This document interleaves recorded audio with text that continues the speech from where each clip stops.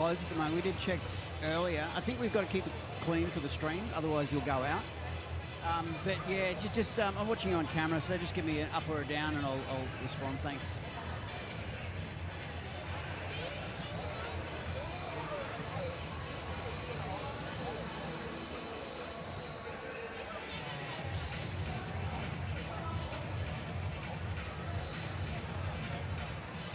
No, just the two. Yeah.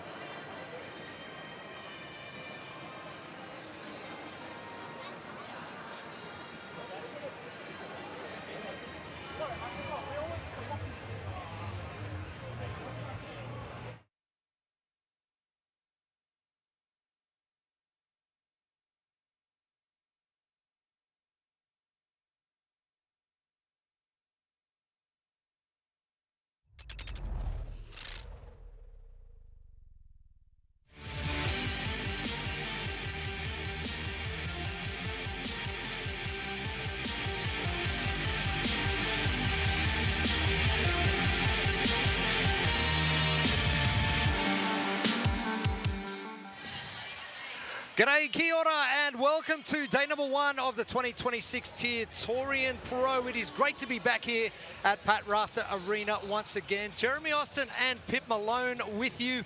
And we started the day off up at Mount Cootha with the individuals with their ruck run. We're going to get to that a little bit later on, Pip. We're going to turn our attention to the teams now, and qualifying spots, they're back on the menu. Yes, they are. We have 3 games tickets for the teams this year, and different to previous years where we've had veteran teams each year, we have new teams, and there's 2, Homefront CrossFit Proven and Kia Maya, 2 of our top teams, and they're full of individuals from the previous Torian Pros. I'm really excited to see what they're going to do. Oh, I can't wait to get started with team competition. But over the years, we have had some remarkable competitions here at Pat Rafter Arena, and the place is going to be buzzing right across the weekend. Mr. Mister will be joining us tomorrow evening from 5:30 p.m. local time. And who is going to take out our top spots? 3 for our men, 3 for our women. And of course, as Pip said, 3 for our teams as well. I tell you what, we are going to have an absolute smorgasbord of fitness for you over the next couple of days. And for more on what is going to be happening down on the competition floor, the 3rd member of our team, a big welcome to Gemma Ashworth. The sun is shining, the sky is blue. It is a glorious day here in Brisbane. The energy is already building here at Pat Rafter Arena. And I'm so excited to be back, bringing you all of the athlete insights here from the competition floor. It's all to play for here at the 2026 Torian Pro. Thank you, Gemma. And we are getting things prepared on the competition floor, Pip. And these barbells that are going to be with our teams for our first event of the competition, we haven't seen them since 2017, back to when the Invitational was on down in Melbourne.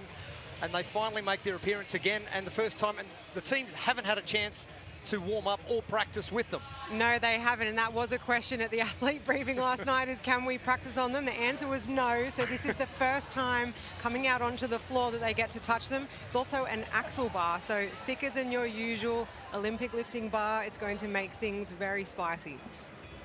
We've seen a number of different implements used on the competition floor here. The axle bar, as you mentioned, Pip, now your weightlifting background and the hook grip that is used in weightlifting, there is absolutely no chance of anyone, I don't care how big your hands are, of hook gripping this axle bar. I was going to say, unless you've got really big hands, then I don't think hook grip's going to happen. And also working out exactly where you are going to put each team member. That is actually up to you, Mike Towner, one of the directors of the Torian Pro, going, nah, you guys work it out as you go along. And this is event number 1. It's called Kuda and presented by Ruck Australia. 5 rounds for time of 600-metre run and 15 deadlifts as a team, 325 kilos on the bar, and they have a 21-minute time cap.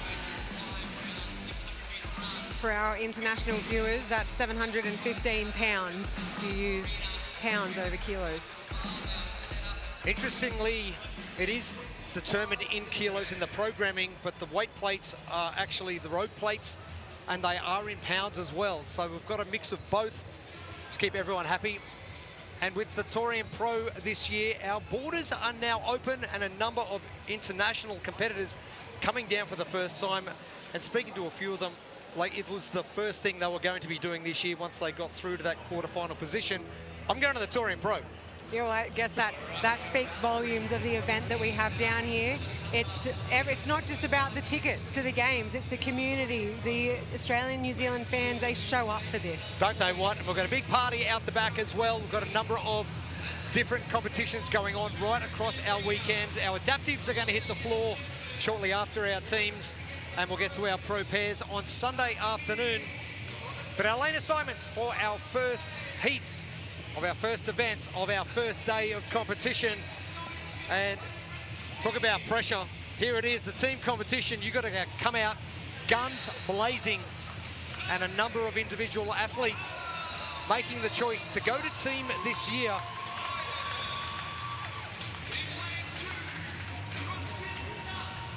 And one athlete from CrossFit Moore in lane number 6, Beck Glenister, has got a very rich history with the Torian Pro. competed here early stages of the Torian Pro, but also competing as an individual in the last couple of years, and now the opportunity to take her team to the competition floor for the first time. Exciting for a gym owner. Hey team, we're going to the Torian Pro. And for some people, this is Christmas.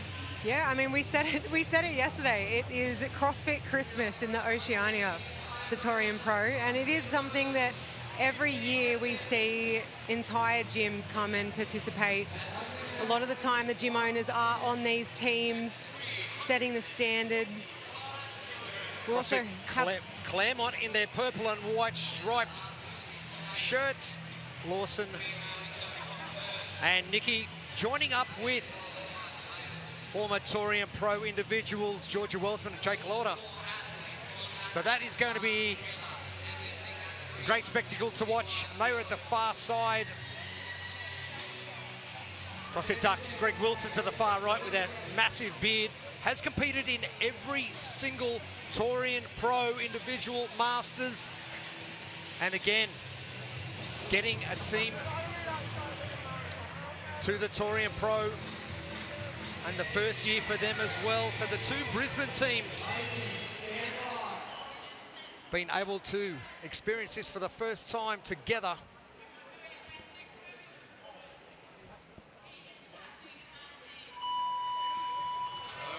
And we are underway. Our ladies getting us started. Our gentlemen just waiting patiently. CrossFit 2444 down in lane number 3. Tommy Woodham jumping up and down. Him and Damo will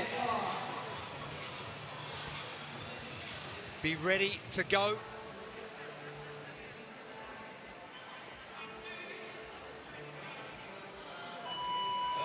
And the gentlemen now, they get underway.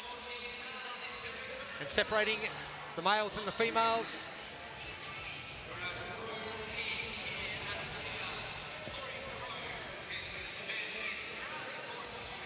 Greg Wilson and Michael Greentree for CrossFit Ducks.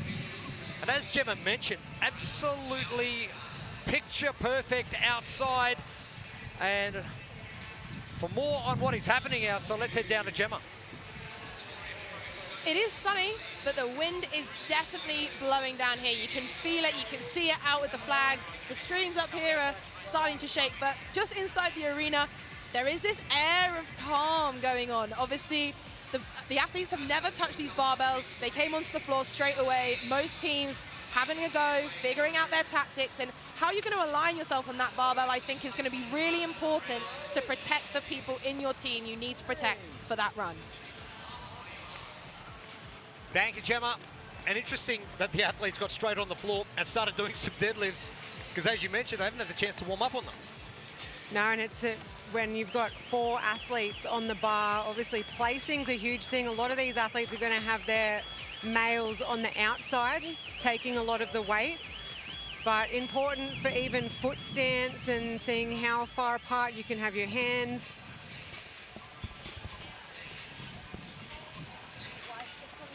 All those different aspects of the deadlift you don't sort of think about if you're just doing it on your own or a partner deadlift. Working in fours, we've seen it at the CrossFit Games as well. It's something that you really need to practice as a team, and I don't know many gyms that are going to have this length of actual bar lying around to practice with.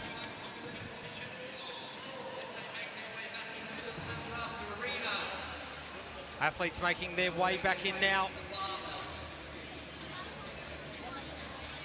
And the females having to wait for their male counterparts to get back to the bar.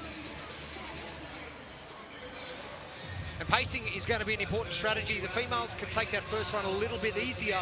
The males having to work a little bit harder.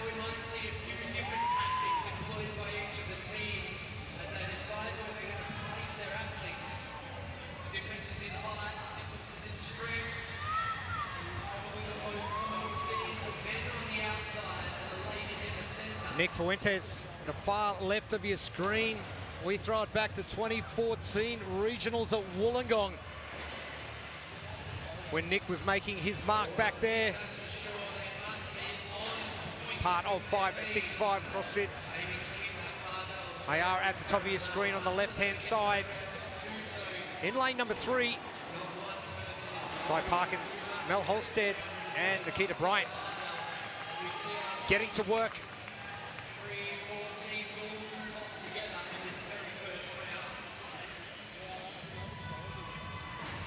CrossFit more in those blue and black tank tops heading out.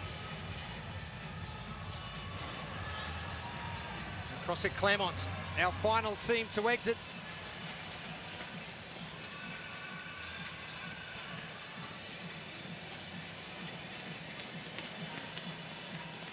Guy Parkins leading out the 565 CrossFit team.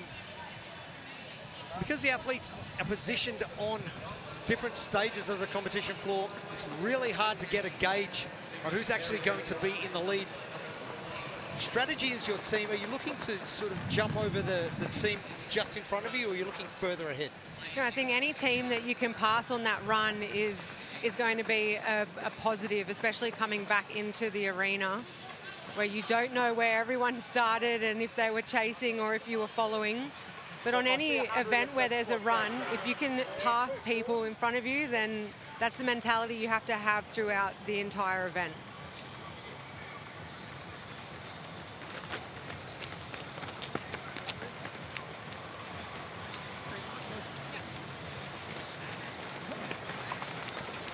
Had our masters on the competition floor earlier today. We just finished up with our teenage division as well. All 4 of our teenage division, the 14, 15 and 16, 17 for our males and females, taking on their first event of the weekend. And 5 heats of our teams to come. As Gemma said, that wind, trees in the background, not blowing nearly as hard as they were earlier this morning. Good news for the teams out in the run. And a huge contrast to the weather that Queensland has had for the last couple of weeks. Hasn't it what?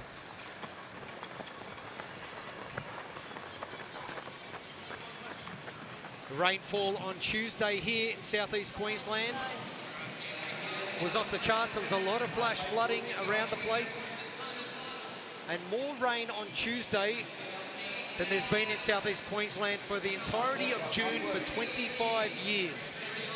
So we got our kayaks and our canoes and boats out. We rode to work. Hey, fitness at every opportunity. But we've had a couple of days of dry weather, which is great news. And great news for our teams as well. CrossFit more to the top right of your screen. One of our first teams back.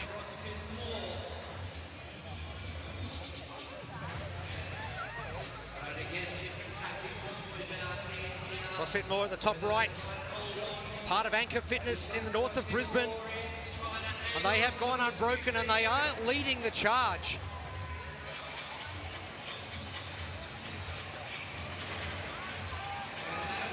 Torian Blue just next door to them and looking pretty good as well. You can see on this team deadlift how difficult it gets when the barbell starts touching the ground one side before the other. Puts a lot of strain on the athlete's posterior chain. The teams that can keep that bar nice and level. Synchronicity, a massive part of the team event. Torian Blue and 565 head back out once again.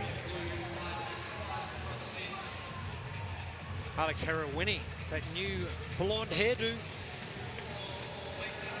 seems to be the rage at the moment.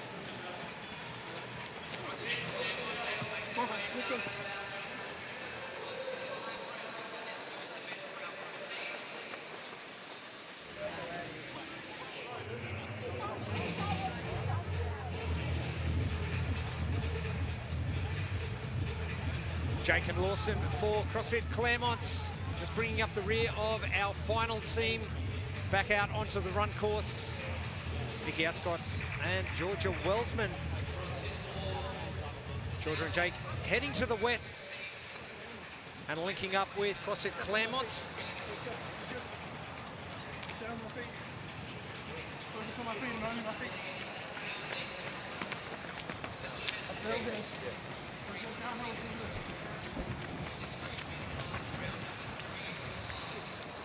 South End CrossFit battling it out with CrossFit Moore for the lead. Ryan about to turn the corner.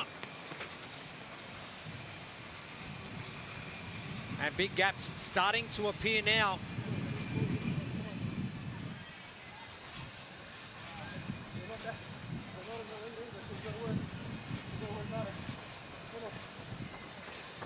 Mara and Morgan just putting a bit of separation not between them and their other teammates, but the other teams as well. 21 minutes for our time cap for our first event. Pacing, as you mentioned, probably the hardest strategy, especially when you've got 5 rounds. Yeah, and with a run with a team event as well, there's not really much to gain by getting out so hot and ahead of the rest of your team because you're waiting for them anyway. Your athletes that aren't as strong on the run are then going to have to come in and grab that barbell straight away. Teams that can try and stay nice and cohesive on that run and sort of imagine an imaginary string between each other and pull along your weakest athletes on that run.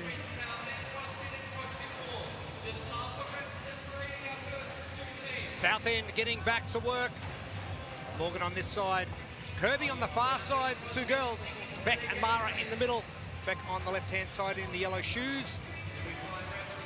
And Beck in the white shoes as Ryan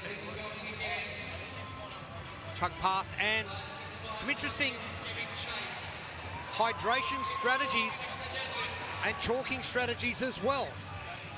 Put chalk wherever you can put it. Save some time as you get to the bar. South End, Moore are our 2 teams leading the charge. But Morgan and Mara, again, they are off fast. Now keep in mind, CrossFit Moore with probably a 25-metre lead over South End, based upon where the barbells are situated.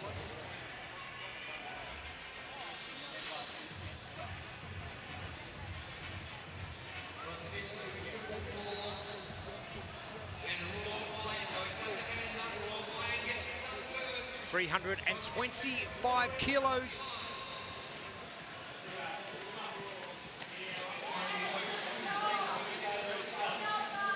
It's a decent amount of weight without being silly heavy. Well, we're seeing the teams have been breaking up these deadlifts quite early on. It's probably less about the weight and more about time under tension because you have to pause that bit longer than you would if you were doing it by yourself on a barbell. Wait for everybody's hips to extend at the top before going back down and touching the ground.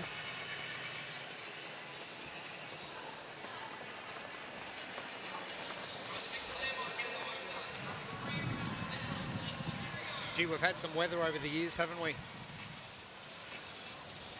Wind, rain, hail, we've had it all, but today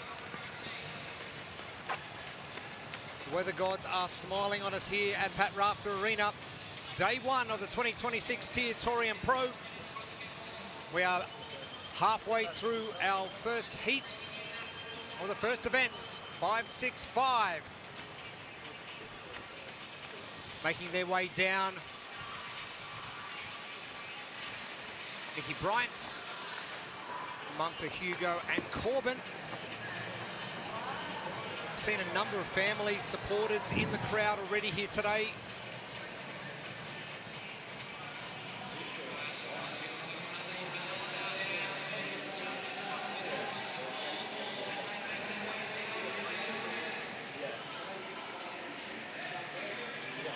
South End They look like they are on fire. Now, Pip, I'm going to talk a little bit about strategy, about getting too far ahead of your teammates. Is this something you want to be doing and resting at the end, or you want to be slowing down your run and coming in with your teammates? It might be a bit of an advantage if the deadlift is a bit of a struggle. If you are pretty comfortable on the run, get in, have a bit of rest time before having to pick up that bar. Might make a bit of a difference for fatigue on those deadlift reps.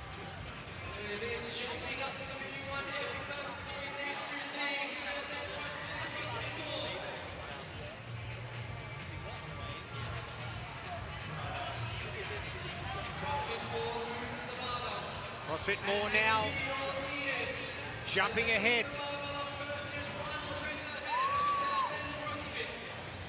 Southend breaking their reps up. CrossFit More have been going through unbroken so far. More at the top right of your screen, 565 at the top left. To the bottom right of your screen is Southend.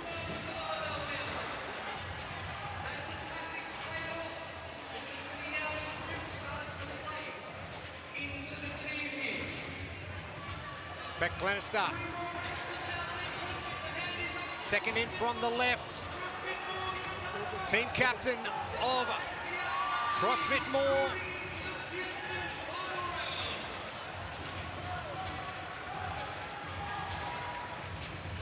And making the Torian Pro 5 times is nothing to sneeze at either.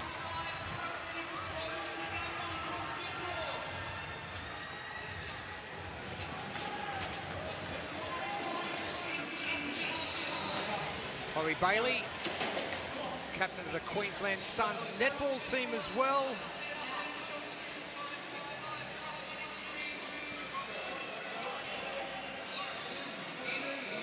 Aaron Poole, the tradie extraordinaire for CrossFit More, heads back out. And Chloe just trying to give Beck a little bit of a push.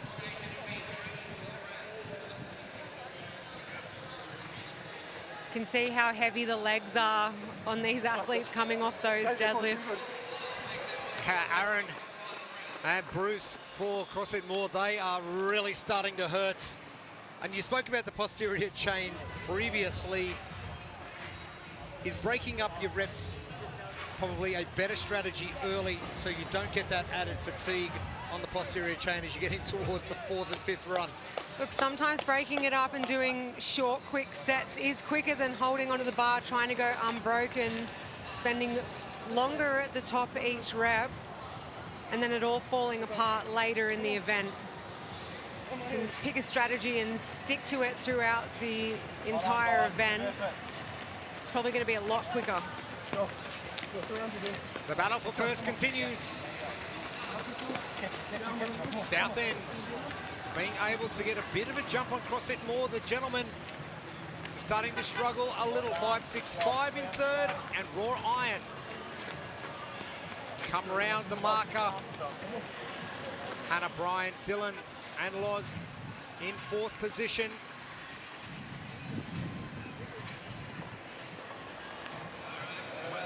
Morgan and Mara looking very comfortable with this run and the pace they're setting.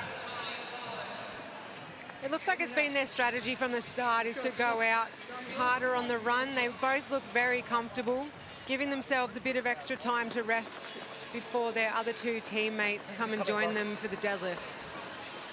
Eden Gorrell doing some sled pushing with her teammates on the run.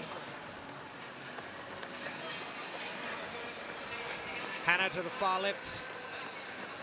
First experience at elite competition. Hey, welcome to it. Yeah, what a comp to do it at.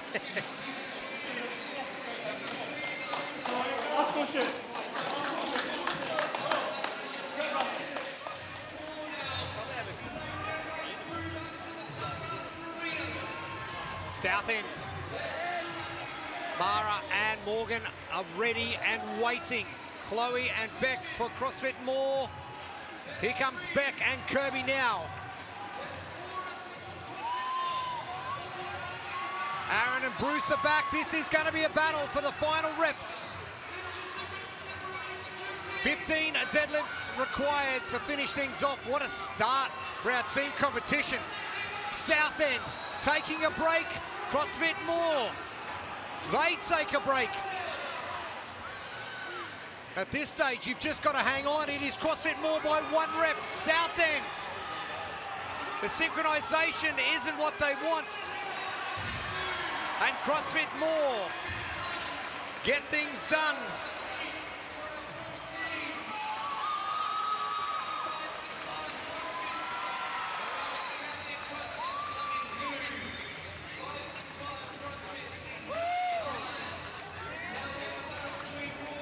South End get finished up as well.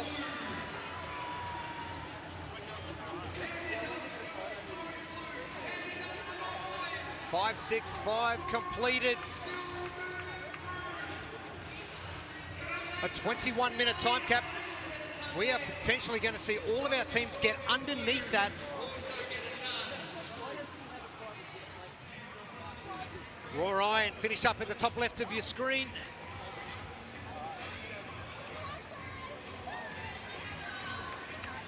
Five, 6, 5. Great job from them. Nikki, let's hope Hugo and Corbin are either here watching or watching along at home.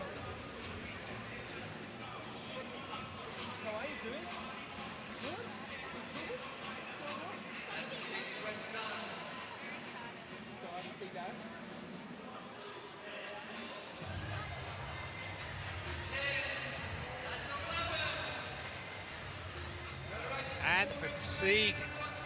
2 444. Shane Gregory's gym down there. Port Macquarie. Tommy Woodham. Matt Welsh. Damo Kipriotis and Lucy Lando finishing up. Hop over the bar to finish. The last thing you feel like doing with no posterior chain. Ducks on the far left of your screen. And Claremont are going to be your final team.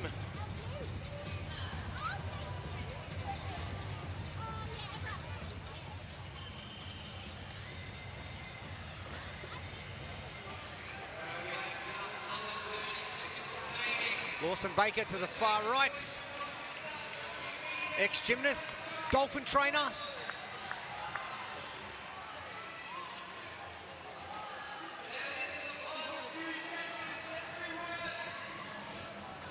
An interesting setup from Jake and Georgia on the far left, getting very close together, and the space out between Lawson and Nikki on the far right. CrossFit More getting the job done. Unofficial time of 18 minutes, 24 seconds. And what a tough one to start. Athletes not in a real rush to get moving. Posterior chain just absolutely copped it for 20 minutes straight. Now the incline out on that run as well. I know it's not much of an incline. How much is that going to affect what the athletes are doing on the run portion? On those last 2 runs, that incline is going to feel like climbing a mountain.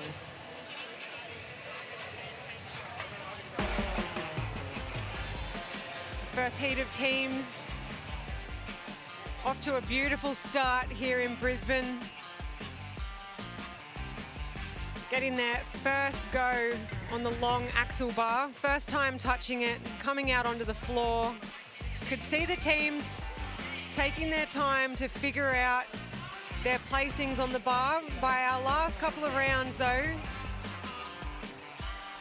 CrossFit More had it sorted.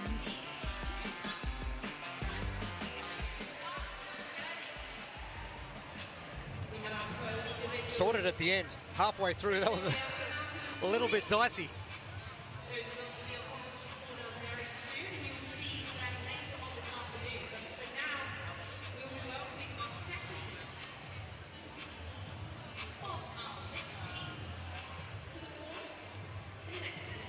Heat 1 done. We will await heat number 2. We'll be back with more action from Pat Raft Arena shortly.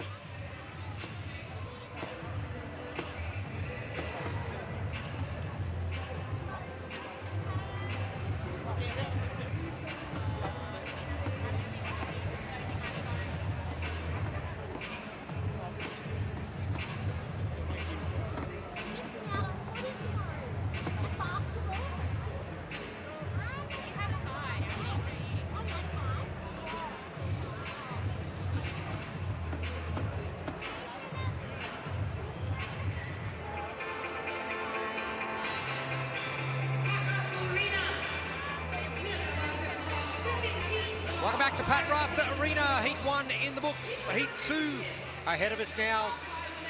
Now Lena Simons.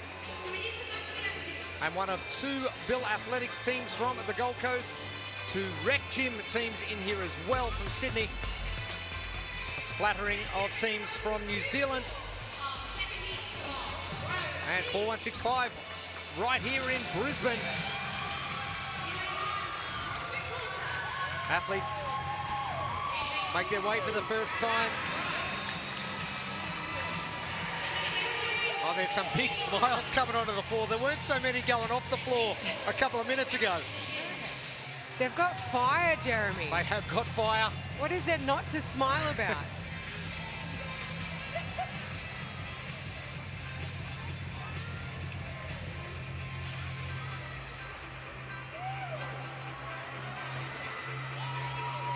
CrossFit Quarter, part of our West Australian contingent as well.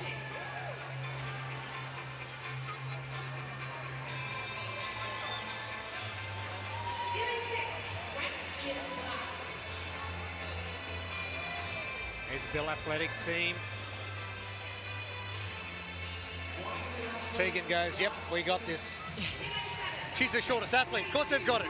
She doesn't have to do as much work.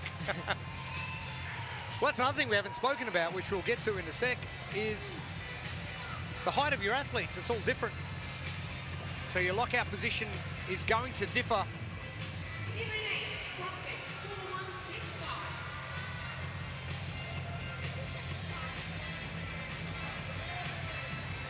Monty Fatarangi, owner of the Daily Grind from Papamoa. Hinkley, Chen and O'Sheen, all part of that team.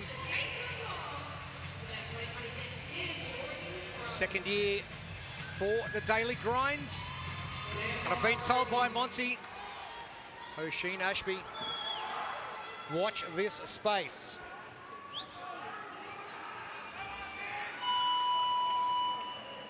And the ladies get things underway.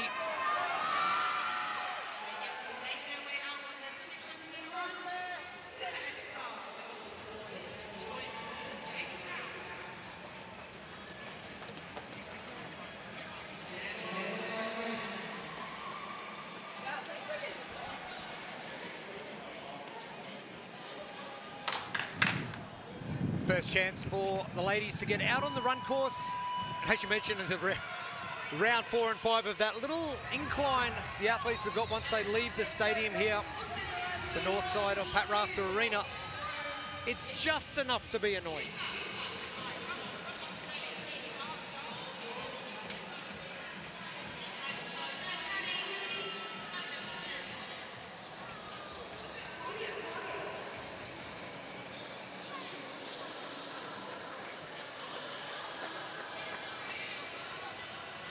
Rec Gym staying tight. Daily Grinds. Jen and O'Sheen. Going to be turning the corner first. There's Claire and Tegan. Bill Athletic. Oh yeah, the spin around. We like it. Claire got her dancing shoes on this morning.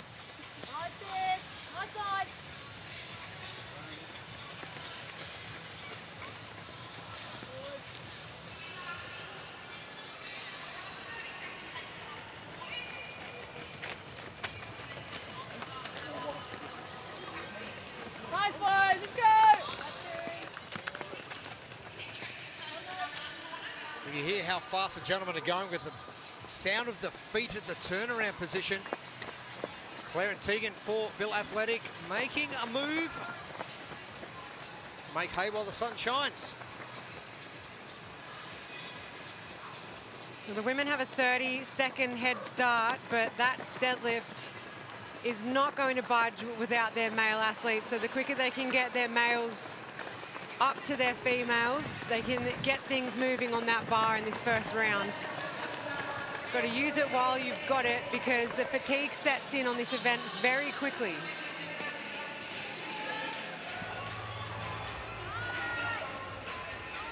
A tight battle, first and second as they come in. Alice Latham, Kayla Zietler. They're in quick as well, but got to wait for their male compatriots to come and meet them at the bar. But a good way to shake out nerves early, get the run done, and just set yourself settled before the gentlemen get there. We already have some gentlemen into the arena.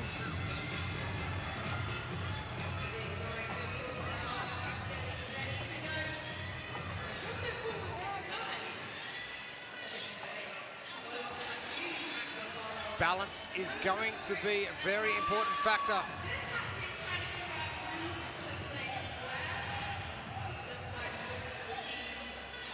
Daily grind, bottom left of your screen, seem to be in a really good rhythm.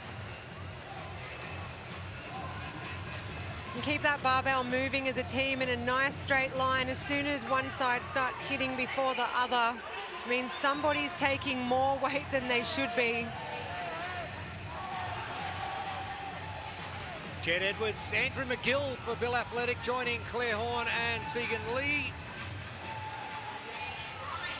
They are not messing around.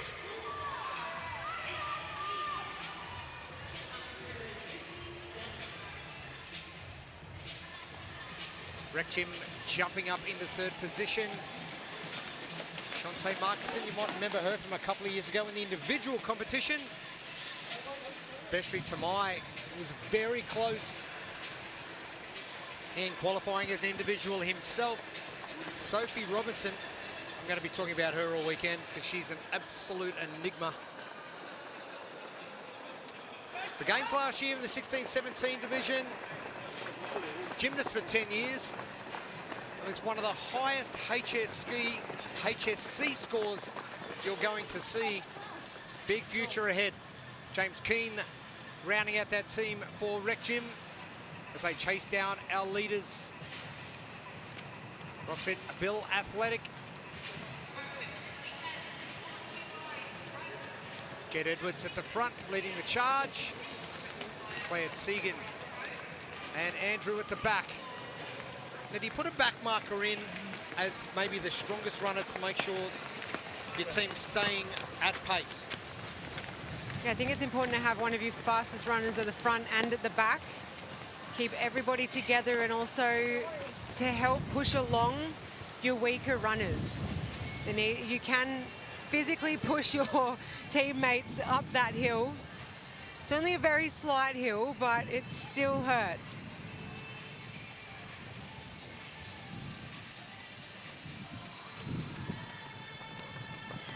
The hurt hasn't even started, Pip. We're 5.5 minutes in. 21-minute time cap for event number 1. 5 rounds, 600-meter run, and 15 deadlifts at 325 kilos, 715 pounds. And conditions could be way worse. Oh, they could be. It could be like a few years ago where it was just mud and rain for 3 days. Oh, mud. Don't wish that on anybody. Bill Athletic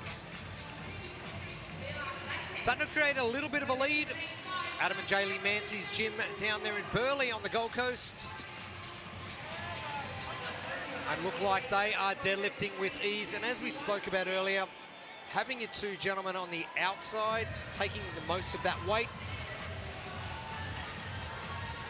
They look like they have got their synchronization all sorted.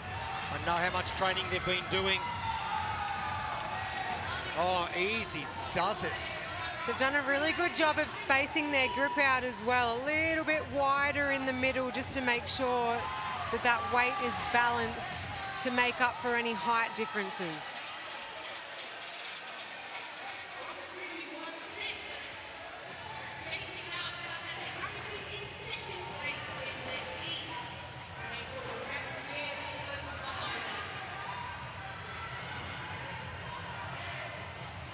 CrossFit 3216 from Hamilton in New Zealand.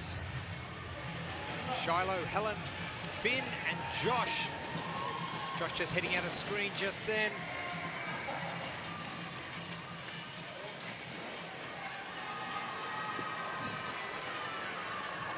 Chasing down Bill Athletic, who have started to put about 50 odd metres between themselves. And 3-2-1-6. Rec Gym about 25 metres back, and then we have a big pack of athletes. Rec Gym Black. They're in touch as well as the daily grind. And the freshness of the spring in the step has just completely evaporated. The posterior chain fatigue really sneaks in this third round.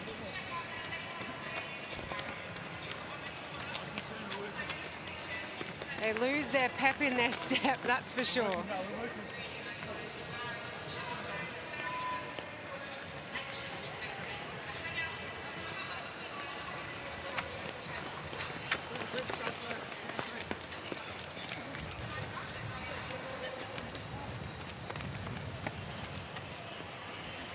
The events have been out for a little while. How much of this do you practice? Do you do the full tilt? Do you do parts of it? I think even without having that piece of equipment to practice on and having never touched it, you can still do a similar workout in your own gym at home. Obviously, deadlifting and running, two staples in CrossFit. You can program something to do as a team that's going to have similar fatigue effects so that you know what to expect and you don't come out here and your body goes into shock. I think probably the shock factor in this one is the axle bar and how much it does affect the posterior chain, even though there's 4 athletes moving the barbell. It's that time under tension because the reps just take that bit longer for everybody to stand up at the same time, get the barbell balanced. Now, big jump from 3-2-1-6. They have made up a lot of ground on Bill Athletic. Now, have Bill Athletic gone out a little bit too hot?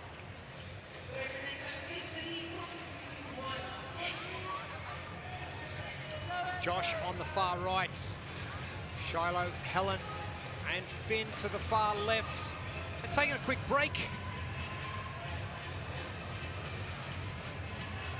Bill Athletic choosing to go unbroken on the first 2 sets. Are we going to see it on the third? No, we're not. New leaders, 3-2-1-6.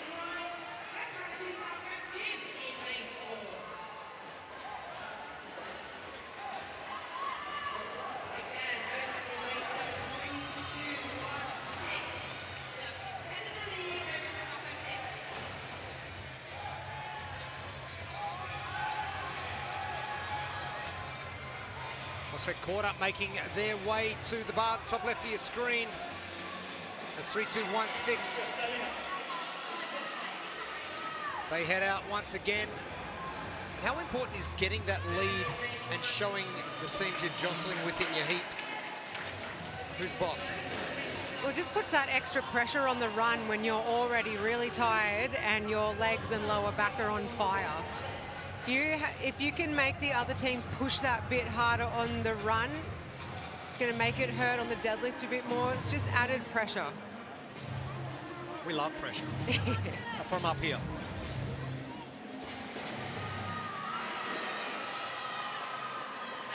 Andy and Claire for Bill Athletic.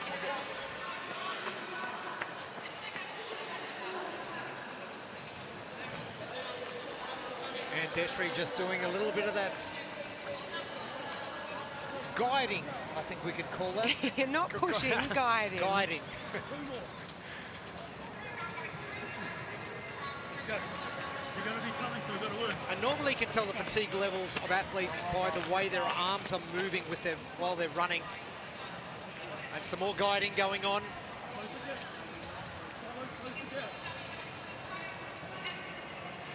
Josh just giving Helen a little bit of a nudge. But good to know someone's got your back.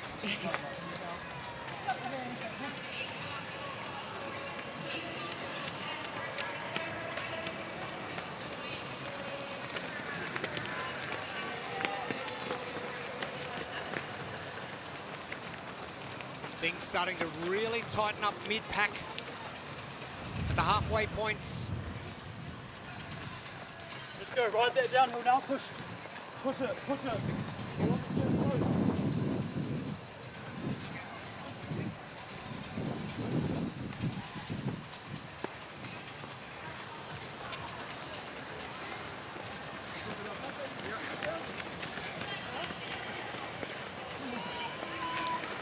Quarter turning the corner. Adam, Joe, Evie and Bella. More guiding, we like it.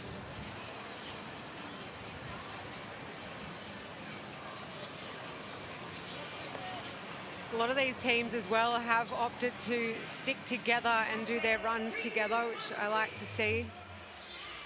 At the end of round 3, CrossFit 3-2-1-6. They are just ahead of the time from CrossFit More. Something you've got to keep in the back of your minds. Obviously winning your heat's going to be the important factor, but then how you balance out with the 5 heats we're going to have for our teams. Only 8 lanes on Pat Rafter Arena.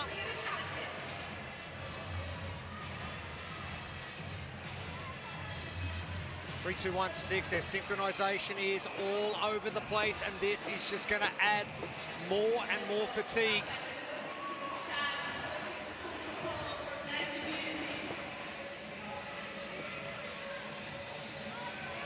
But they head out once again.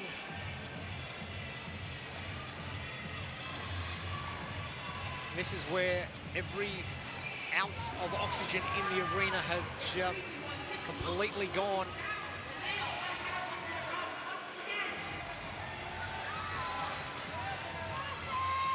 It is an open air arena though, which is very nice. Definitely preferable over an air conditioned arena. Big time. A little bit of humidity in the air as well. Just feels like a more natural temperature.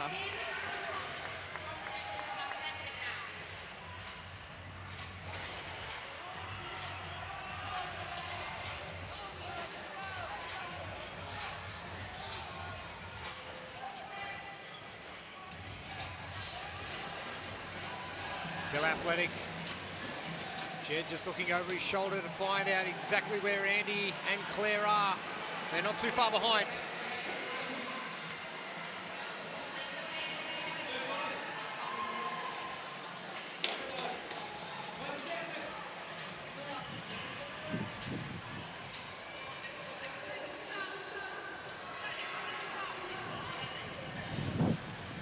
It's going to be a tight finish for our minor placings. 3-2-1-6 look to be well in control. Shiloh putting a bit of distance between her and her team and setting the run pace.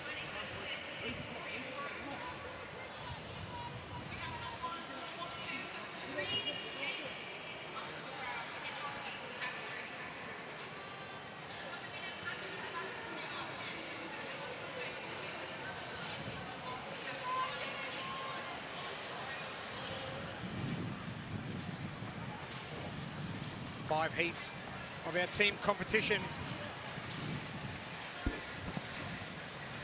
Before we get to event number 3 for our adaptives, back to our teams for events 2 and 3, and then we'll get back to our individuals for event 2 to finish off day number 1. Jam-packed schedule. Now I'm interested to see how this set of deadlifts is going to go, because it was starting to look challenging in that last round.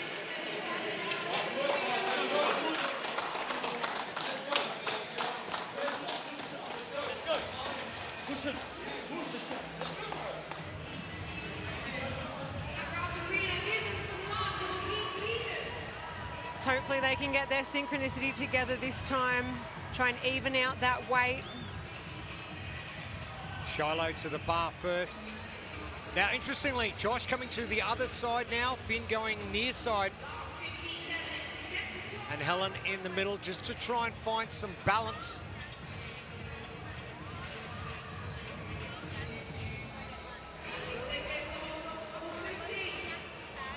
can see they're all quite different height athletes as well, which is very difficult because obviously their hips are going to open at different times.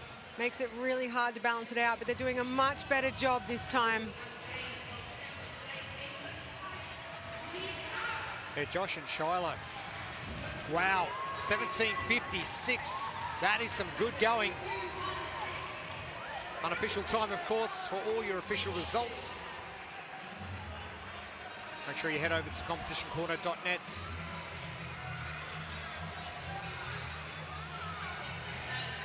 Rec Gym, are getting underway. They're looking smooth.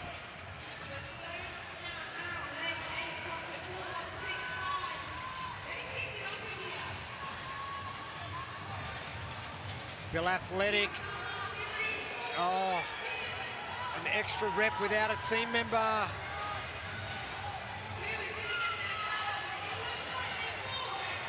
Our second fastest time of the weekend has come and gone from CrossFit Moore. The third fastest will be Rec Gym. Bill Athletic getting finished up as well.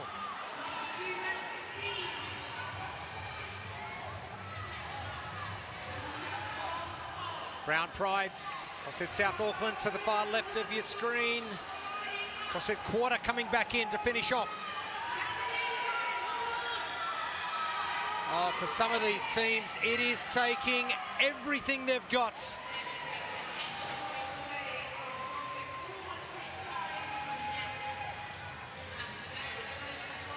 Daily grinder in. And still 90 seconds left of our time cap.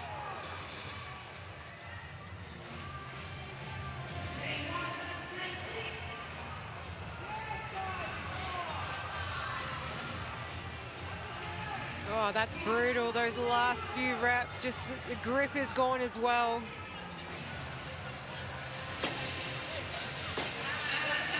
CrossFit Quarter.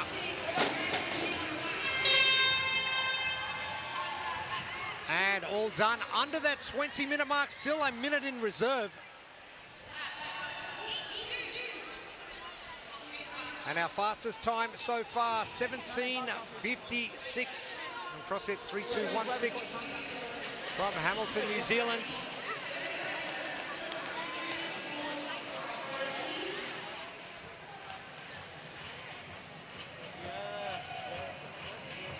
Now, you're not going to believe this, but once they qualified for the Open, Josh moved to Brisbane. They haven't trained as a team yet. Wow, they're doing very well then. Daily grind back for their second appearance. Machine, Jen, Hinkley and Monty. The pacing for 3216, primo. They look like they really stuck to their strategy from start to finish. All of the teams touching that long axle bar for the first time, coming out onto the floor. Heat 2 teams really sticking together as a group on those runs, which made it a much tighter race. But 3216 just faster on those runs and then getting it together when it mattered on that deadlift. Josh seemed to be in very good spirits. Leaving and moving to Brisbane.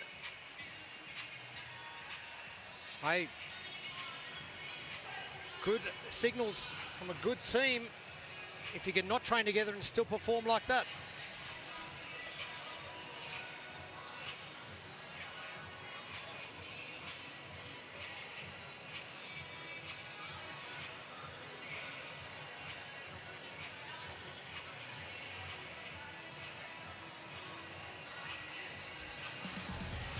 Getting ready for our third heat of 5 for event number 1 for our teams. On day number 1 of the 2026 TYR Torian Pro, it is CUDA presented by Ruck Australia. 5 rounds for time, 600-metre run and 15 deadlifts at 325 kilos. That's 715 pounds. 21-minute time cap. women are going to have a 30-second head start on the run ahead of the male athletes.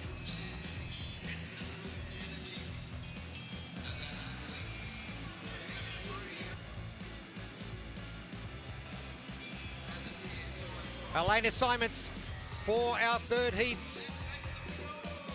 And some very familiar faces and some new faces as well. CrossFit Hawthorn East, Bella Andoase's gym from Melbourne. Their first shots at the Torian Pro. Athletes coming onto the competition floor. There's Asia Moreno from Bill Athletic as well. We saw him on the competition floor last year.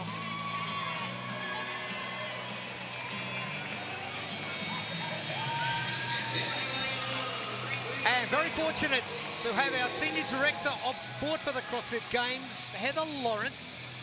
Not only welcome to Australia, welcome to the Torian Pro, and welcome to our paradise we've got here. Thanks so much. I mean, this has been an amazing morning so far, and it's only day one. I know. Oh, wait till tomorrow night. Mr. will take to the competition floor and it'll blow your mind completely. So we're going to have you for the next couple of heats, and we're just going to talk through a lot of things CrossFit and what's happening in the CrossFit world and how things are sort of shaping over the course of the season, because it's an exciting season. Qualifying spots back for our teams again. We've got our Masters competing here as well. We've had a whole lot happen over the last couple of weeks with quarterfinals. Our adaptees got to work last weekend as well, so it's all happening. I mean, you said it all. This year has been incredible. There's so many different divisions that are having a chance to qualify through our semifinals around the world, from our Masters from 35 up all the way to our 70+ division, and then of course our perennial teams and individual athletes across the world too. We're getting into heat number 3 now. We have 3 heats to finish off event number 1 for our team competition for our midday portion.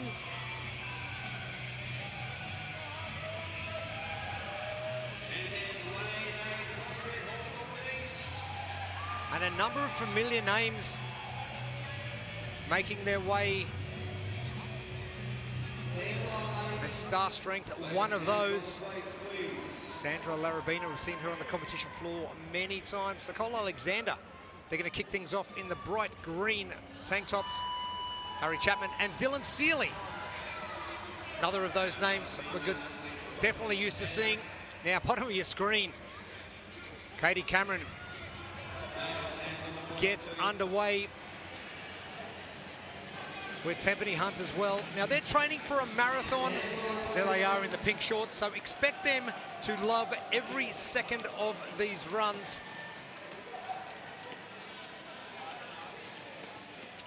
As our gentlemen wait for the 30-second mark, now they've got to do some cat and mouse chasing. Bottom of your screen are the other two from Bill Athletic, Tyler Hickey and Asia Moreno. Tyler actually commentated him at the CrossFit Games in the teenage division. How about that progress? So this morning we're up at Mount Cootha. We're going to get to that recap after we finish with our teams. But great to have so much support up on the mountain this morning, and then so much support in here already on a Friday. Normally a lot of people are supposed to be at work, but they sort of pull a sickie. I don't know what you call it in the States. We call it a sickie, have a sick day, and we come out here to the Torian Pro on the Friday because it's such a great day. I mean, I love it. I think everybody's been telling me about the Aussie vibes, and this is definitely it. Nice, relaxed atmosphere, but the athletes are absolutely 100% on their game. Just listening to some of the elite athletes talk about how this is the most nerve-wracking part of the season, even more so than the games, has been incredible. But they had a really strong start out there on the offsite with the ruck, and that was just an incredible start to the weekend. Great performances. Dylan Seeley with that turnaround. And jostling for positions and making their way back and trying to meet their female counterparts at the bar for the 4-person deadlifts. Nicole Alexander and Larissa Larabina in those bright green shirts. And the ladies bunched up a fair bit. Now, plenty going on in CrossFit land as well. Bruce Edwards coming back in, his first stint 2013 to 2019. As COO, and then coming back in to steady the ship and lead things on to our next little chapter?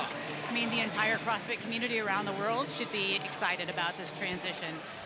Bruce is going to bring the best of what CrossFit has been in the past with his previous tenure, along with a vision for the future and where CrossFit can head as a company really grounded in the affiliates and what those affiliate owners do around the world to support the methodology day in and day out. So I know the whole team at HQ is excited to have him on board, and everybody in the community should be as well. And speaking of the community's going to rally. We've got the 20 years of the CrossFit Games coming up this year, and everyone's going to San Jose. Like, every single division is going to be in the same place at the same time, and this showcase of fitness, and what a way to do it at 20 years. Oh, you do not want to miss the CrossFit Games this year. I know Dave is busy, honing in that programming. He's really excited about where that is headed. Whether you're a spectator on site that just wants to work out and have some fun while you're there and watch the best in the world, or you're there to support a friend or family member in one of the divisions, there's going to be really something for everyone. And so the elite competition at the SAP Center, 3 incredible days of competition, and tickets are still on sale. So we'd love to see everybody out in San Jose to support all of our athletes. You haven't got any spare tickets you can give away, maybe, do you? I mean, we were talking about this earlier. Twist your arm, maybe? I mean, you begged, and we can do that. We can do that. So we've got some tickets to give away. I'm going to talk about that and how you want to do it. Yeah, we'll put our thinking caps on over the next couple of days, and we'll not even get a QR code or something set up and make a raffle out. We call it Chook Raffle down here. Heck yeah, and it's a direct flight from here, from Brisbane. Big time. So, I mean, there's really no excuse not to be there. A week of fitness coming up for the community, and something to really celebrate the 20 years. It's going to be exceptional. And as Dave has mentioned previous times on his social media, you do not want to miss this one. You really don't. And it's going to be here before you know it. A few more semifinals to wrap up before we hit San Jose for those incredible events. And again, like Jeremy said, full week of fitness. We've got our masters athletes taking the floor for 3 days, then our adaptive athletes, as well as the teenage athletes. And that'll be concurrent with our individual and team athletes at the SAP Center. And lots to do in the area, too, so you can make a whole vacation out of it. Let's do it. Well, I'm there for the week, so it should be an exciting time. Can't wait to get over there once again. As our athletes get to work, this is our third heats and northbounds. They are well in front, and Rachel To'omua Famawina, another of our individual athletes, making their way to team competition, just coming off an ACL tear. We're not too far along the line, only 7 months down the track.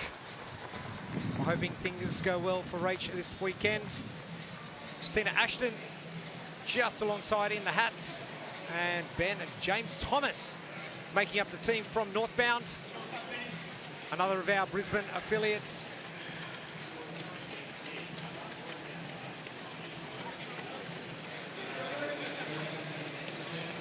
Vada CrossFit Fremantle, we've seen them a number of times.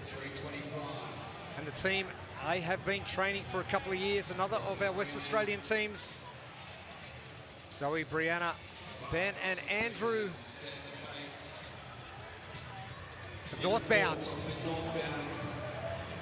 get to work straight away. Oh, and doing it very simply. Now, I was talking to Pip earlier, the first time we have seen these barbells in competition down in this region since the 2017 Invitational, which was a fair while ago. And the athletes haven't had a chance to test the bar or train with the bar or warm up with the bar. So this is their first opportunity to have a crack at this on the competition floor. They seem to be going okay currently, and you know all about working with teams. How hard is it to get 4 people working together at the same time? They were a little concerned yesterday evening during that brief about not being able to touch this bar ahead of time. But honestly, watching the first couple of heats, you can see how well these athletes have trained together, because sometimes it's about team chemistry, and then the implement becomes almost second nature while you start to understand each other and how you're working together. you know, the team competition sometimes gets overlooked earlier in the season, and so it's really exciting to be here and see this many teams at Torian Pro absolutely crushing it already. It's going to be an exciting team finish here with 3 qualifiers coming out of this event. As I just don't think you could dangle the carrot any more than that, and that's what I think the teams are most excited about is, hey, we've got the opportunity to, everyone who gets on the podium at the end of Sunday afternoon is going to be going to the CrossFit Games, and that's obviously very exciting and something for the athletes community and the affiliates to really push towards. Absolutely, and you know, the team competition, historically the Affiliate Cup, it really brings together the best of the best with the element of teamwork as well. So it absolutely cannot be about any one athlete to be successful. And that's what makes it, you know, different and has those affiliate communities rallying around these teams here at Torian. Blue skies here at Pat Rafter Arena. The athletes getting outside. Tyler and Asia turn the corner. Is Katie and Timpani. Can't miss them. They are your leaders for our third heats.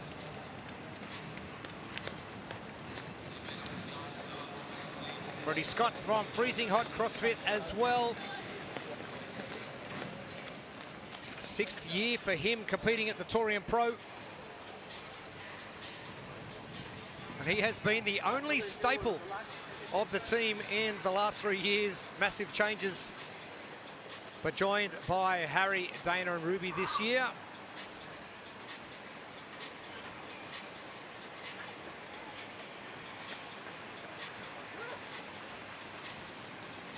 A number of events right across the weekends. And our teams are going to be challenged. Christine Ashton coming back in, taking a year off CrossFit, just getting all of those niggles right. And it's funny, people taking time away and then magically just going, hey, I found the spark again. I spoke to Ellie Turner on the bus going out for the individuals this morning. She had to take a year off to get her back right. And she goes, she just found she could do everything and didn't lose much strength at all. It was just like riding a bike again. How about that? I mean, really, who would have thought? the beauty of the methodology, and I mean, a little bit of talent thrown in there too, because I don't know if you or I could take that time off and bounce back like that. Hey, I've tried. Just doesn't work. I'm still trying to reel it back in. But gosh, what an impressive performance by Ellie. Ellie, some great stuff, and Ricky Garrard. Our individual recap will be coming up once we get to the end of our 5th heat of the team competition.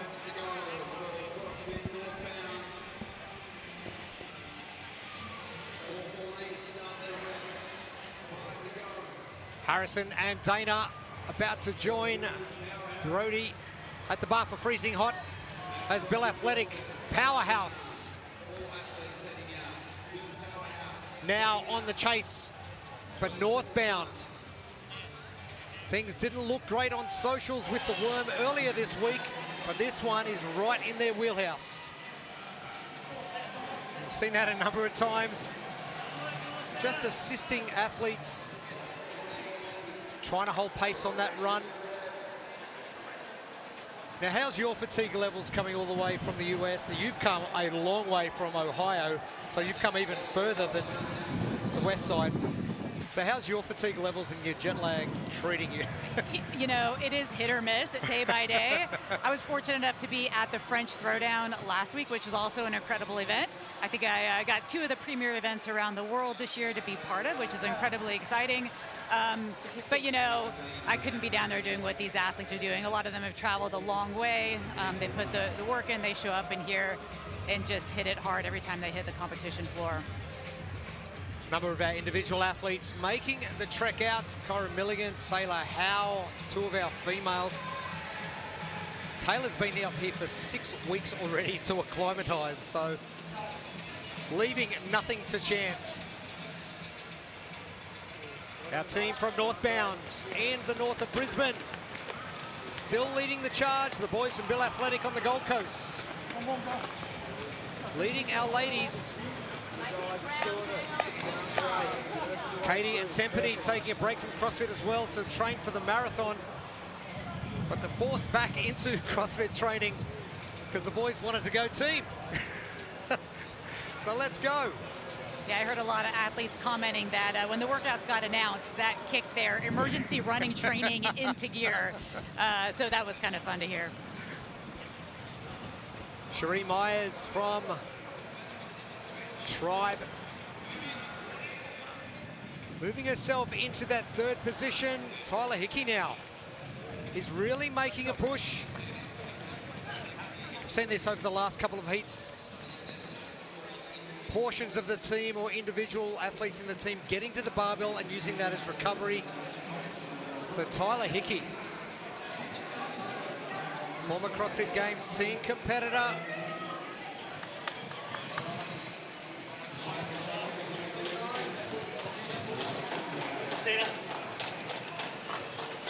At the 2017 CrossFit Games in the 14-15 division. Finishing up in 12th position. And you've got to remember back then, that's when those divisions were absolutely loaded. The James Sprague, Tudor, Magdalene, Pepper, you name it, they were in it. I mean, the teens right now, it's pretty loaded. It is so impressive what the teenagers are doing and what the future of these top individual and team events are going to be in just a few more years. It just keeps getting better. Everyone's stronger, faster. The training becomes more dialed in. And I think what's really cool is that the athletes are training in affiliates. They are part of the community. They're keeping the CrossFit methodology at heart while they're chasing these dreams of being a top competitor in the sport. I don't know, we'll see a couple of teams in our top heats. Almost those super teams, but for the majority of the teams in the competition, they are all affiliate-based teams. Now, Bill Athletic, they are starting to make a move now. Northbounds, just taking an extra break on those deadlifts and giving up that first position to the team from the Gold Coast who are heading out of Pat Rafter Arena right now. Cherie Myers waiting patiently for the rest of her team to turn up.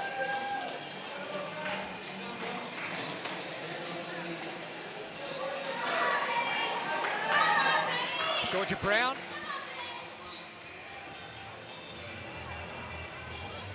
Waiting for Oscar and Alessio to make their way to the bar. They are at the bottom left of your screen.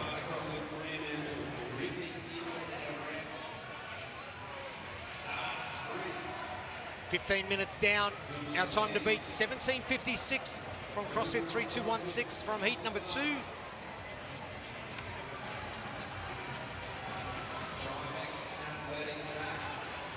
Freezing hot, just taking a break. The bottom of your screen.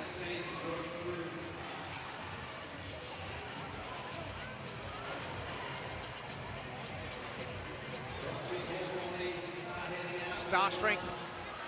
They are now heading out. That fatigue level has really kicked in another gear. We've seen it over the previous 2 heats. They get those first 2 done, and then the middle 2, the 3 and 4, are just absolutely miserable. And 5, you just got to hang on.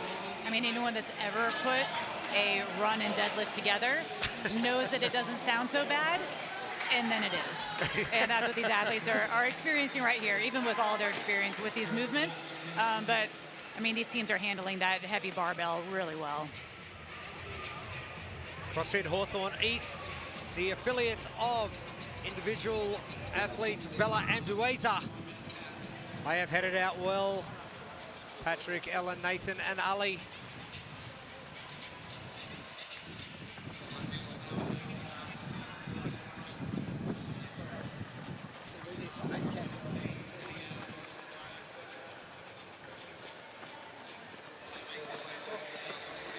And some struggles outside, not so for Bill Athletic. And there's some struggles inside. And Heather, exactly that fatigue you spoke about. Ouchie mama.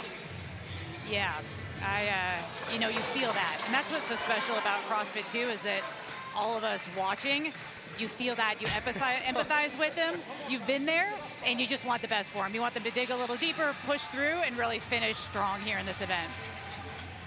Keep your eyes on the clock. 17:56, Bill Athletic coming to the bar. Tyler at the top, Asia down the bottom, Katie and Tempany in the middle. An unbroken set here is going to give them fastest time overall. The Bill Athletic Powerhouse. They've still got 25 seconds. Tyler Hickey with that very wide grip. Assia digging deep. Oh, they've got to be done. Yes, they are. 17:45, fastest time we've seen from 3 heats so far. The time's getting progressively quicker. Northbound are going to be next finished.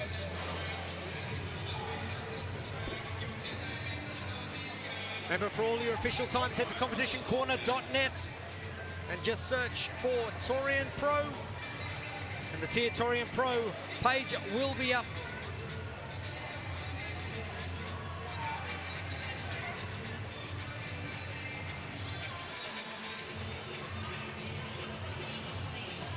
Northbounds, the North Brisbane affiliates, founded by Carl Innes. And they are done. Rachel, Christina, Ben and James. The job is now done. Freezing Hots, they are in next.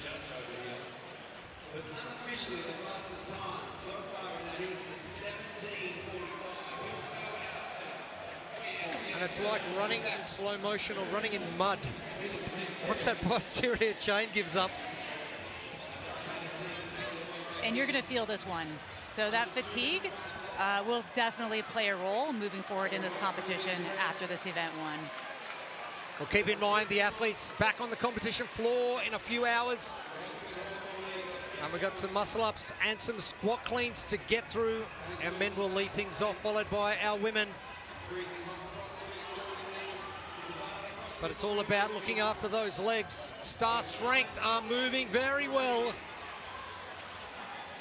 The Freezing Hots, couple of reps to go. And Star Strength jump in just ahead of Freezing Hots. Freezing Hot with Brody Scotts.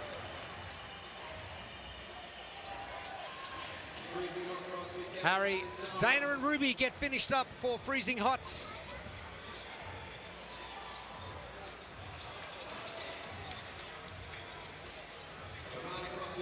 Tribe at the bottom left of your screen. They are going to be pushing this time cap of 21 minutes. Oscar on the far right, Alessio on the far left. Georgia on the left and Cherie on the right. Taking a quick break on the north shore of Sydney. It's funny how a 600-metre run tends to loosen you up a little bit too. Oh my goodness. I wish that was the case. Tribe are finished up. And the final 15 seconds.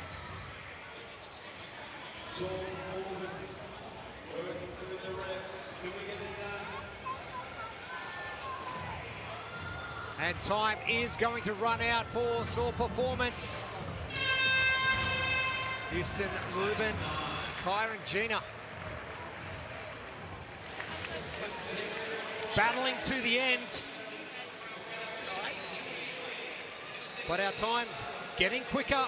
Bill Athletic Powerhouse powering their way towards the top of the leaderboard. 17:45, our unofficial time.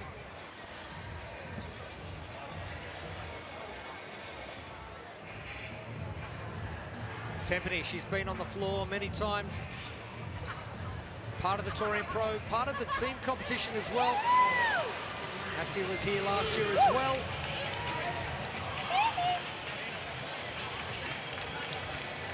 And you're always smiling and happy when you win an event, isn't that the way? I mean, to see them having fun out there is the best. You know, we got to remember this is a sport. Competitors should be having fun out there. Our community should be having fun. So to see the little movements like that and cheering for each other, it's the best. Now, your role out here this weekend, what are you doing primarily? So we've been working with event directors across all of our semifinals all year. And so, of course, with Mike and Jono here at the Torian Pro, there's not that much to do. These guys have a buttoned-up crew. They have experienced team leads. And sitting and meeting some of the volunteers, the energy and the family atmosphere here is absolutely second to none. So although we're here to support and provide a sounding board as a competition is going on, it's really to be part of this community, see what the Torian's about, and just celebrate the community in Australia and Oceania. And come out and witness in person the best semi-final event in the world. So I hear. Day one. Still some days to prove it, but I mean, off to a killer start. You know, it could not be any better. Oh, it's just good to have so many people come out and experience for the first time in person, because obviously you guys would see it on a broadcast and on your computer screens or TV screens, but coming out here and sitting here and taking up that vibe that the crowd gives every single year here at Torian Pro, it's just awesome to be part of year on year. Yeah, it's amazing. And, you know, in full transparency, we want to learn from some of these best events to make the CrossFit Games better. And we hope we're sharing some things we've learned throughout the years of running the CrossFit Games that can help Torian become even better than what it is today. So, I mean, the future across all of our events is all of the top event owners working together to bring these events to the community, to build spectator attendance every year and increase it, and really make it a more marketable sport and make these events sustainable and really to be able to celebrate their communities and their regions. Exciting times.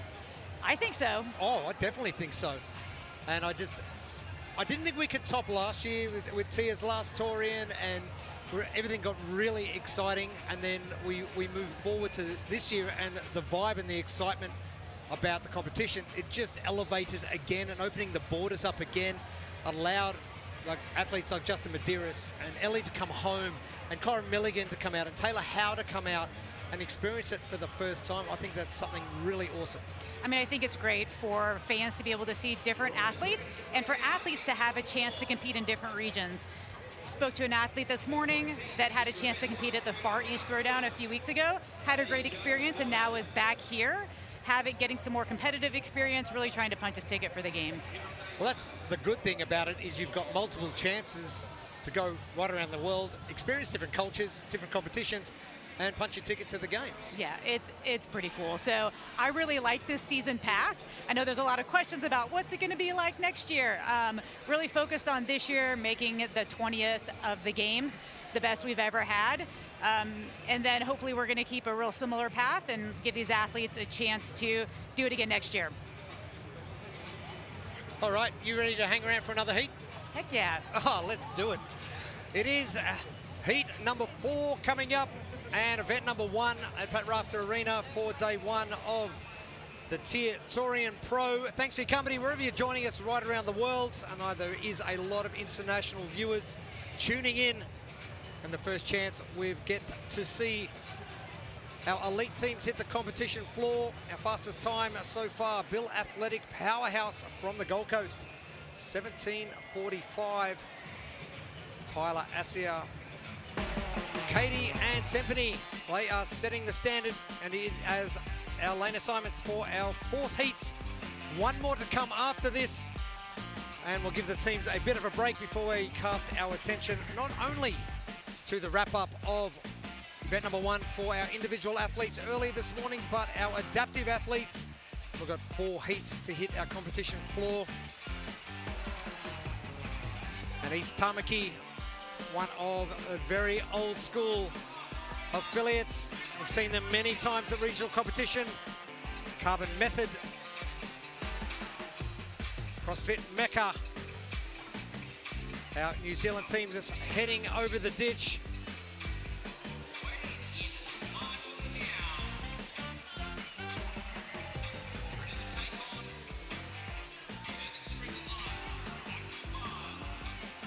Now, lessons learnt from the past.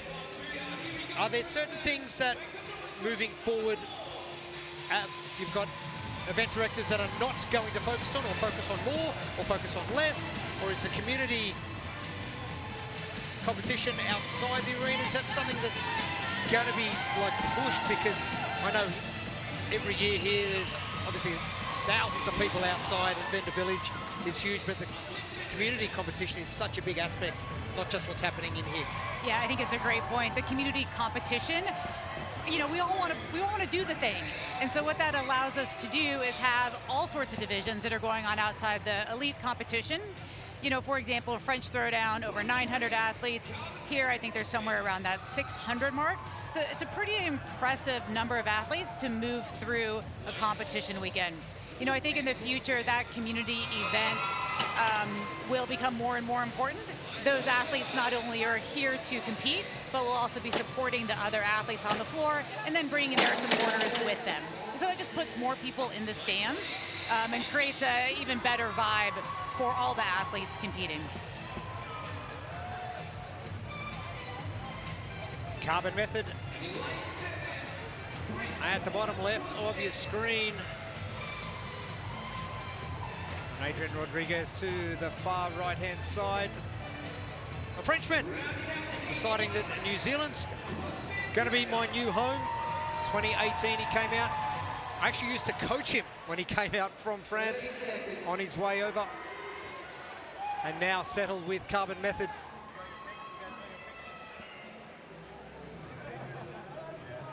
Imogen, Elizabeth and Matt's. Now big height difference between Matt and Adrian just at the back.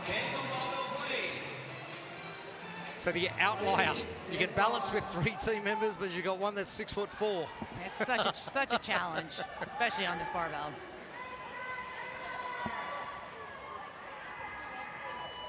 The ladies getting things underway for our 4th heat. One more heat to go.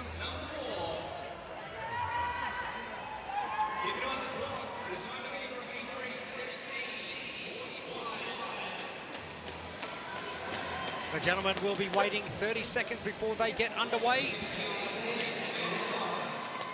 Heidi Hughes from Injustice here as an individual competitor last year. Joining forces with Steph Papini. Aaron Hemmetsberger and Sam Render. They call him the barbell bender. Look out. There's a big barbell.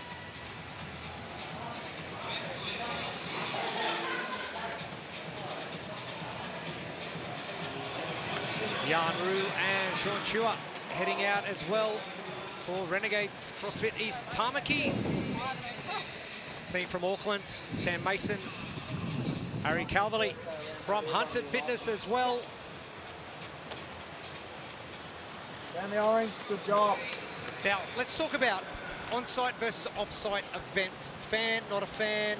Oh, huge fan. Okay. Huge fan of both. That off-site event, you know, I actually asked some of the athletes, and this was the first time they had a chance to do something like that. It's a logistical challenge, and so not every event's willing to take that on. So to put together bus transportation, have the permits and working with the city when you have something like a trail run, and then of course you're also sharing that with the public, and it was managed incredibly well today by all of the staff that were out there. So to give the athletes a chance to experience that, and we got really lucky with the weather, which did not hurt at all for the experience. Because to let them start out there and just be out in nature at the same time racing against their friends that are out there, and even the bus ride. You saw people that hadn't interacted before. We actually had one young man who pulled out a picture of himself with Justin Medeiros from, I think, 2016. And said, I really wanted to meet you, look at this. And so those kind of connections are just made when you've got that kind of windshield time sitting on the bus, and it's a really special thing for these athletes, something they'll remember forever. Oh, for sure. And I was lucky enough to come back in the car with Mike Towner as well, and he goes, it was like a soft opening this morning, because like this hadn't started yet in the arena. So he goes, like, we did that first event off-site, we're coming back in, it's sort of like, we have started, but we haven't really. It's sort of, it was a weird one, but he goes, yep, everything's on schedule, everything's going well, so we're going to roll. I mean, that tells you what a professional he is, because to call an off-site with that many logistical challenges, your soft opening, and then to have it run seamlessly like that, pretty impressive from these guys. Yeah, hats off. They do a great job every year. Injustice, far top right of your screen is Sam Mason from Hunted Fitness on the Gold Coast. Justice at the top right. Heidi and Steph with a little bit of time before Sam and Aaron got to the bar, but they are well under control and very clever. One of our first teams deliberately strategizing their lifts. Seen a number of teams over our first 3 heats do the first couple of sets unbroken.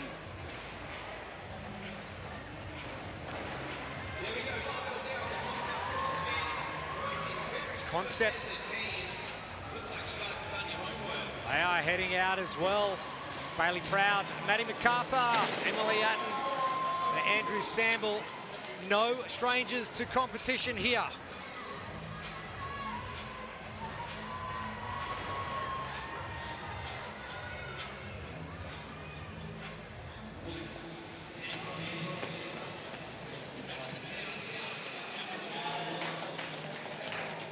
Janru heading out. That very impressive beard he has.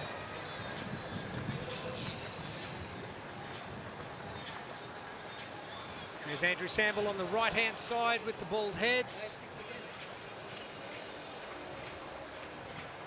Normally seeing Andrew in individual competition.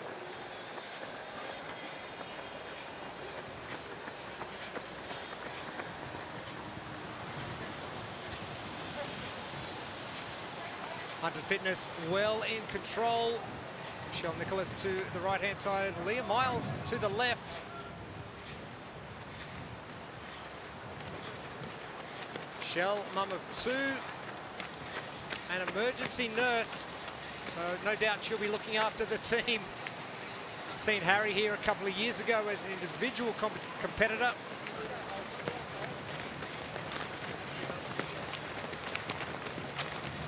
And a very bunched up pack. 17:45 our time to beat from Bill Athletic from heat number 3. Leah Miles, all guns blazing, looking in really good shape.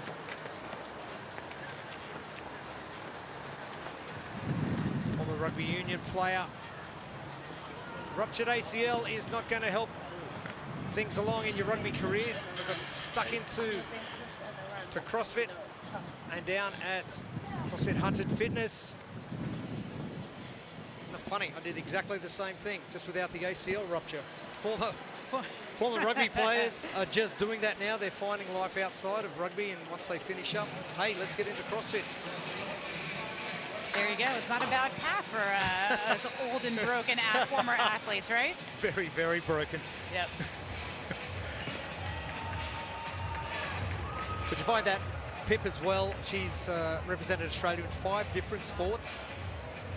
And then CrossFit being one of those sports, so having a professional sporting background and then finding CrossFit, we were fortunate to be around at the same time competing. But she went down the same sort of path, and hey, this sort of stuff suited us, so we got after it. Oh, it's the best outlet. You know, you as an athlete, you have your identity, you know, competing as a young person wrapped up in your sport sometimes. And you also have this great appreciation for progress outside of the finish, outside of your first, second, or third place finish. You understand how improvement in technique lends itself to long-term improvement in a sport. And so I think the transition from elite level or any, you know, high-level athletic career into CrossFit is just such a natural one. And I wish we could get that into a lot of other sporting cultures as an opportunity to kind of fill that competitive void that you feel when you do retire from your sport. Jan Rue from East Tamaki. He's one of those guys. He's a director of sport at his school, and he's getting 2,500 students to do CrossFit every week. Oh my gosh. That's incredible. So come on. That's right. We have some new leaders. It is CrossFit Mecca. Livy, Serena, Heath, and Hawaii. Great to see Hawaii back on the competition floor once again. There they are. Livy at the front. Serena with the dark hair.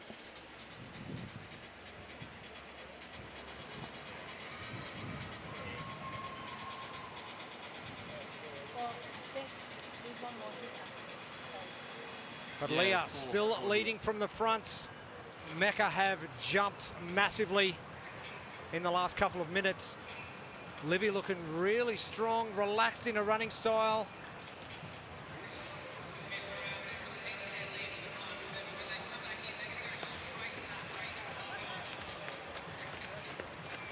CrossFit Mecca has had a team here at the Torian Pro for a number of years.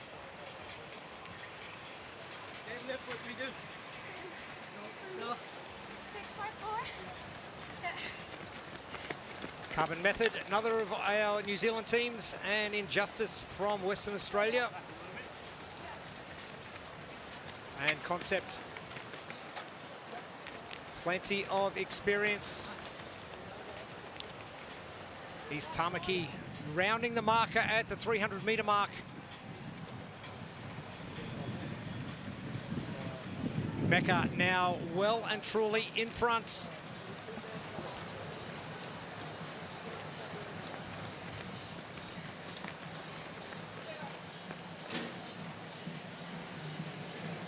And Livy, former Les Mills instructor.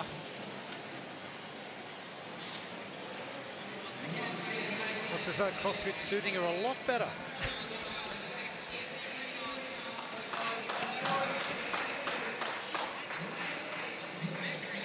You know, you asked earlier about what some of these event directors are doing to set themselves apart, what they're going to do in the future, and I think this event is kind of an interesting example of something that Torian does really well, and that is, you know, you can kind of see the story of this event develop. You've got the run course, but when the athletes come back in, this floor setup is really cool. Come back in, there's a little bit of a race going on the floor. You can see what's happening, and they can actually see each other here too. Who's taking a break, who's not. And I think that makes it a little more fun for them on the competition floor. CrossFit Mecca. Oh, I know rep for CrossFit Mecca. Oh, they've still got another one. That is going to cost crucial seconds. Howai was out on the next run, getting called back twice.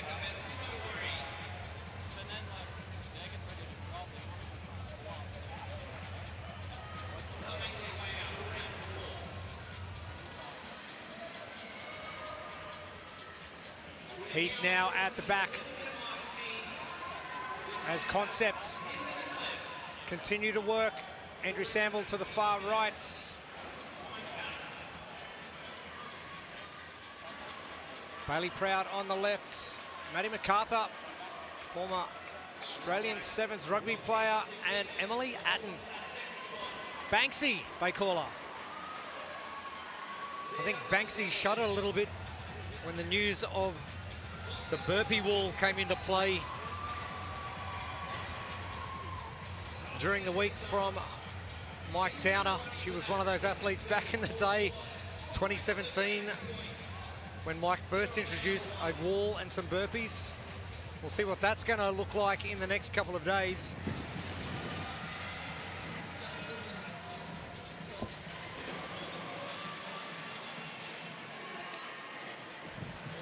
Hundred Fitness and Harry just at the back, and Leah just deciding to walk for a little bit and just recover as best she can. And as you mentioned, Heather, the fatigue levels is, we all know what they're doing because we've done something similar, probably not to the same intensity or duration, but we know what they're feeling, and it's not good.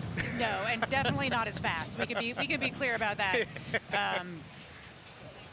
But yeah, they're moving pretty well actually this far into the workout. It'll be interesting to see if that strategy of breaking up those deadlifts early for a couple teams pays off or not.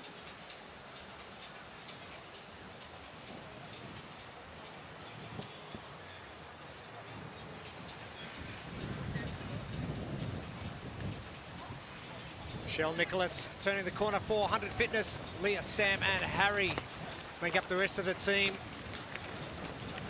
Leah now jumping behind, looking like she's got a little bit more energy in the tank.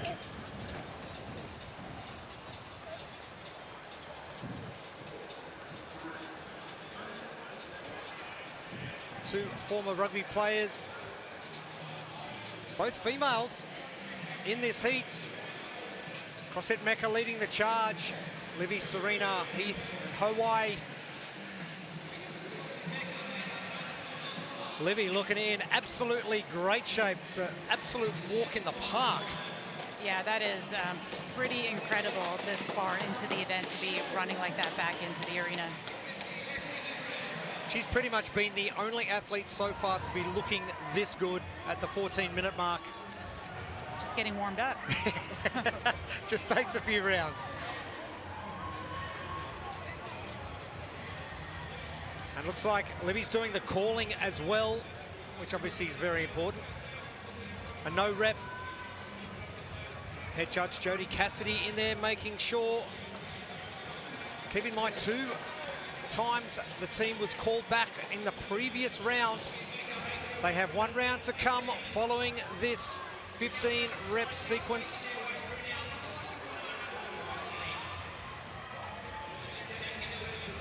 Carbon method. The 2 Kiwi teams on the floor in first and seconds. Hunted Fitness on the floor as well.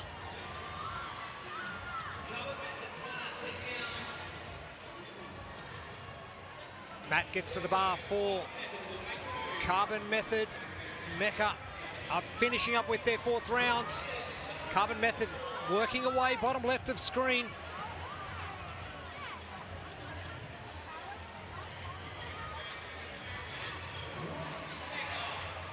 With Mecca, they are still leading 1 round between them and finishing event number 1, 17:45, your time to beat.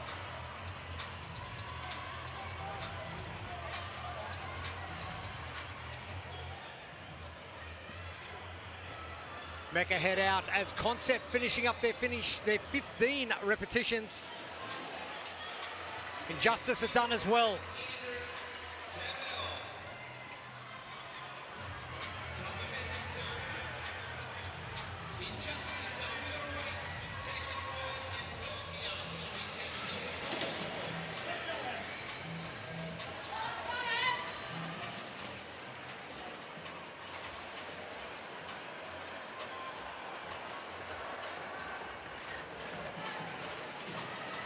Heidi Hughes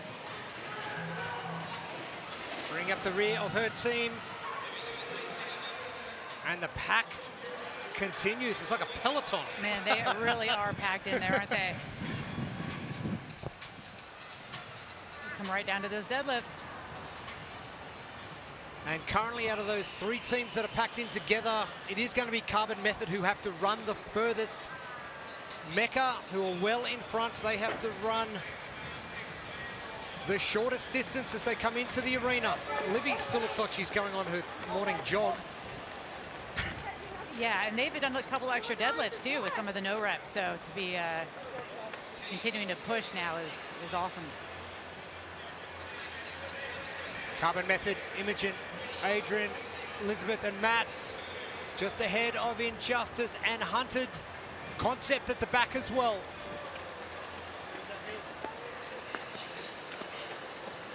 So probably very clever from Adrian Rodriguez. Getting his team to push a little bit more, knowing they've got to run a little bit further on the floor. Now this 17:45 from Bill Athletic Powerhouse. I think that's going to be safe. Mecca nowhere near coming in to pick up that barbell just yet. So going into our final heat, it is going to be Bill's Powerhouse with the fastest time.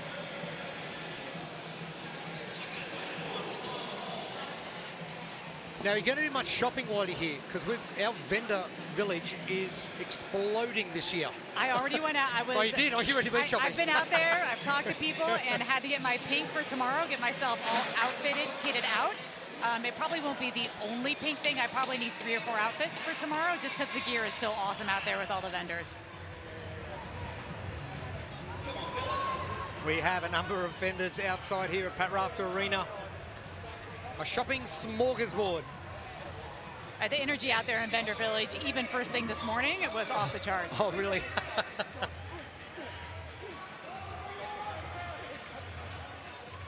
We've got three great DJs here as well. DJ Weast, DJ K and DJ Vic inside and outside the arena here at Pat Rafter as Mecca continue their progress. Carbon Method are going to be third to the barbell. Injustice get underway, but Mecca are trying to get this one finished. Concept underway. They are now jumping into third position. Still some no reps from Mecca, and they are done. And I'm sure Livy just probably wanted to keep running. Oh, goodness, yeah. Concept to the far right of your screen. Concept are done. Bailey, Maddie, Emily and Andrew are done. Injustice. And that is not the hooter for the event, that is the train that is going past. Carbon Method are finished up. Imogen, Adrian Matz and Elizabeth are done. The bottom left of your screen, Injustice. Sam, Heidi.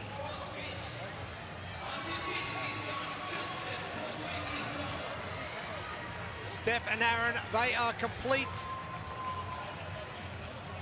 And almost a minute slower than Bill's powerhouse from the previous heats. That just shows you how strong they really were in that last heat, too. These are all good teams. Exceptional.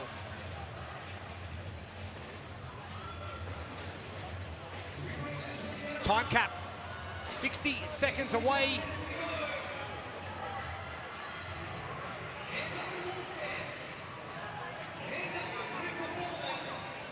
Great performance. Zeke, Sam, Holly and Tamara, they are finished up at the top of your screen. Here's Tamaki to your left, continuing.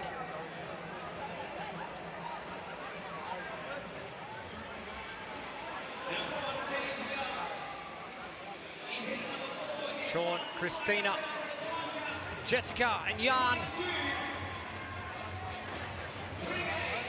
And finishing up under that time cap, a little bit slower than our previous heats, but impressive nonetheless, and a good showing from our teams in heat number 4. And I don't know about you, but I'm sure and I'm glad that that one's done. Oh my, yeah, I'm sure they're happy that that one's done.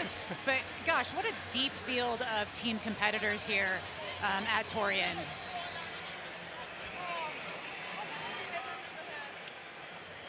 Athletes not really in a rush to get off the floor, but 100 Fitness off to a great start.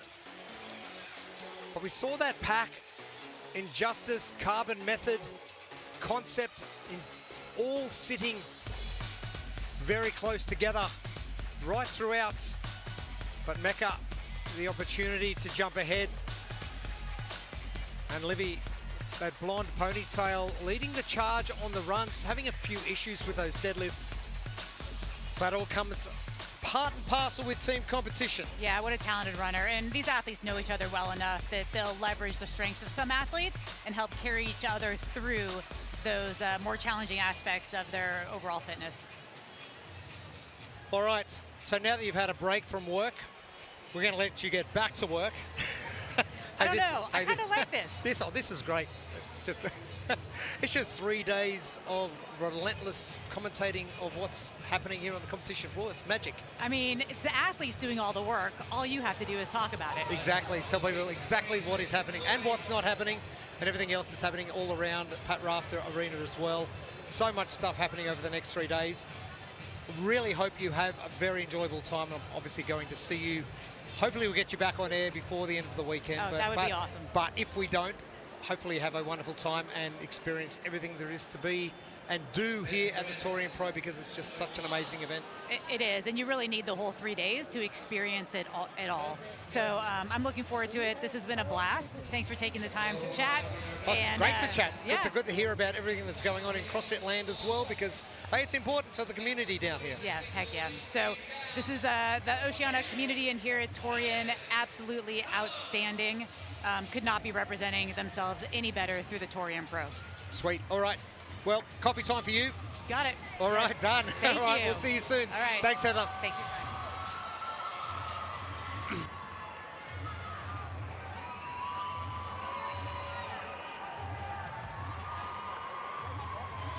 Our fifth and final heat hitting the competition floor now.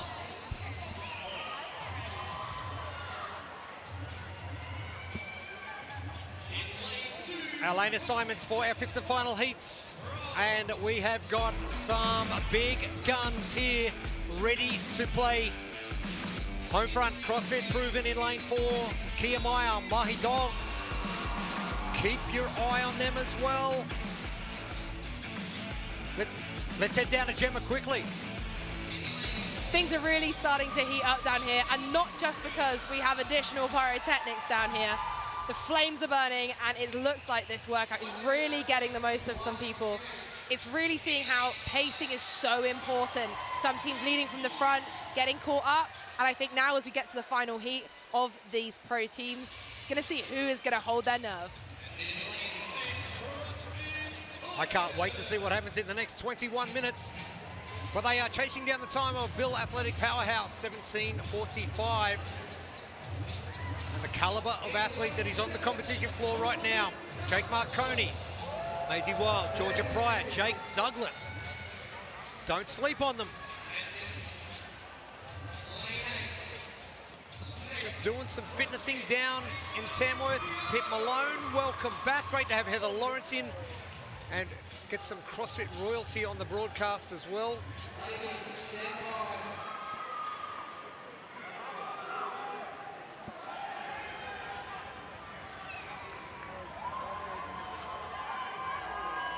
Our ladies get things started now. And some athletes that have represented the Oceania region at the CrossFit Games before.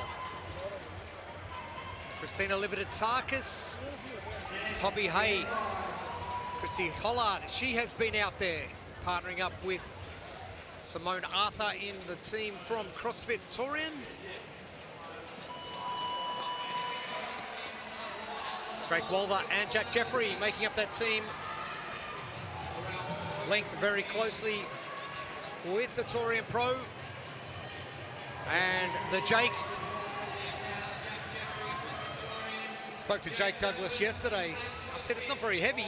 You just have to go faster. And he goes, that's the problem.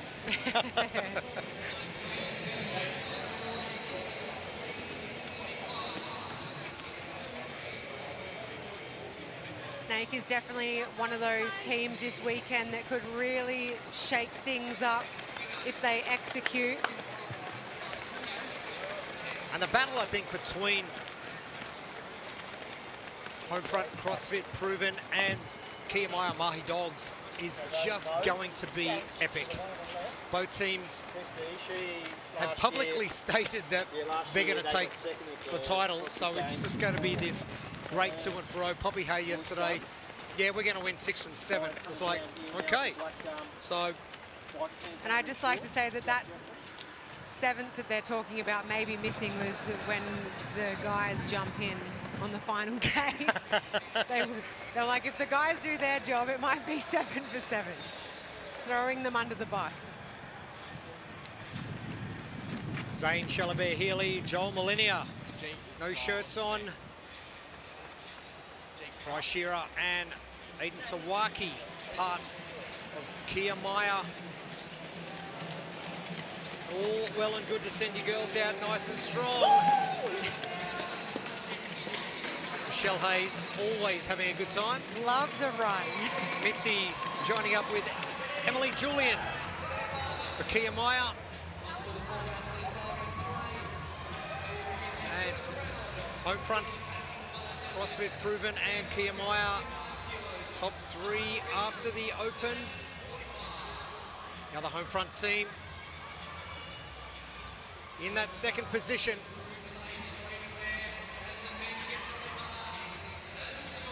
Home front Proven, bottom right of your screen, Zane Shalabear-Healy to the far right, Christina Lividatakis, Poppy Hay, Joel Molinia.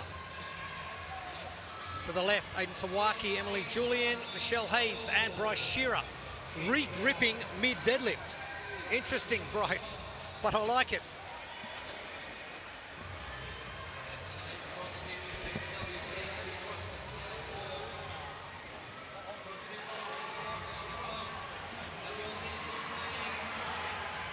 Home front, CrossFit proven. Straight back out. Now they're an interesting dynamic with their team. 4 different states, 4 areas of Australia having to come together and train. How do you synchronize? How do you do your team training together? But they've managed it somehow. Yeah, they said that that's probably been one of the more difficult things to navigate, is coming together as a team, is getting together to train.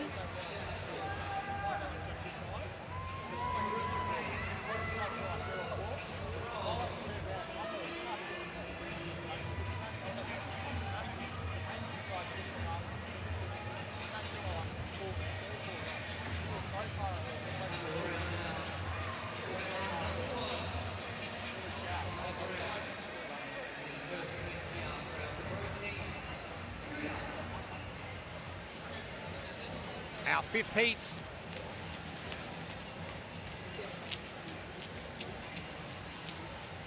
And are we going to see one of our teams topple that very quick time in heat number 3 from Bill's powerhouse?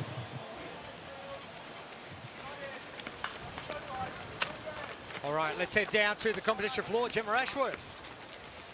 One thing that is really evident here is the community, especially for that Kia Maya Mahi Dogs team. The New Zealand community have really turned up, and you can hear when they get on that barbell, the whole place is erupting. And I think it's going to be interesting to see if that kind of support maybe carries them over the line, as it looks like it is the battle at the moment between those and the home front team. Could not agree more, Gemma. And the support here for the athletes has been incredible. Torian with a lot of support here.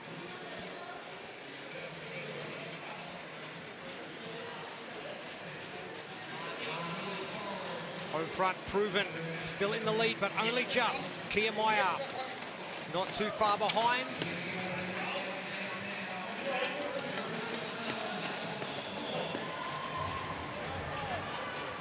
Our top 3 teams qualifying to the CrossFit Games. We chatted to Heather earlier about the 20th anniversary of the CrossFit Games. It's going to be one hell of a celebration in San Jose.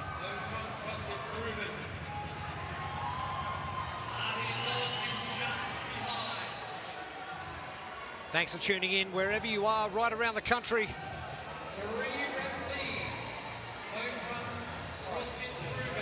And around the world as well. I know there's a lot of international viewers. Viewers in the United States staying up very late, and everyone in Europe getting up very early. The battle for our teams continues, 1 and 2. Oh, and as Gemma mentioned, the roar for Kia Maya. Bit of jousting going on, getting out of the arena. I think this is going to set the tone for the rest of the weekend. These 2 teams really battling against each other.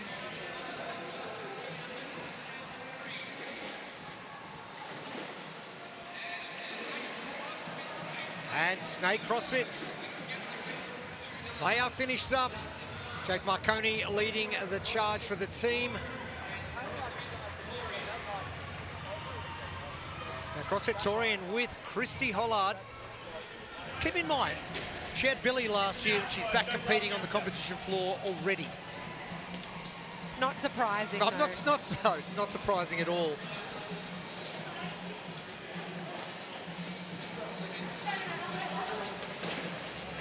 Christy Hollard's probably one of, if not the most experienced teams athlete that we have this year out on the floor.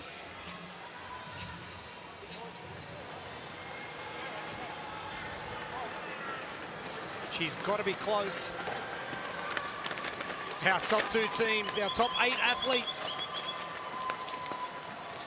And people asking us over the course of the last couple of days, who is your pick for the team competition? We knew the 1 and 2. We're not sure of the 3rd just yet.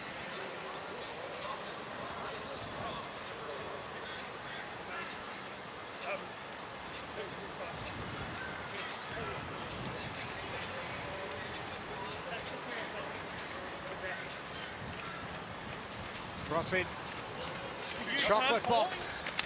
We use her call and you can't back up. Use that call. I'll call. Shell and Aaron leading the charge. Charlie and Ethan.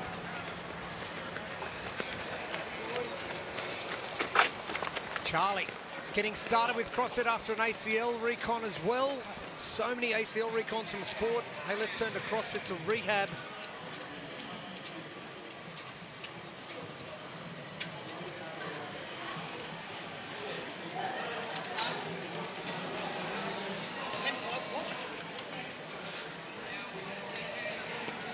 Aiden Sawaki just giving Emily Julian a little bit of a nudge to get in. John Molinia from Sydney. Poppy Hay next in from Melbourne.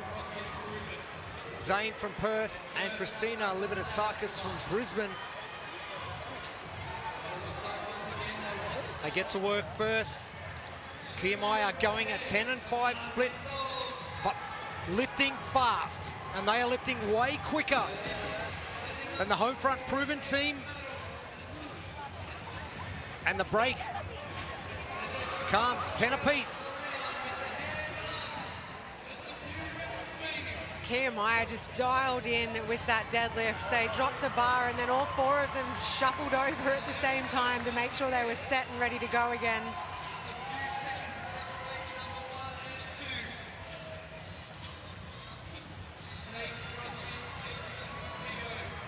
And yes, you want to win, but the top two every single time is going to guarantee you a ticket to the CrossFit Games. That it is. But bragging rights, it's got to be the sole driver, surely.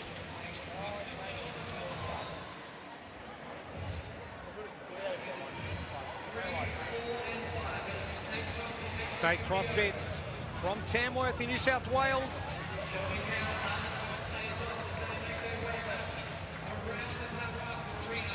They're looking pretty steady.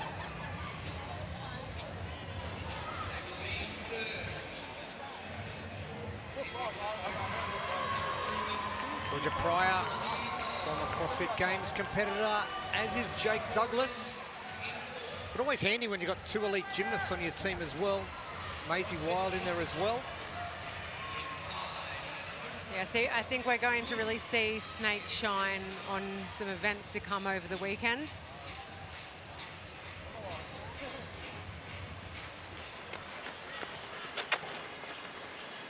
Zane, the mastermind in getting the team together.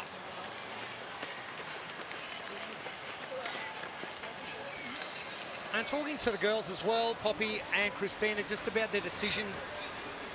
Christina going to the Games last year, Poppy Hay winning the Down Under Championship last year. Why go team? And Christina was pretty blunt and just said, we're not here to have fun. We are here to win and qualify, and then we want to go on and podium or win the CrossFit Games. So it's a bold statement. It is a bold statement, but you got to put it out there if you want it. Christina's had that individual games experience already. Poppy Hay was very impressive as an individual at Down Under Championships last year. So a teams games experience for her could do wonders for her career. Well, that's what she wanted. She wanted the Games experience, but what better way to get it as your first time as part of a team? Does that sort of, you're a bit different when you made it as an individual, but does that soften the blow a little bit and take the pressure off a little bit more when you're going as a team? I think there'd be more pressure on a team, to be honest. You've got three other people that are relying on your performance, so that's where that pressure is. But I think it'd be a lot more fun to go for your first time on a team.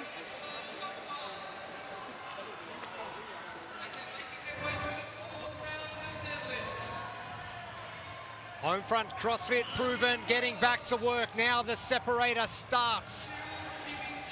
They are in sync. They might have come from four corners of Australia, but they are on the charge.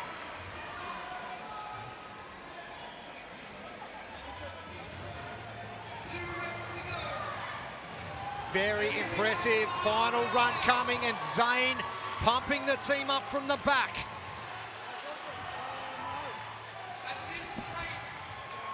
Zane just stealing someone else's chalk. Not a bad idea.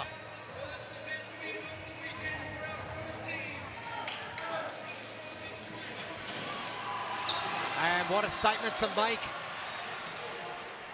First event of the weekend.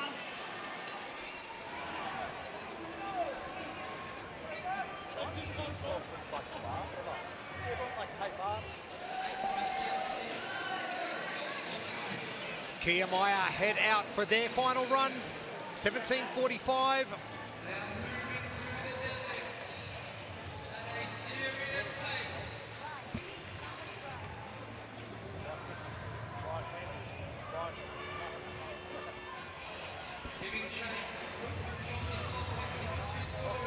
Chocolate box.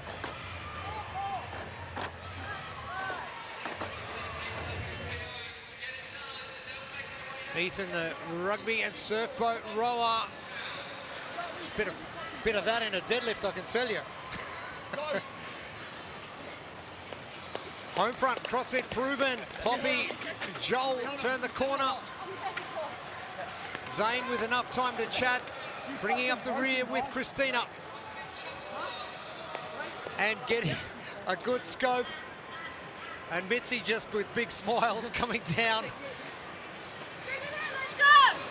Or you just heard her on the atmosphere, Mike. Come on, boys, let's go.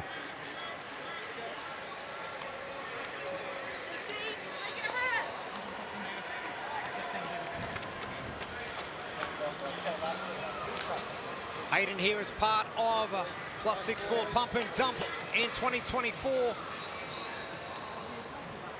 Navy diver by trade. And 600-meter run assister in his spare time. It's amazing what that hand on the back can do as well, just for your mentality. When you don't want to go any faster, it's like, all right, I'm getting pushed, I don't have a choice.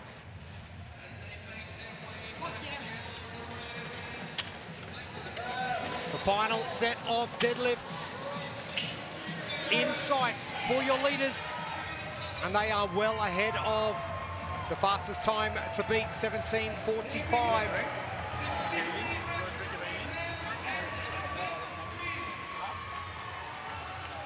Joel Molinia, Poppy Hay, Christina Livertaka, Zane Shellabere Healy. And Zane, let's go.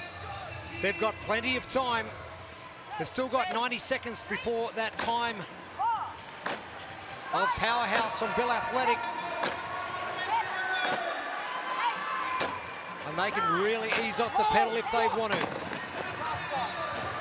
But Zane says, no, let's go.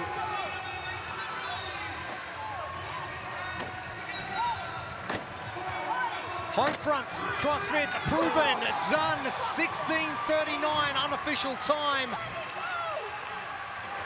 Well over a minute faster than Bill Athletic powerhouse.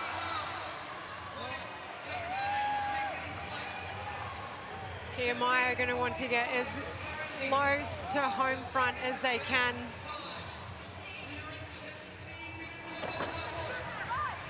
They have plenty of time still till that time of 17:45 to sneak under.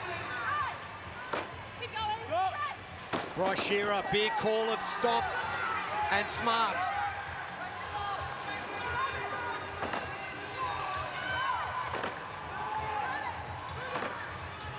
And they are going to be your second fastest time. CrossFit Kiyamaya.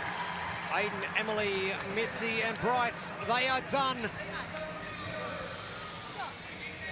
The Jakes, Maisie and Georgia for Snake at the top left of your screen. They are deadlifting very well. They're going to be your third fastest team in this heat, but not the third fastest overall. 17:26. Unofficial time for CrossFit Kiyamaya Mahi Dogs as Snake CrossFit are done right on 18 minutes.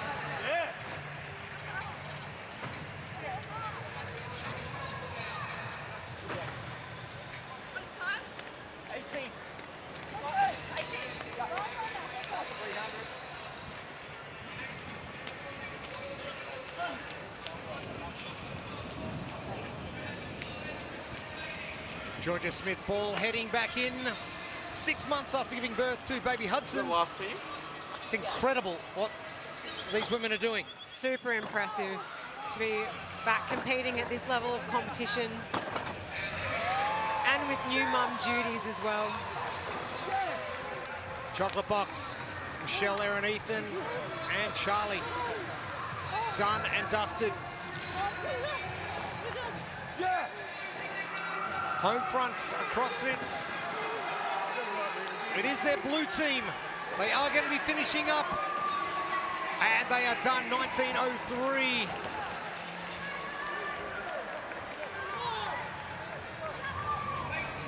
Tommy Bartley happy with that one.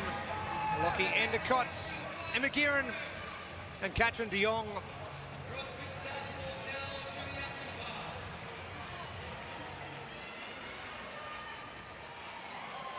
.90 seconds remaining. And a big call of stop. Maddie Huggins, South Wharf. With Seb, Ash and Liam. And Ash hates to deadlift, but loves to snatch.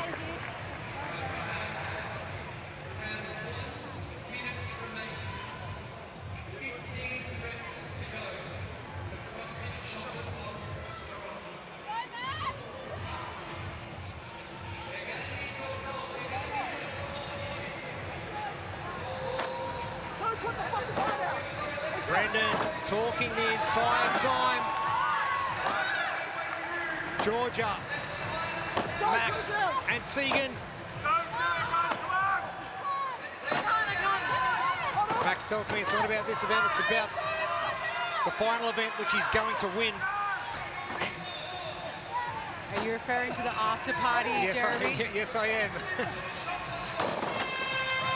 And done. And Chocolate Box Strong round things up with our fifth and final heat of our team competition.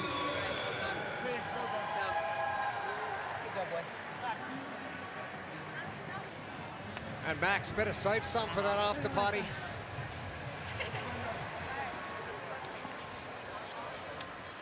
And a great start to team competition. And let's head down to the competition floor. Gemma Ashworth.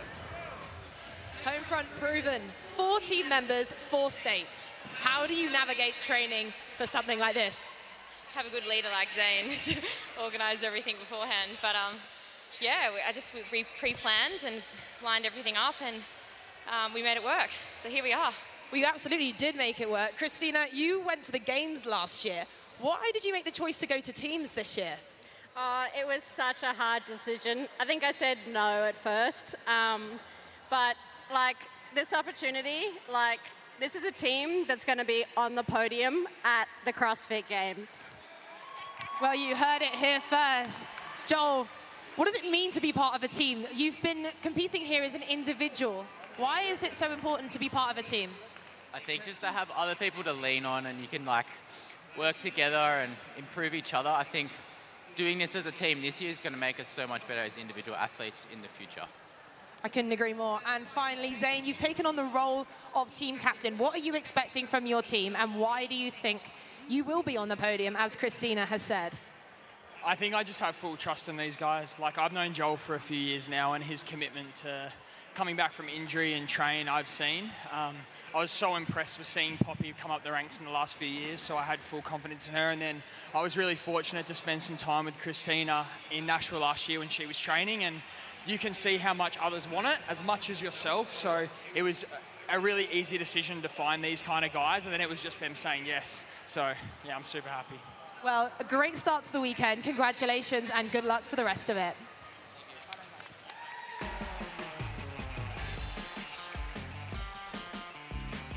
Our top teams, event 1 done. Homefront CrossFit proven. They told us yesterday they want 6 out of 7 or 7 out of 7 if they can get it together on the final day, but they came out and made that statement. Kiermaier, though, pushing them along. We're going to see them in a head-to-head battle all weekend. And just... Joel Molina, glad we got some stuff out of him, and what he said was he just nailed it. It's going to make us better individually competing as a team together. That's probably the most important part of competing as a team. Yeah, gaining that experience, and sometimes the experience as a team makes you want it more as an individual as well. A very bold statement from Christina Lividatakis as well. We're going on the podium. That's a big call. It is a big call, but I mean, you have to make it. You've got to be in it to win it, and if you vocalize it, maybe you can make it happen. Hey, you've got to be confident in your abilities too. So we'll see what's going to happen over the course of the weekend for our team competition. But that's going to wrap things up. We're going to get to our adaptive division very soon as well. Day one of the TYR Torian Pro coming at you, and we'll be back with more action right here from Pat Rafter Arena very, very soon. See you then. The TYR Torian Pro would like to thank its major partners. TYR, always in front. CrossFit, forging elite fitness. Rogue, don't weaken. Proven, leave no doubt. Frog Grips, the world's most trusted fitness grips. LSKD, 1% better every day. Brisbane Economic Development Agency. Tourism and Events Queensland. The TYR Torian Pro proudly supports Small Steps for Hannah.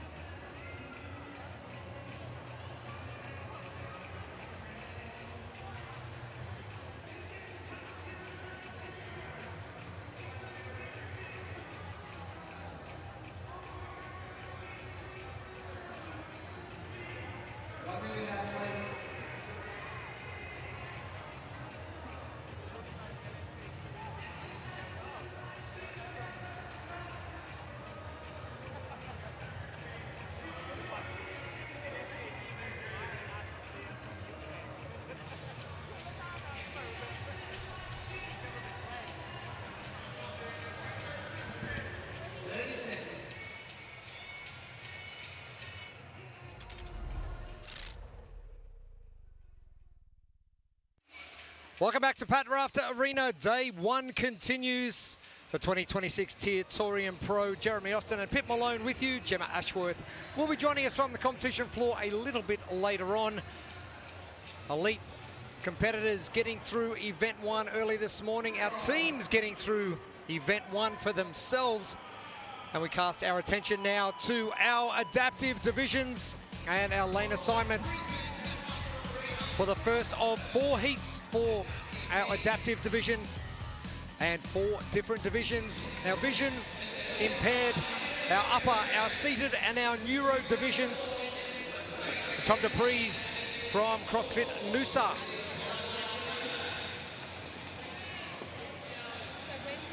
Getting underway, Alex Hanley in the upper 1-point division in lane number 2.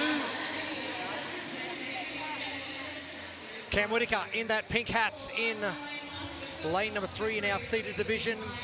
Part of the successful Queensland team in the Wheelchair Rugby Union Championships in Adelaide 3 weeks ago. Glenn Miller in lane number 4. Philip Harp, part of our neuro division, as is Newey Bartlett's.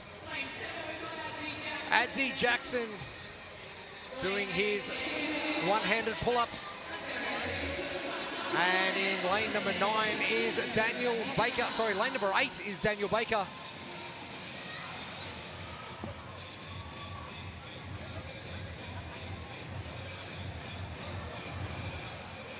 Please welcome in lane 6, Newey Bartlett, another first timer.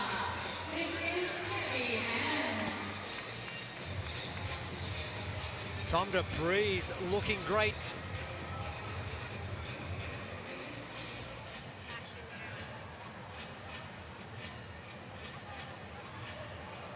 Tom DePries in lane 1 just smashed out a set of bar muscle ups. And in fact, this is actually one of the first times that this division has been allowed to do this movement. Always pushing the limits of what these athletes can do.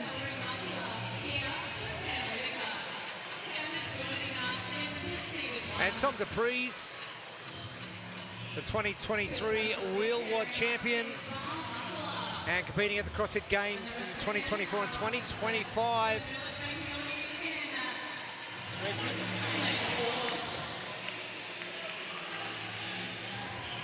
And I was fortunate to be part of the broadcast for the adaptive division.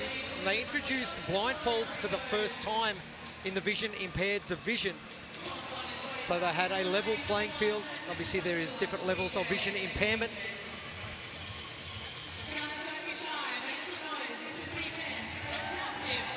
Glenn Miller.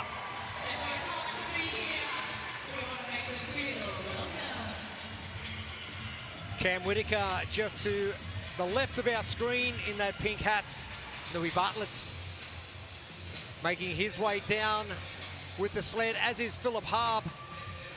So 4 athletes in the neuro division. Cam and Glenn in the seated division.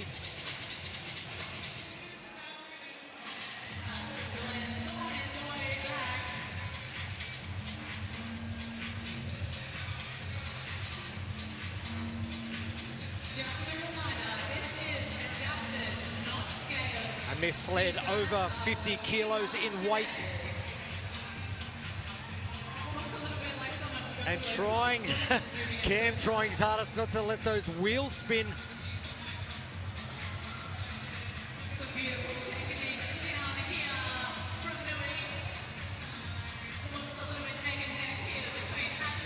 And some adjustments on the fly for Cam Whitaker.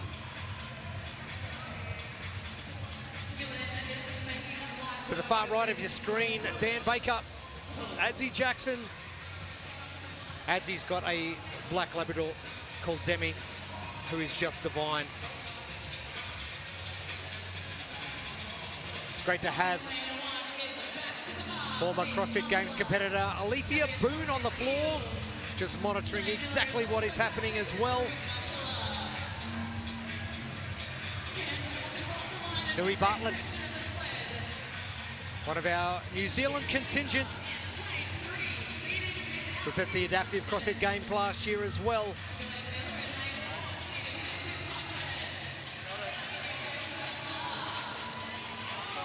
And the handlers play such an important role in competition. Making sure the athletes are hitting those movements to standard, making the reps count.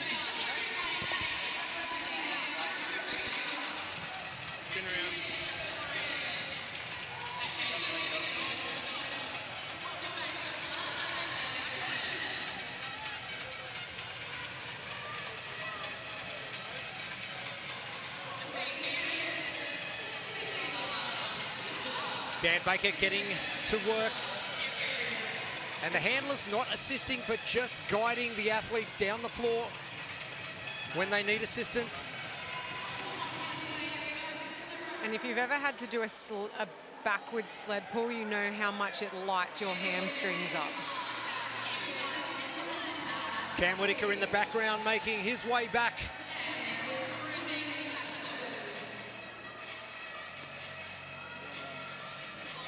Dan Baker from CrossFit Moreton Bay, just here in Brisbane. Louis Bartlett's. Those chest bars looking easy. It's using that big hip to get the chest up to the bar, using that hip drive.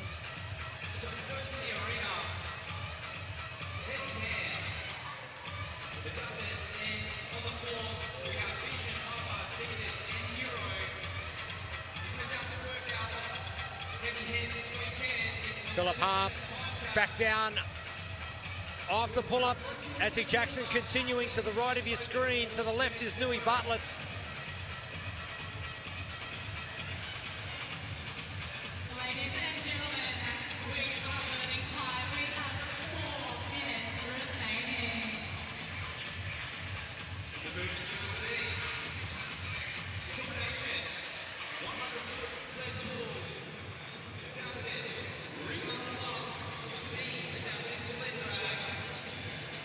Philip Harb sled over the line and will make his way back.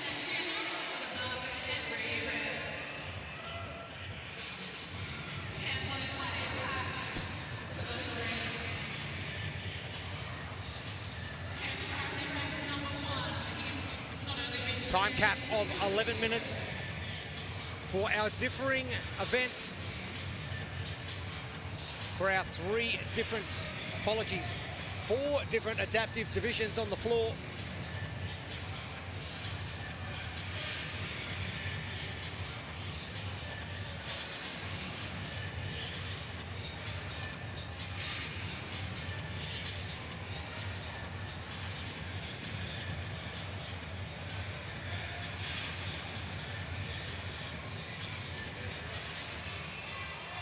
Glenn Miller making easy work, this sled drag.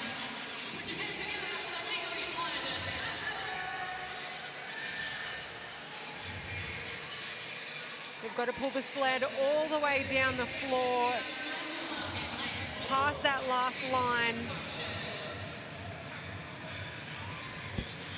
Speaking to the adaptive athlete community, they want tough events. They want to be challenged all the way. Louis Bartlett's not too many to go. He's in lane number 6. Adaptive CrossFit Games champion from 2025.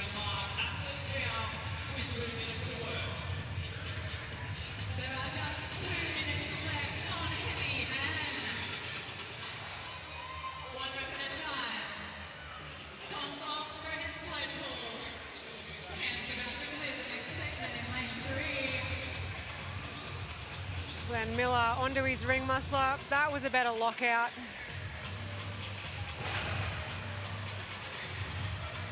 Ladies and gentlemen, we have 90 seconds left. Cam is about to clear the next section in lane 3. Cam Whitaker just taking a short break. I'm not sure if you've seen the wheelchair rugby union at all, but I have. Wow, so that was good. Brutal stuff. And Cam, part of that successful Queensland team to take out the Australian Championship.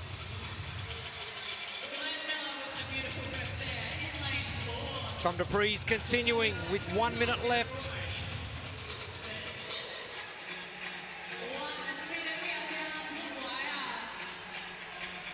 Now if we throw it back 12 months, the pairing of the able-bodied athlete and the adaptive athlete getting together. A different realm that a number of competitions have actually taken on. Tom Dupree's, have a go. I love that he's getting his hips so high to the bar.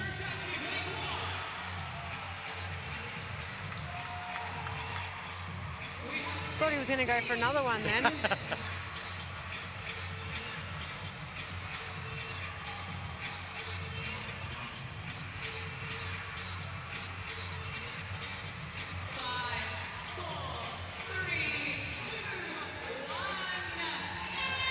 there is time on our first heats. Adaptive event number 2. And some tough going from all of the competitors on the floor, regardless of division or event. Two-time Torian Pro champ Royce Dunn on the floor as well to assist.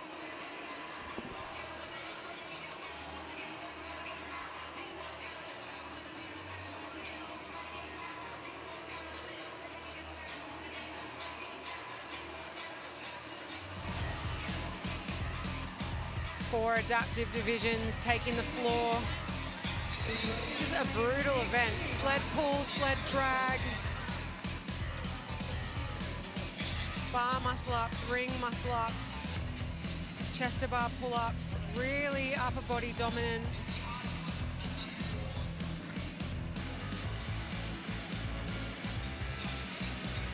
These athletes want to be challenged, and challenged they were.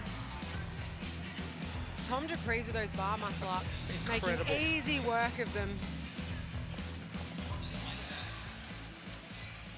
Our adaptive divisions will continue right across our weekend here. We are smack bang in the middle of day number 1 of the 2026 TYR Torian Pro. Thank you for tuning in, wherever that may be around the world.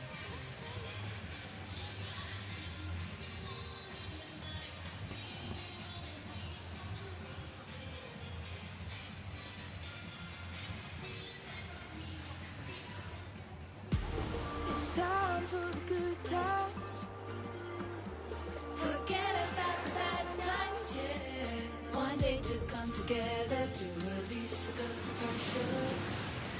We need a holiday. Oh yeah, celebrate. Oh, it would be so nice. Holiday.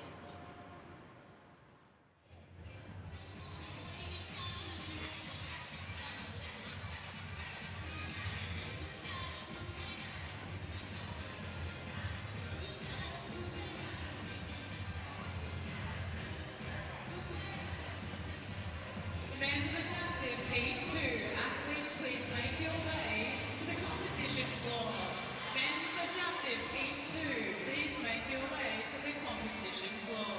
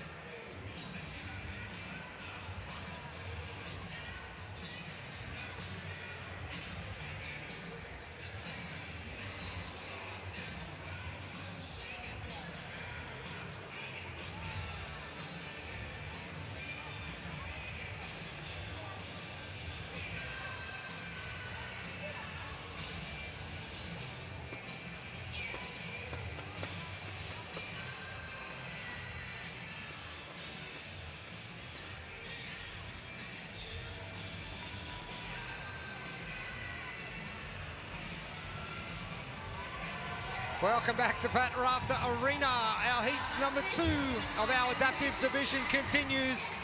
And I tell you what, there is going to be a party on Pat Rafter Arena right now if Oscar Jessup has got anything to do with it. Jordan Cabrita's here as well. And 2 of the very familiar names we're used to seeing here. Our lane assignments for our second heats, which will round out our male division of the adaptive divisions. We'll have our 2 female heats coming to you shortly. And a number of athletes competing at the CrossFit Games last year. Dylan Kremer in lane 4, winning the intellectual disability division with chromosomal condition. Oscar Jessup finishing up in 3rd, Jordan Cabrita in 5th, and without chromosomal condition, Noah Hilcher finishing in 2nd, and Cliff Robinson, both from CrossFit CQ Rockhampton, finishing in 4th position. Noah on screen.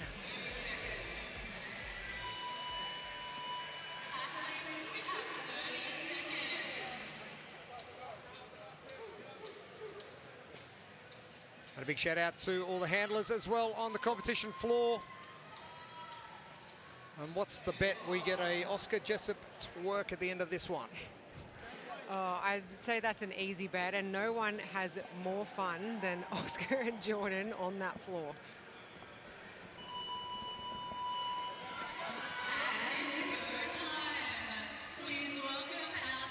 And underway.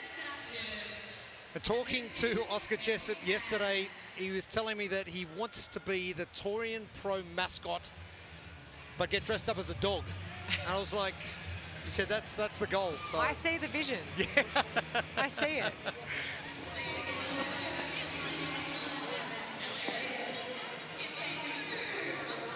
Elliot Crimp in lane 1, doing it easy with that sled pull. Russell Bosanic beat it in 2024 Adaptive CrossFit Games in San Antonio, Texas.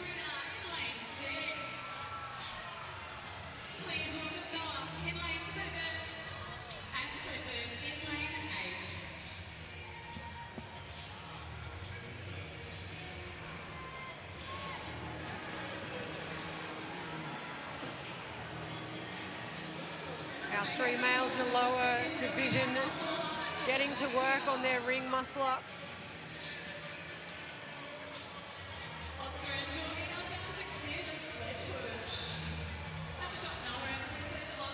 Big sets to start, but probably smart to break it up now. When you blow out on ring muscle ups, it takes a while for it to come back. Elliot Crimp, Russell Bosanic, Riley Grace, part of our lower adaptive division, and our other 5 into the intellectual disability division.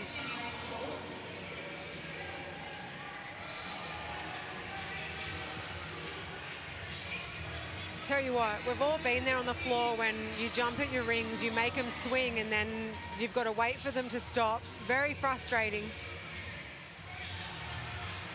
And our second heat of our adaptive athletes get underway. Let's head down to the competition floor. Gemma Ashworth. The adaptive community are incredible, and on the floor you can just feel the energy and the support coming around the arena. I think everyone knows there's some showmen in this heat, and they just want to put on a show for everyone, and you can just tell that everyone loves it. Oscar's asking the crowd for more love, and they will give it to him. And as you said, you know, whatever happens in this heat, he's going to celebrate like he has won the CrossFit Games. It's incredible to see. And great to see him finishing on the podium last year at the Adaptive CrossFit Games in Las Vegas. And yes, the goal is to get on top of that podium. But yes, he is going to celebrate.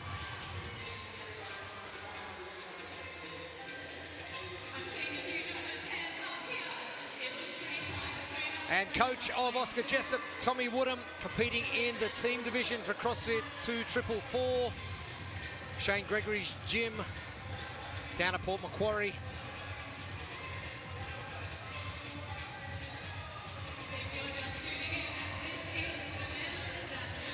As Oscar makes his way back, still asking for some love from the crowd and getting it.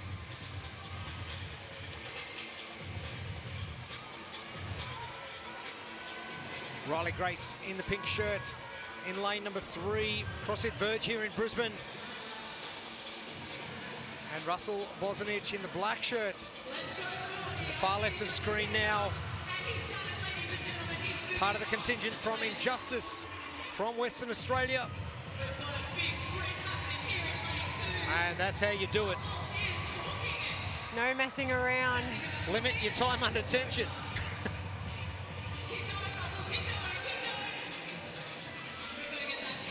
He's got some time to make up. He's got that set of ring muscle ups, slowed him down a fair bit. I don't think those went to plan. He had a few no reps. Riley's got 3 reps left in lane 3 on those ring muscle ups. Johnny is doing great here with the sled pull. Clip it in lane 8 is already back. Bosanic doing the sled pull pretty easily. The sled drag on the way back, the hard portion.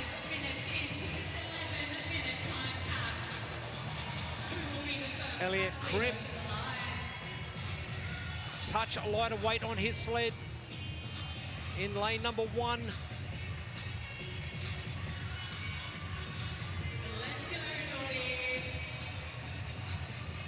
It's a brutal event on the upper body, going from the sled drag and then up to the ring muscle up. Riley Grace in lane 3 is coming again, and he's got that sled and he's ready. Those biceps and the grip is not getting much rest at all.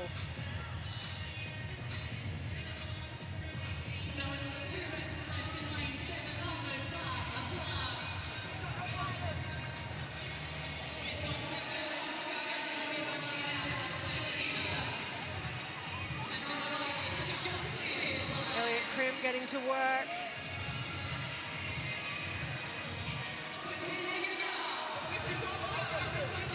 Now he's made the smart decision to move his box over to the side, which has allowed him to have those rings nice and stable so that he can kip up on top. And that was a much better set than his first round.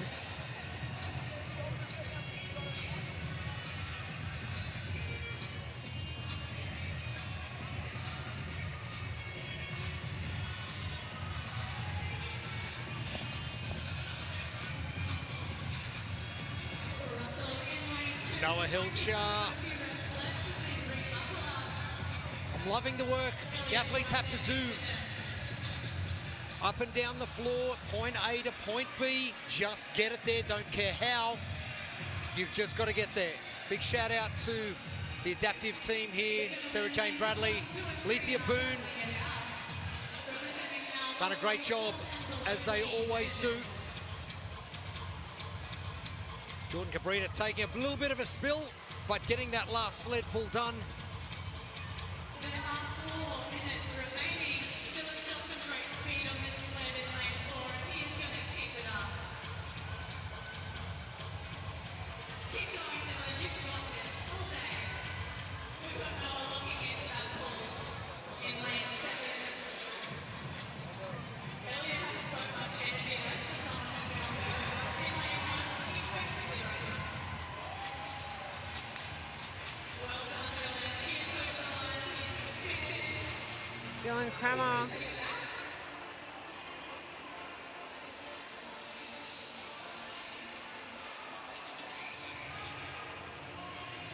Still a couple of minutes left on our time cap. Oscar Jessup making his way back. Great to meet his dad, Richard, in Las Vegas last year. And the support for the adaptive community is ever growing.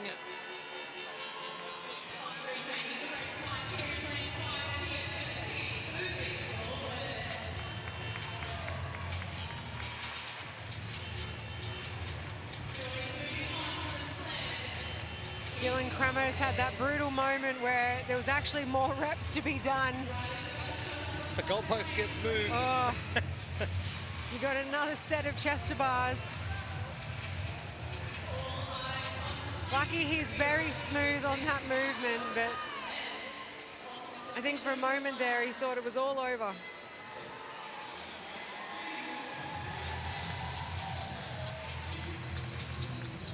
Riley Grace.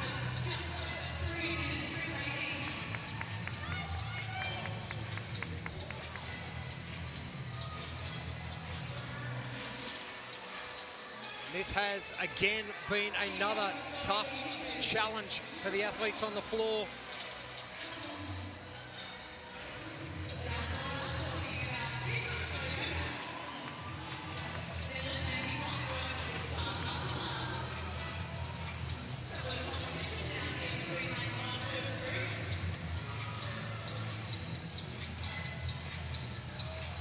Cliff Robertson on the far right of your screen, dispensing with the shirts.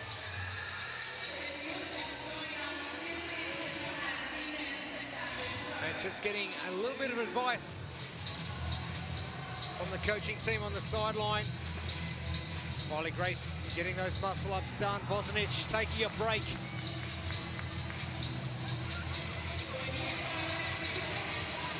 Elliot Crimp. This has probably been one of the easier components, even though a lot of them are challenging. That sled drag, 2-arm strap over the shoulders. The athletes can load up the lower body and take the weight off the upper body that's just getting smashed by the sled pull and the ring muscle ups.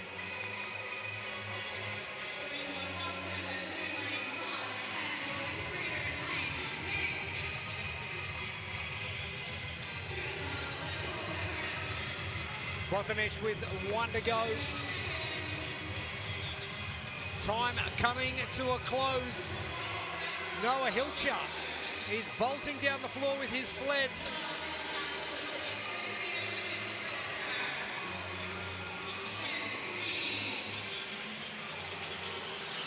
Oh, and that pesky last half foot.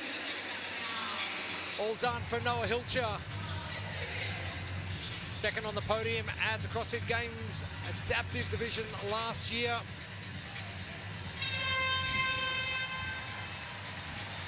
And performance. And Oscar Jessup, look at him, loving it.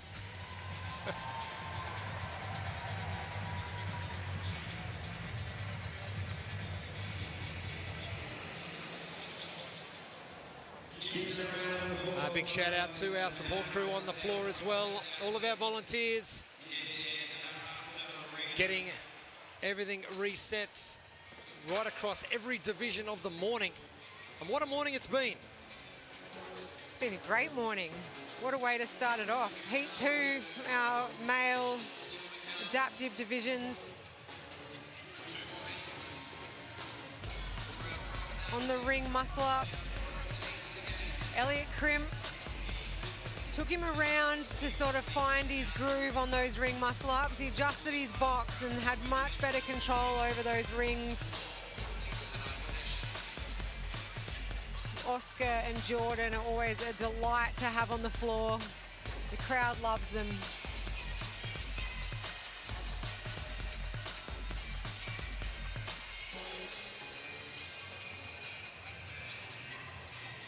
Our 2 male heats are complete.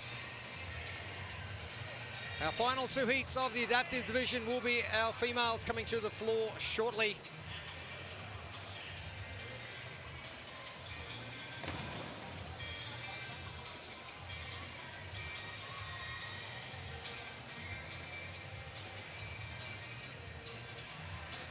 And once we finish up heat number 4, we're going to do a recap of exactly what happened up at Mount Cootha this morning for our individual men and women taking on event number 1 and exactly how that played out.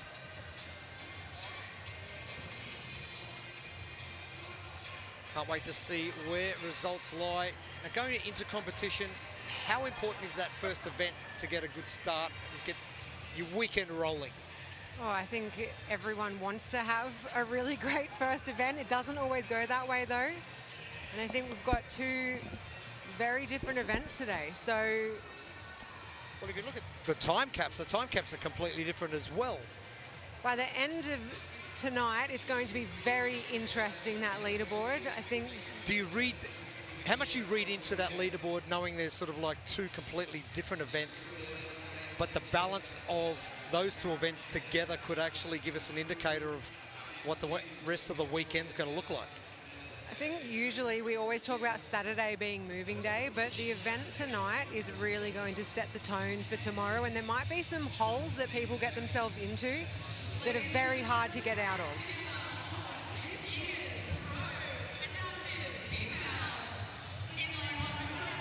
As our ladies head onto the competition floor, Shelley Chrono is out. Another of those athletes that made it to the CrossFit Games.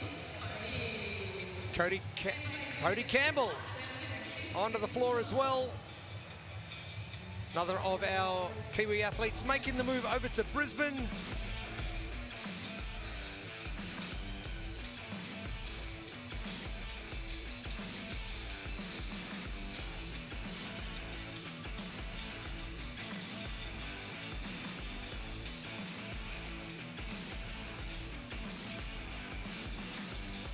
There are your lane assignments. Emily Cairns, CrossFit Games champion in 2024. Dropped down a spot into second last year in Las Vegas and looking to make amends this year, qualifying again for season 2026 in San Jose. Cody Campbell will be there as well. Ava, actually it's Ava like Guava Sayari. Ava like guava. Ava like guava.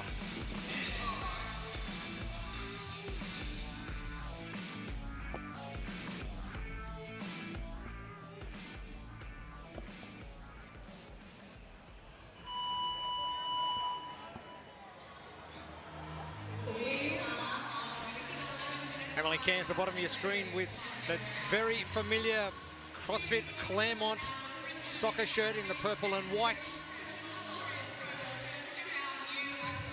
Hayley Pember-Calvert in lane number 2 in the green and the black. There's Ava like Guava Sayati in lane 3. Shelley Chrono from the Gold Coast, part of the Raw Iron contingent that is up here this weekend.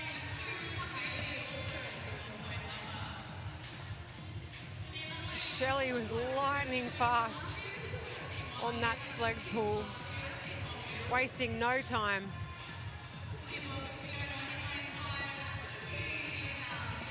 Shelley finishing up 3rd position at the CrossFit Games last year. And definitely wants to start moving her way up that podium. She's so strong on the rings. No problem with that lockout up top. Showing the judge what they need to see. Locked out elbows.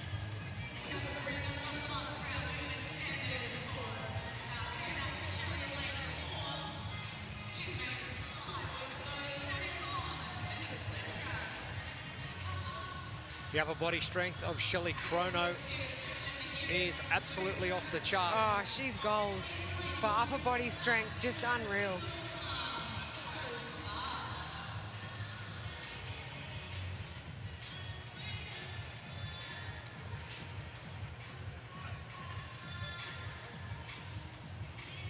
Really leveraging that seated position, pushing that upper body right forward.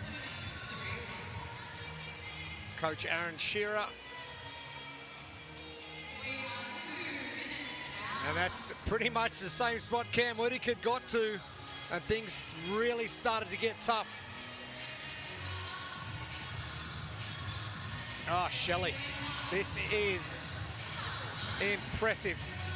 Fiona Singh moving alongside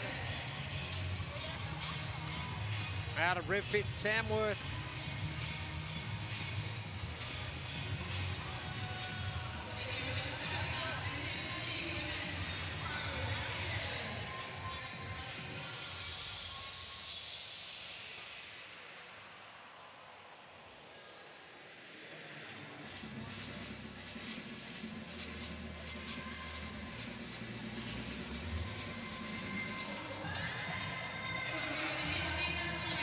And just getting that strap a little bit closer.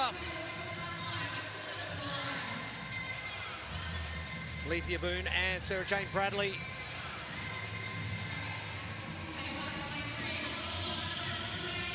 Fiona Singh's just grinding away at that drag.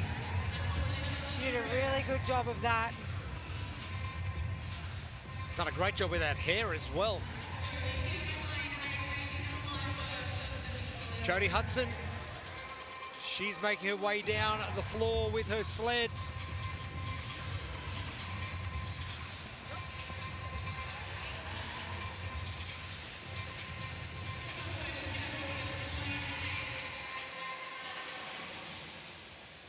Jodie out of CrossFit Erupt in Albury. Cody Campbell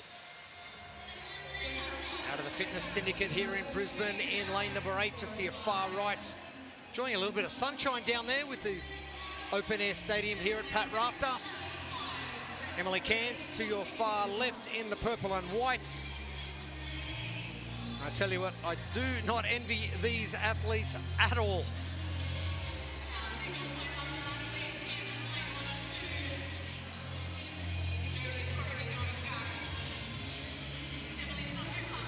Jodie Hudson flanked by Sam Delaquila.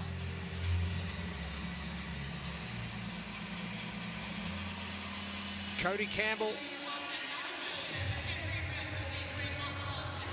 It's close. Oh, so close. Just needs those hips up a little bit higher, a little bit quicker. quicker turnover, and she's got that.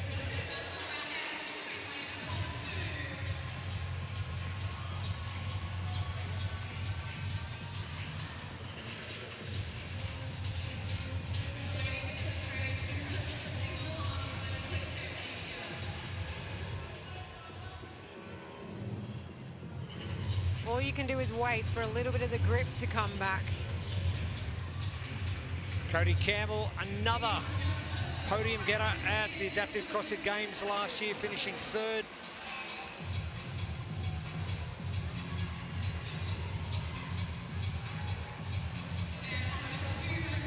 If she can put a bigger swing on this, she's got it. How many swings is too many?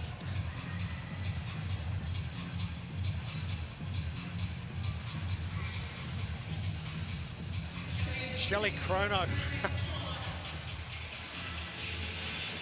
It's like arguing with a weight plate. But Shelley is winning the argument.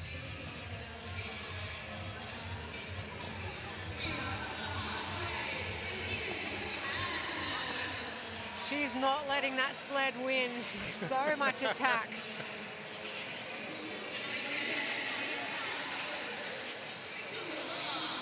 That was a much better rep than the last round. The look from Shelley to Sarah J. Bradley was like, are you kidding? Well over the halfway points.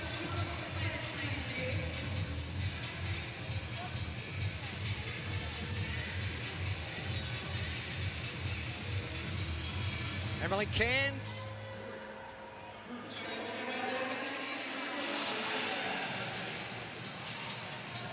Part of the upper division. Partnering up with former Torian Pro Harriet Roberts last year.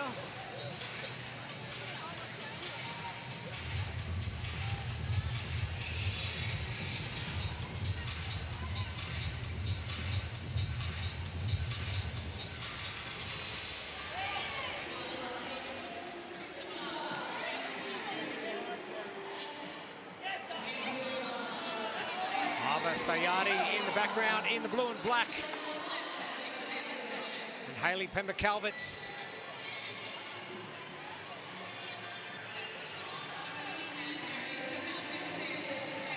And punching through these one-arm pull-ups.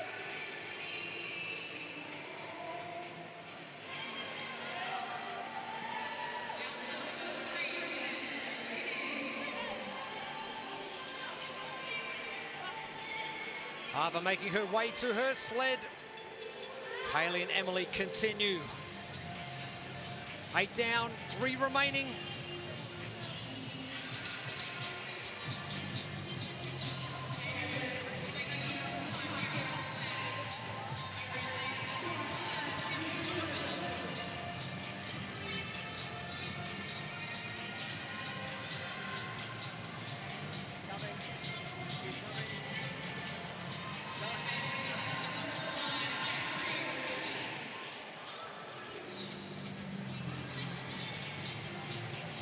Ava's wasting no time to get back down the floor. Only 2.5 minutes. Shelley Chrono to the bottom right of your screen. Sam Delaquila. Oh, she's close.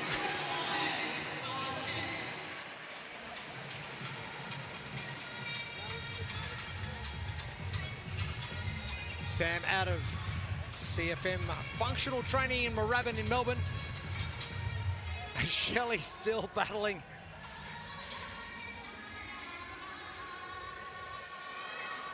A hate-hate relationship with the sled.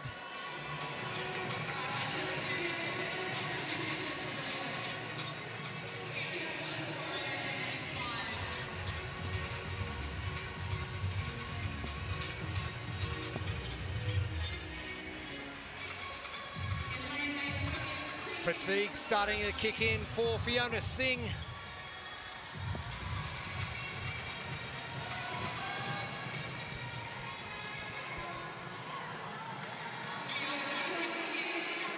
Fiona Singh made pretty quick work of the sled in the first couple of rounds. Upper body fatigue though.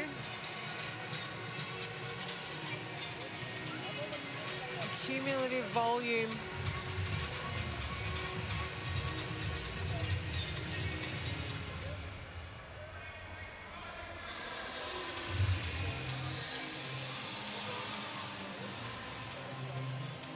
Oh, she's so close.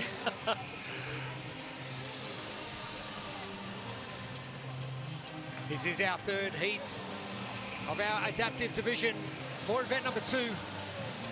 Jenny Hudson.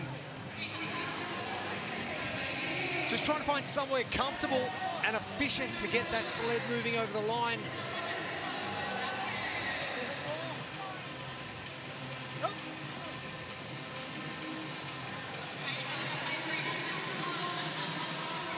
Jodie going to make her way back. Our upper, lower and seated divisions for our women. And we'll finish off very shortly with our final 2 divisions.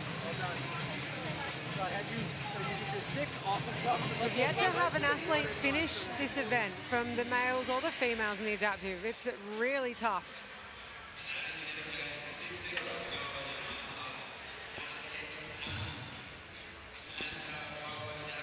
And no one toiled harder, I don't think, than Shelley.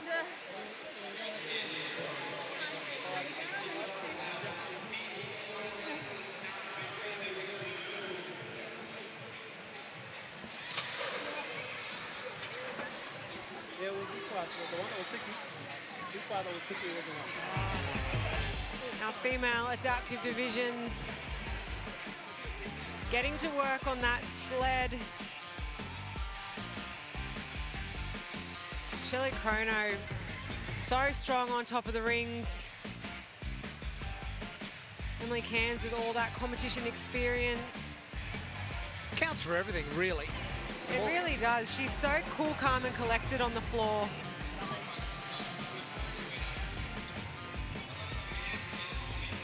Those sled drags for Shelley Chrono, oh, brutal.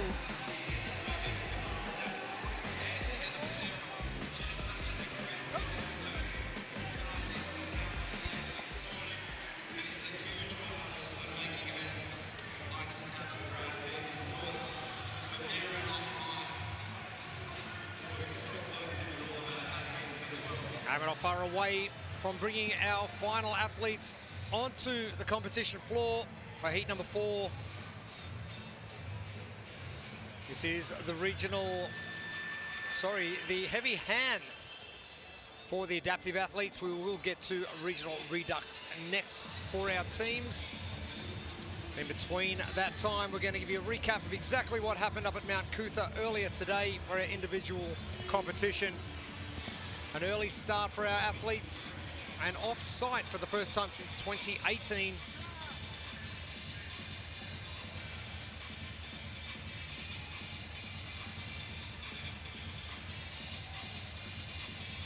And the weather just getting that little bit cooler inside Pat Rafter Arena currently.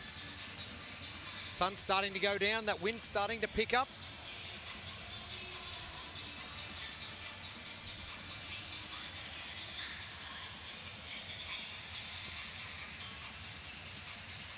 Just remember, for all your official results, head over to competitioncorner.net and just search up Torian Pro.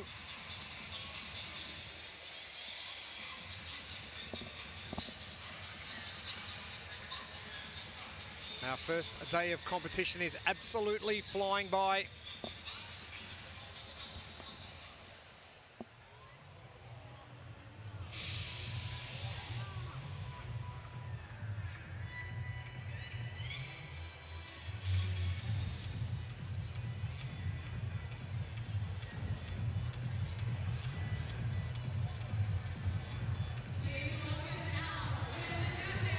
We welcome our athletes to the floor. The final heats of the adaptive heavy hand. It is event number 2 for our athletes.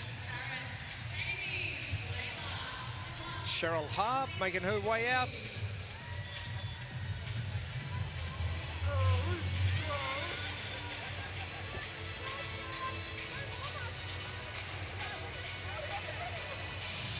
Elena Simons and Lauren Weber in one. Chloe Cabrita in lane number 2. I'm getting that competition bug. It's like brother Jordan. Darian Lamberts out of CrossFit Moore, who are also in the team competition as well at the CrossFit Games.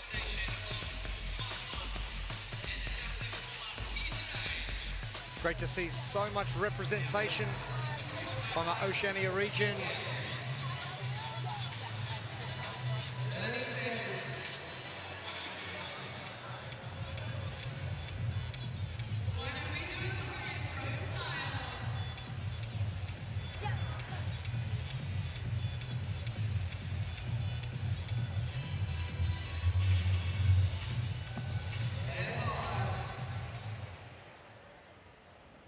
Layla Simmons out of CrossFit 168 in Sydney.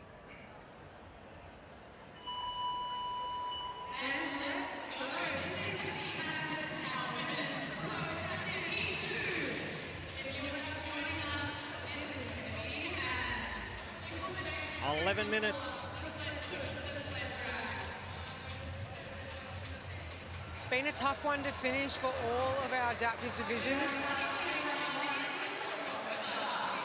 Lots of sled dragging, sled pulling, really upper body loaded. The fact that they've got to get right through all of those reps with the rings, with the bar, with the sleds,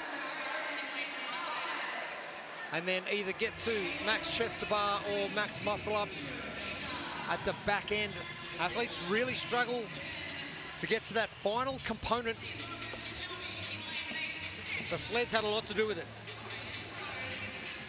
Now we think about what we've got to see with our sled coming up over the course of the weekend. Are we going to see the same sort of performance from the individual and the team athletes when they've got to get onto the competition floor and move their sled up and down?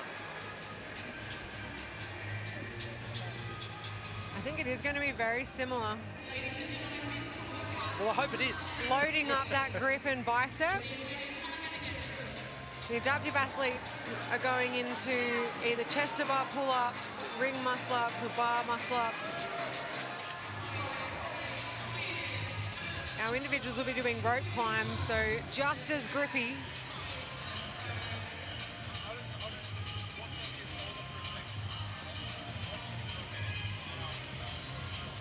Lauren Weber and Chloe Cabrita, part of our intellectual disability division. For our other 6 athletes on the floor, Cheryl Hart, Jodie Tickle, Carrie Ann Lamberts, Amy Robinson, Layla Simmons and Joey Kate Cleary, are part of the neurological and standing diagnosed division.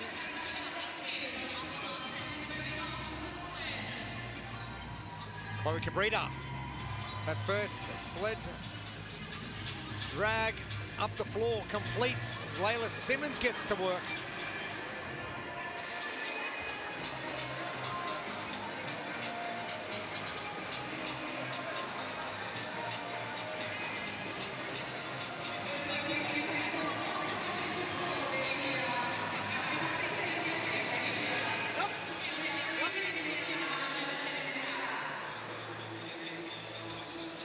I think we saw exactly what Layla thought of the sled pull.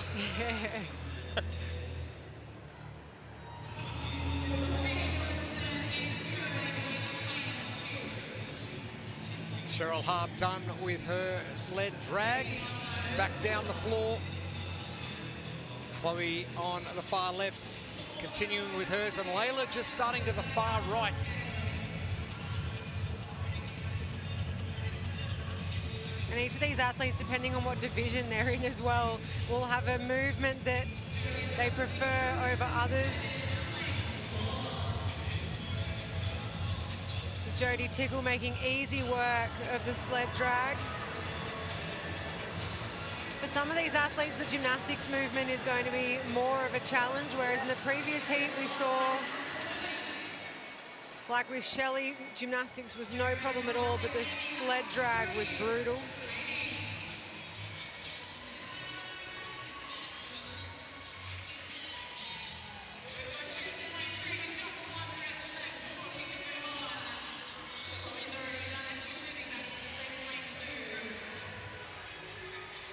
Joey Kate Cleary ticking off those ring muscle-ups one by one. And she's done with her set. Singles all the way. Sometimes it is the fastest to manage that fatigue.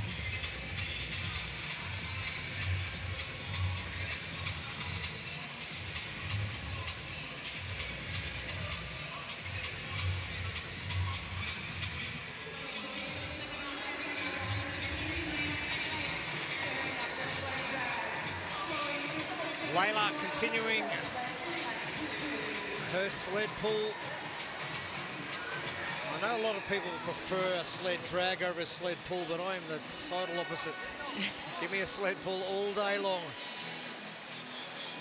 I'm with you on that one. I much prefer the sled pull.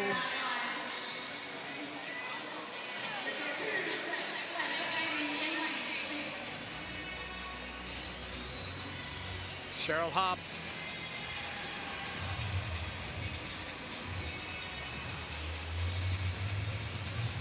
Phillip there with her as Binder on the floor.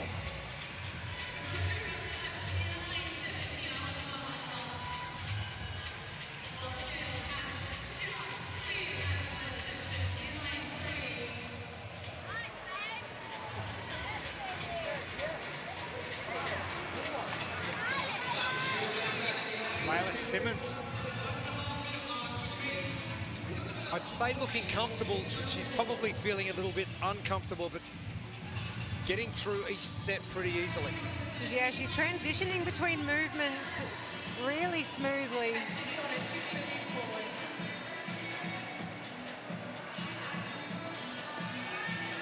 This sled drag's been no problem for her. Hinged forward, pushing that weight through her lower body.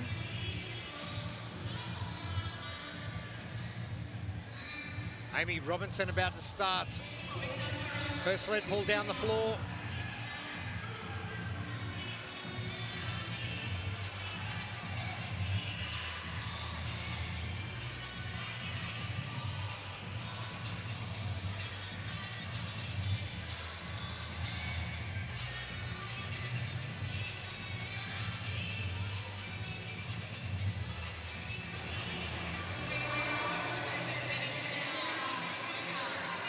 Joey Kate Cleary under the far right of your screen. And I don't mind that either. The double hand grip, extend those hips. It's an efficient way to go about your sled pulls.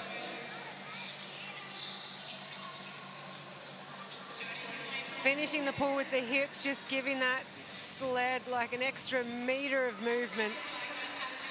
And I don't even mind what Layla's doing either, getting to that like full squatting position and reaching down as far as you can to then extend fully. Get the legs involved. The upper body is getting really fatigued by this point.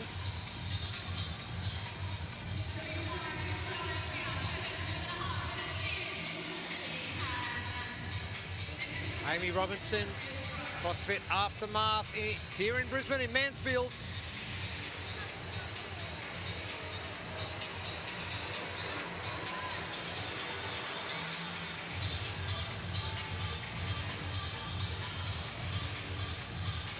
Three minutes left of our time cap.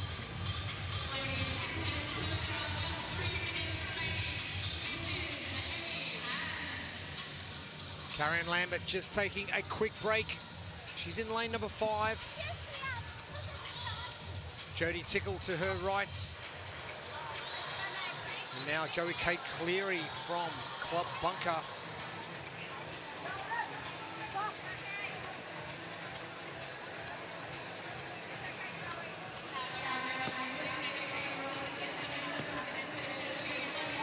too far down the road from CrossFit Torian. Oh. Oh, don't worry, I'll just do it strict instead. Oh, there we go. Love it. Strict or nothing.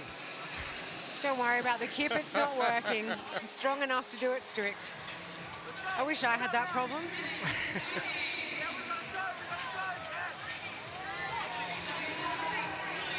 Made much quicker work of them pulling from that strict position.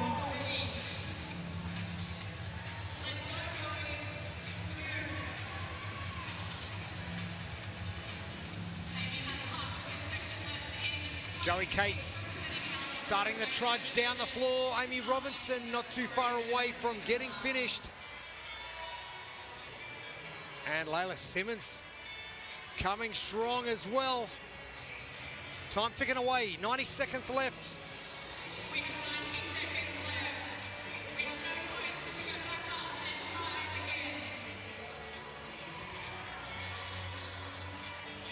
Layla looks like she's at that absolute point of fatigue now. Amy Robinson, half a foot away. Final 60 seconds, Cheryl Harp.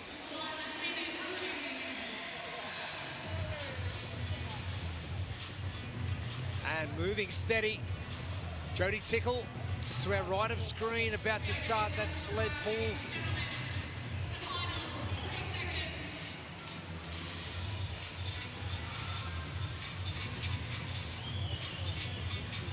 Joey Kate, she is going to be very close to getting this done and getting back to the rings.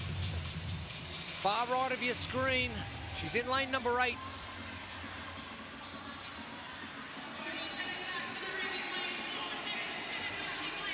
Oh, the seconds are ticking away. The sled is getting closer. She doesn't want to get back to the rings. No, thank you. I'm done with 5 seconds to go. And great job from our ladies from our 4th and final heats of the adaptive division. Joey Kate Cleary putting everything into that last sled pull.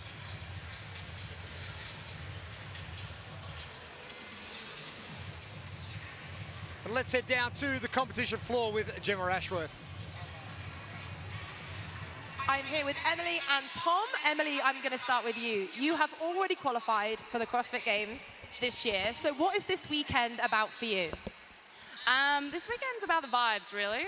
Torian's one of my favourite comps in Australia. I think we do it better than the rest of the world. So yeah, I'm here for the vibes. And you were at the Games last year. What's been the biggest thing that you learned from that experience? Climbing a rope with one hand is really hard, and I need to get better at it. Well, you absolutely crushed it on the floor. I'm going to head over to Tom. Tom, you are an incredible athlete, 4 times at the Games. You've qualified. What are your biggest work-ons between now and then? I think 2 things. Firstly, trying to get fitter. But the second thing is I'm still learning how to snatch. I'm not very good at that, so I've got to put in a fair bit of work to make sure mechanics there is a lot better. Well, your bar muscle-ups in that was incredible, so you definitely don't need to work on those. But I do have another question for you. What do you wish more people knew about adaptive CrossFit? It's just how amazing it is. We're a really tight-knit little community, and I would just love more people that has adaptive needs to actually participate in the sport, because it opens up doors. Emily, myself, and most of the guys here actually has had so many opportunities to travel, do sport, and have a truckload of fun. Yeah. Well, you definitely had fun out there. Thank you so much for your time, and good luck for the rest of the weekend and at the Games. Thanks, Gemma. And 2 of our best, Tom DePries and Emily Cairns. Yes, they are heading back to the CrossFit Games once again. And great to have that representation from the Oceania community once again. And as Tom said, get involved. We don't have it too long before we get to our recap. We are going to get to exactly what happened this morning up at Mount Cootha. It was event number 1. It's called Cootha and presented by Ruck Australia. It was a 2-mile or 3.2 kilometre run, and testing conditions for our athletes at Mount Cootha And what 10 a seconds start from we now, had. And the men in about 15 minutes. But the women about to get underway for event number 1. The athletes got to task straight away. And Pip, you've done a lot of running in your time. And how grueling was this event to start things off? Oh, a very grueling way to start the weekend. And these athletes did not know what trail they were going to be running on. So they didn't know exactly how much of an incline. And as you can see, very, very steep. And those ruck packs adding to that difficulty. And the women with their 10 kilos to their ruck pack, you just noticed that the athletes walking at some stages, running at some stages. How do you gauge exactly how things are going to go on a trail run? You have to stick to your own game on these, because for some of these athletes, power hiking the hill and then running off the top of it is going to be much faster than doing a slow shuffle up the hills. And some of these athletes absolutely nailed it. 10 kilo plate in that pack for the women and 15 for the men. Elite Turner getting the win. Bella Vallejo in second. Erin Felton rounding out our top 3. Maddie Sturt, Marnie Sykes expected to do well, and they did just that. And Ella Price rounding out that top 10. And I caught up with Ellie Turner straight after the event. This is what she had to say. Ellie Turner, congratulations. We just chatted on the bus half an hour ago, and now we're here with 100 points to start off the weekend. I know, This what a is start. unbelievable. Well done. Yeah, thank you. We obviously don't know what was on the course on the way up. Difficult, easy? Was there bits that you were expecting to be hard that weren't, and vice versa?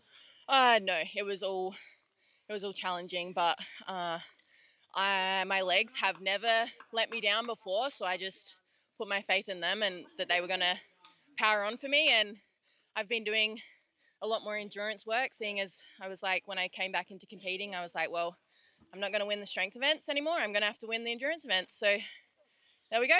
And here we go. So now what does 100 points do for you for the weekend? I know you said this morning that expectations, you weren't going to worry too much about them, but 100 points is a great start. Oh yeah, I mean, it's obviously couldn't have gone any better. But it's just the first event of many. I would definitely take the 100 points where I can get them, but yeah, there's still a lot of events to go. So yeah. Well, great start to competition. The ladies are coming in now, 20 minutes, 10 seconds. That's a very quick time considering there was a 50-minute time cap. You must be pretty pumped with that. Yeah, I'm stoked. I mean, it's just, as I said, I didn't really know where I sat with things. So obviously my running's come a long way, so I couldn't be more happy. Yeah. Excellent. Well, let's go for the rest of the weekend. Hey? Yeah, let's do it. And Ellie Turner with a great result, and 100 points. She didn't expect to get that 100 points, but it's there for the taking now, and set yourself up really well for a great competition. Well, this is huge for her, coming into a competition where there's a games ticket up for grabs, and an unexpected 100 points is always even better to start the weekend. I actually got my hands on one of the rucks, Ruck Australia. This thing is hefty. Now, the women had 10 kilos in it. It weighs 2.5 kilos without weight in it.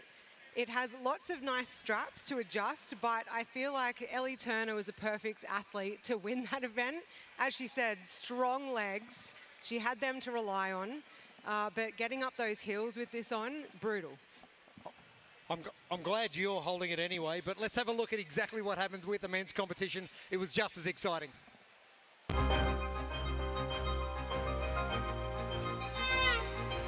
And the boys, a mass start, and something that Jay Crouch really was looking forward to. And there was going to be no doubt as who was going to lead, and Ricky Garrard and Jay Crouch were battling for most of it, and then Ricky really starting to pull away. I would have been surprised to see anyone overtake Ricky on this sort of event.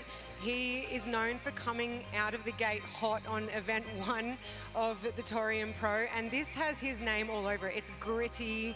It hurts, and Ricky, this is where he shines. But Lockie Park, coming in second to Ricky, just an absolute workhorse, farm strong. Big time. Jay Crouch rounding out that top 3. James Thomas and Zach Thomas as well. James Hargraves with that 4th position, but Zach Thomas, after a couple of disappointing results at the Torian Pro, sneaking into that 5th position. Justin Medeiros rounding out that top 10. And let's exactly hear from Ricky Garrard and what he had to say post-event. Winner of event number 1 for TYR Torian Pro 2026. That sounds pretty good, doesn't it? Yeah, I'll take it, mate. Good start to the weekend. So, expectations, 3-time winner. You come in with the goal of going back to the games again. I don't think things could have panned out any easier for you, or better. Yeah, here we go again. Back where we need to be, going for my 4th Torian title, which is obviously the goal this weekend. But yeah, looking big picture, getting my redemption back at the games, and yeah, trying to take that title and live out this dream, you know. So we heard that during the course that you and Jay were battling to jockey for position on the way up, but then you started to sort of surge away a little, and Jay mentioned that he's probably settled in a little bit too much and let you get away too much. But that was the plan for you, obviously, just to set the pace and just go for it. Yeah, so we actually tested this course, or not quite the exact course, but this trail the other day, and we ran together the whole way. And I knew he was going to be my challenge for this event. And yeah, we actually ran the first 2 Ks together, just jockeying back and forth. And then one of the hills, I just kept attacking it. And yeah, got to the top, turned around. I was like, oh, fuck, you didn't come with me. So I was like, oh, well, I'm in control of the race now. So just managed that gap and was able to just, bring it home. And talking about managing stuff, how do you manage the fatigue now? Obviously very leg heavy from that. How do you manage fatigue going into the heavy-ish squat snatches later on today? Yeah, I mean, you don't have a choice, do you? Legs are going to be sore and fatigued, so you just got to roll with it, and that's what we train for. So, yeah, once we get out on the floor, everything goes away. The adrenaline kicks in, which helps. So, yeah, excited for tonight. So how does it go from going from an event like this out in the bush with like barely anyone going into the stadium tonight, where it's going to be packed and people are going to be screaming, and it's going to be a short 3.5 minute event. Yeah. How does that relate from this one here to that one later on today? Yeah, I mean, it's unreal. For a semi-final event, to be out here in the bush and trudging up hills and going elbow to elbow is pretty cool. And then switch it to tonight under the lights, fireworks, fire, crowd going off. It's, one end, either end of the spectrum. So it's exciting. That's why this sport's so cool. And while I'm still here running amok. Well, keep doing it. Look forward to seeing what you can do tonight. Yeah, thanks, mate. Great stuff from Ricky Garrard. And what are we going to see tonight? Well, that's exactly how our individuals rolled out this morning. But we move forward now to our team competition for the 2nd time today. And it is Regional Redux presented by Rogue. For time, 30 muscle ups. And then ascending weights on the squat cleans. They'll do 1 squat clean. Moving up in weights. Our top weight, 120 kilos for the men and 80 kilos for the women. Stand by.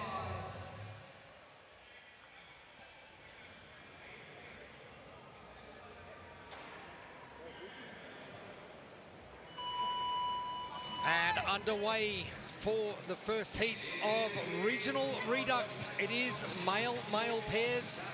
As you mentioned earlier in the day, Pip, this is where we start to separate our teams. And we have a number of our teams that did extremely well in the first event of the weekend. CrossFit More setting a good pace early on event number 1, but completely different event coming onto the floor right now.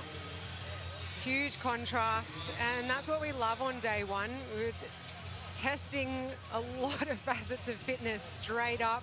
Lots of cardio endurance this morning, and now we're going for gymnastics skill and speed on those heavy lifts. 30 muscle ups, our first target we need to hit. Alex Harawini for Torian Blue.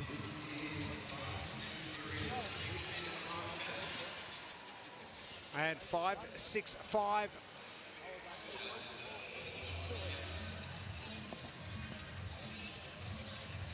Guy Parkins. Doing it easy all the way down there in lane number 1 to the far left of your screen.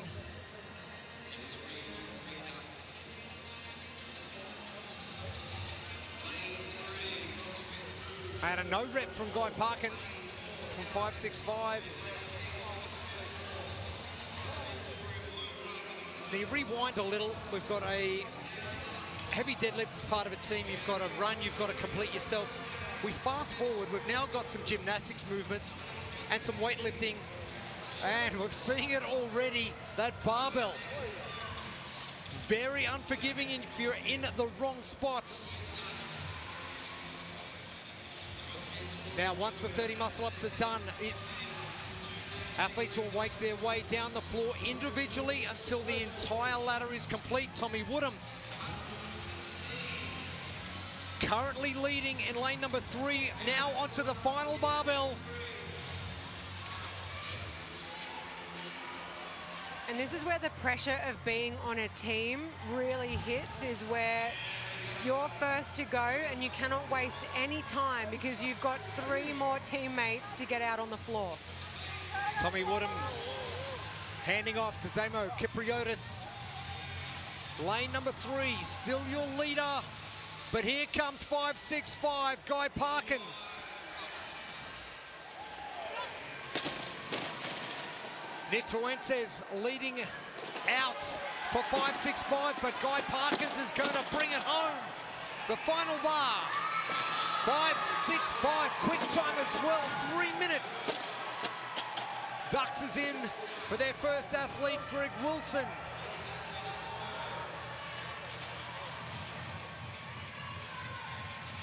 Torian Blue are in as well, 3:18 and 2:444.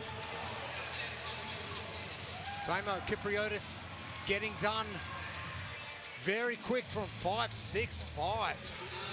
Gee, just nailed to perfection. Damo and Tommy.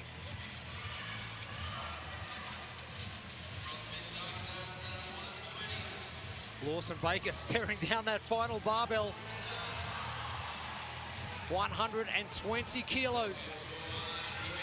Greg Wilson for CrossFit Ducks. He'll get pipped by Dylan Blair from Raw Iron.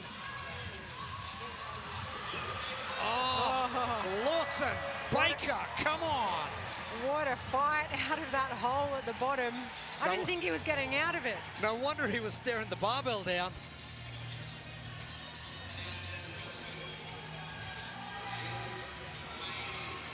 Kirby Hamilton taking some time, 90 seconds left on the clock. 5:65 CrossFit setting the tone at 3:05, our unofficial time.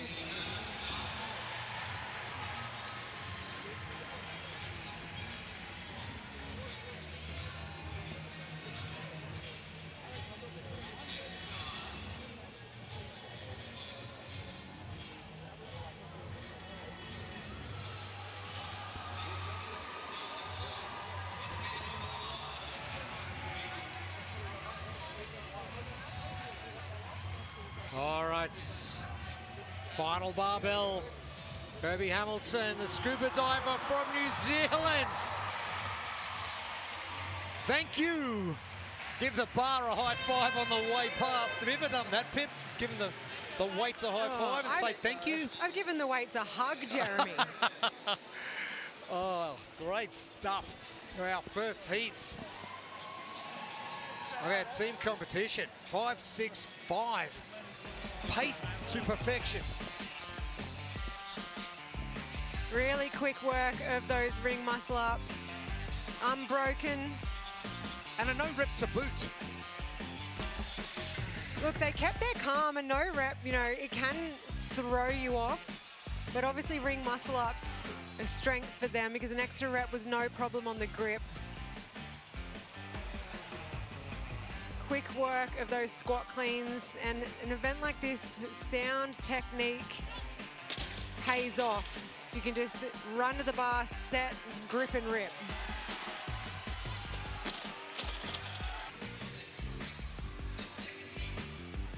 Nick Fuentes, bottom of your screen. Coming in just behind Tommy Woodham, but setting up Guy Parkins to come through and nail it. And unofficial time of 3:05.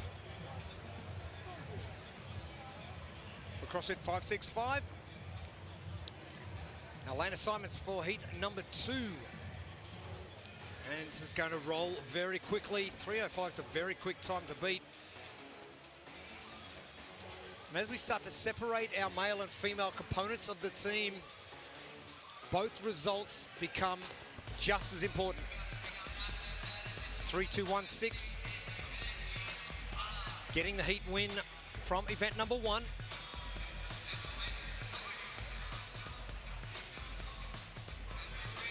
And a daily grind. You look at those barbells and go, this is going to be a daily grind. That's your first dad joke you've done all day. I Well know. done. Well done to me. Athletes entering the floor.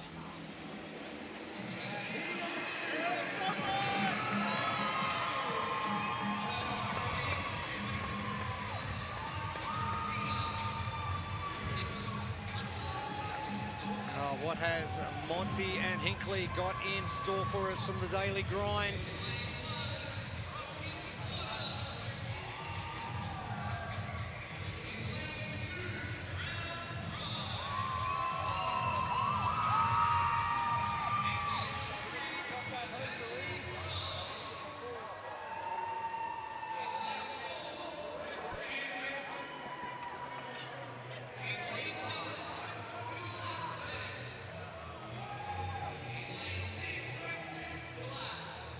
Official times of 5:65, 3 minutes 12 seconds.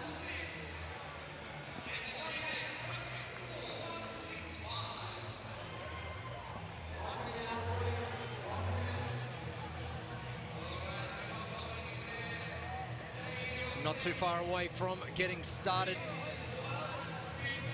Pip, you look down the floor, which bar do you fear the most? Depends how strong you are, but really some of these athletes don't fear any of these because it's well under their 1 rep max.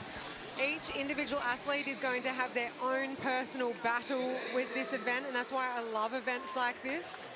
You're going to see athletes where that last bar is really close to their 1 rep max, and other athletes that are going to do this as quickly as they can and waste no time between barbells. We saw Lawson Baker from Claremont stare down that bar for a good 30 seconds and just trying to soak up every bit of recovery before attacking that final barbell. That's exactly the time that he needed.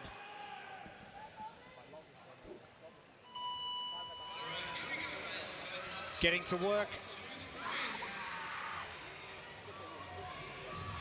You asked me which barbell I would fear the most. To be fair, I think I would fear the ring muscle-ups the most because you can really mess things up here to start this off.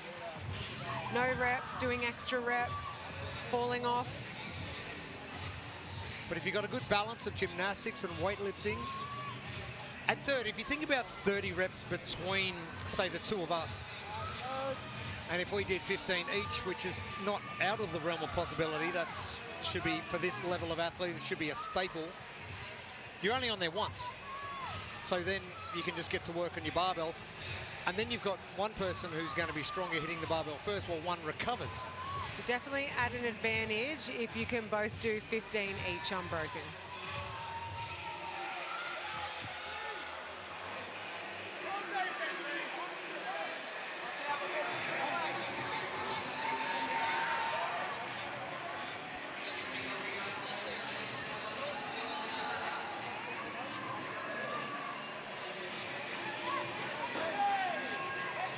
Judge's hand, we are just waiting to see which hand goes up.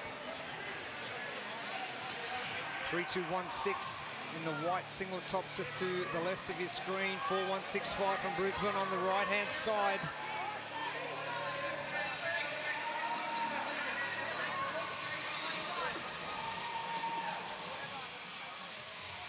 For more on what is happening down on the competition floor, let's head down to Gemma. In lane 1 and 2, CrossFit Quarter and Brown Pride are battling a bit with sun in their eyes by the looks of it. The sun is shining through here still in Brisbane, but doesn't seem to be phasing CrossFit Quarter as they already have, as he trips over his first barbell. Commentator's curse right there. But you can really hear the crowd now starting to get behind those teams, and these heats are just going to get quicker and quicker as we go on. 3:12 and Gem. Yep, there are a few official stumbles on the floor already. The two rec gym teams are battling it out together. Now, their first athletes coming to the final barbell. Dastry doing it. Simple. Rec gym are in. Rec gym black are in.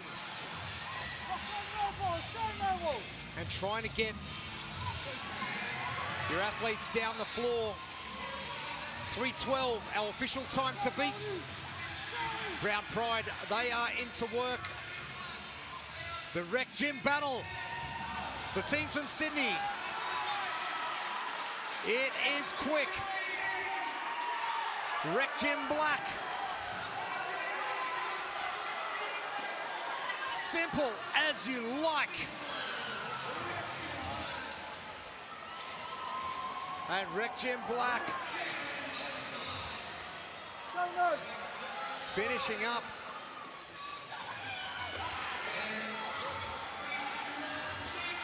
And now a big gap back. And those weights getting heavy.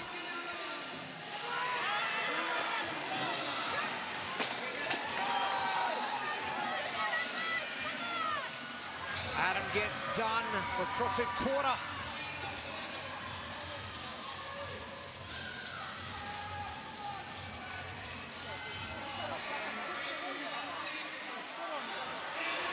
And this is what we were expecting. Some of these barbells to be very unforgiving. It's that technique under fatigue as well. After a set of ring muscle ups. The grip just being that little more tight, trying to get those elbows into position can get really difficult.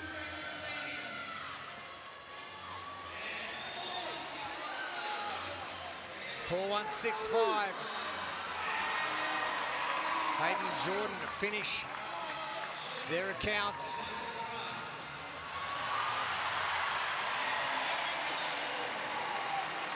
At 3:216.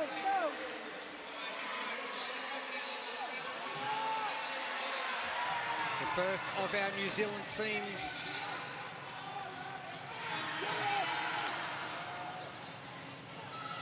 To finish event number one earlier today.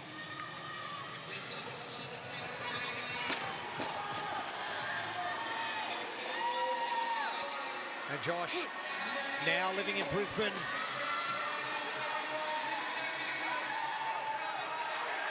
Now time is an important element as well. The more he can jump ahead of these other teams, the better. 4165. The crowd's going to help him lift it. Brown Pride are in.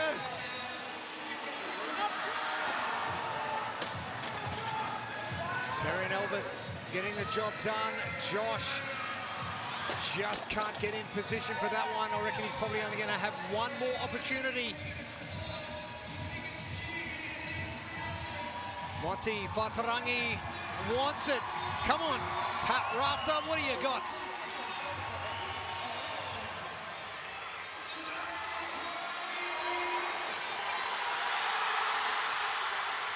And Monty not able to hang on to that one, and that will be time.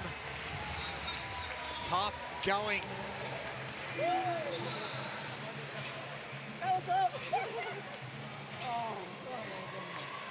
Jed Edwards not able to get that done for Bill Athletic either. So still a few teams left on the floor. 3:12, still your time to beat.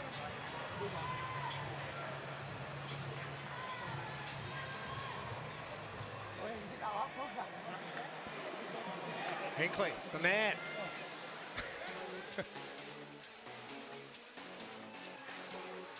Male athletes of our teams getting to work on the ring muscle ups. The sun in a very inconvenient spot. Straight in the eyes on those rings.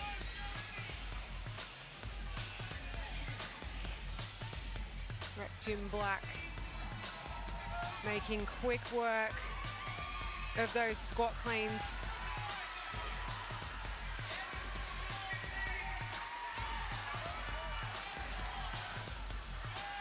this event really does reward the athletes that are able to move that barbell fast. But I guess not just moving the barbell fast, but able to strategize how long to spend on the rings and transition through those barbells between the two athletes on the floor.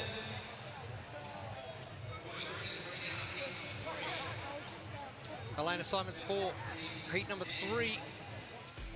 3 minutes and 12 seconds is what we're looking for. CrossFit 565. That time to beat. And there are going to be some teams coming up now. Bill's Powerhouse, one of our top 3 teams from event 1 earlier today. Can they back it up? Tyler and Asia. The loading shouldn't be a problem.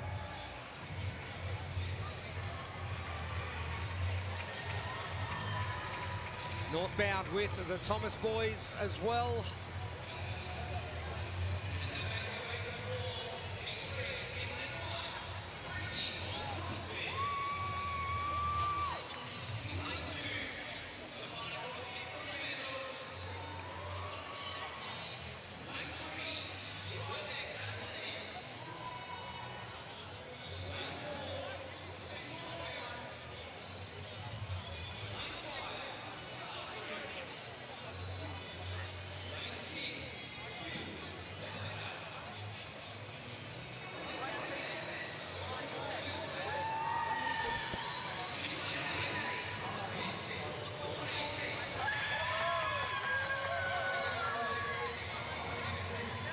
Hawthorn East, Bella Andoiza's gym down in Melbourne.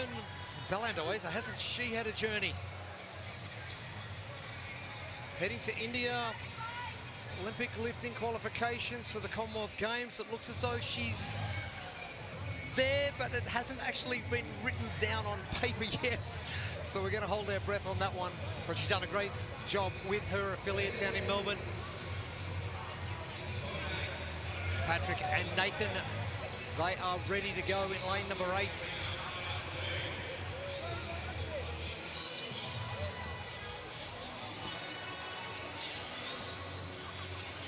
Sore performance. Ruben looks like he will be heading to the rings first. Houston ready to go in the back stalls, and Asia and Tyler, the Bill Athletic Powerhouse. Asia Moreno.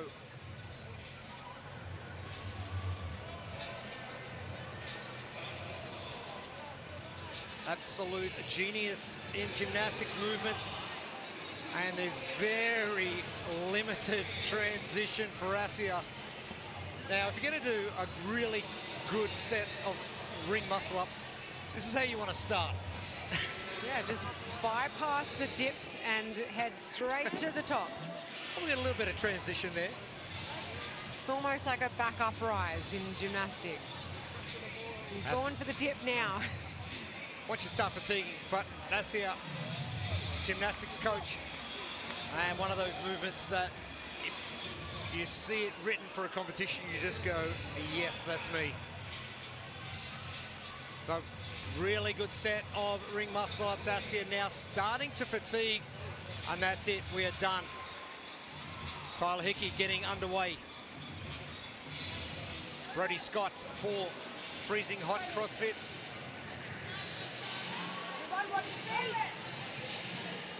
Brody's no stranger to the Torian Pro competition floor, both as an individual and on teams. 6th time around for Brody Scott. Awesome.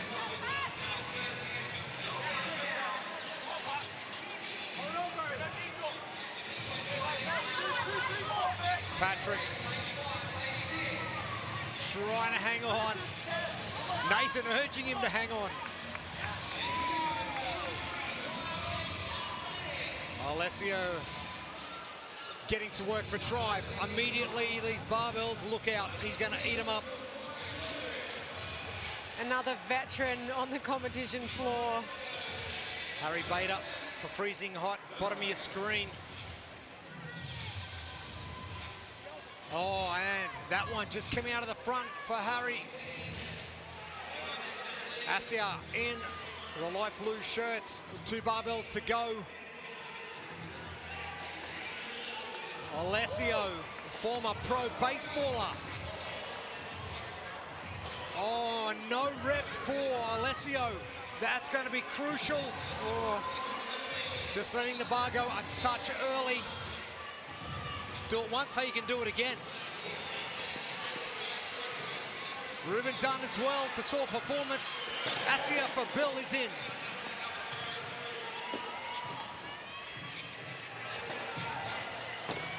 Oscar Murphy just in the lead. Houston is coming in the red shirt to the far right of your screen for sore performance. Tyler Hickey, he's joined the conversation. Oscar Murphy will get it done. And it won't be the fastest time. 5 seconds outside that of 5.65. Tyler Hickey in, Houston not able to get that one.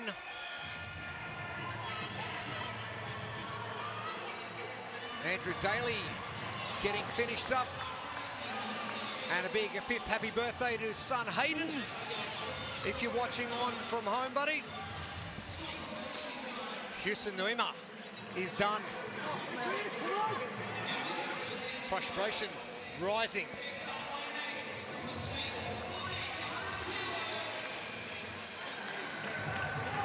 Patrick Hoey is done for CrossFit Hawthorn East.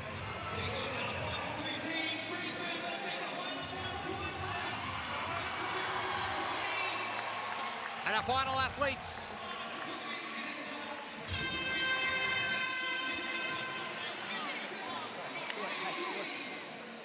Harry Chapman finishing up 4-star strength. And it's easy as that. Heat 3 made quick work of this event. A few veterans out on the competition floor. Alessio, Brody Scott. Tribe Athletic though. Fast from the get-go, but Alessio with that unfortunate no rep on that last barbell to go back and redo it. Lucky it's a pretty standard weight for him, so there's no problem redoing it. But if you take that time back, they'd have the fastest time so far. Execution is going to be the make or break this weekend at the TYR Torian Pro. It's these weights that are bread and butter for these athletes, but then you put them under pressure and fatigue and everything can change.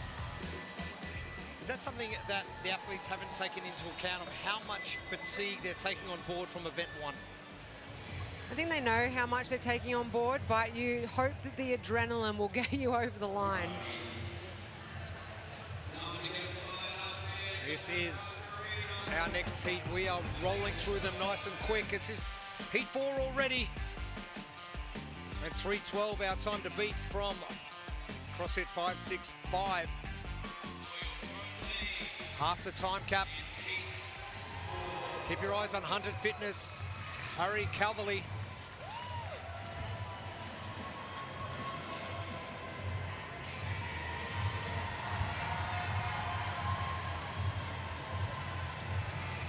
Loves throwing a heavy barbell, doesn't mind a muscle up either. And they're all the way down there in lane number 1, Sam Mason.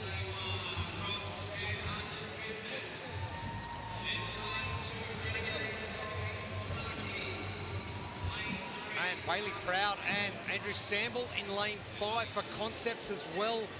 Ones to really keep an eye on. I think we're going to see Andrew Samble move through his part of this very quickly.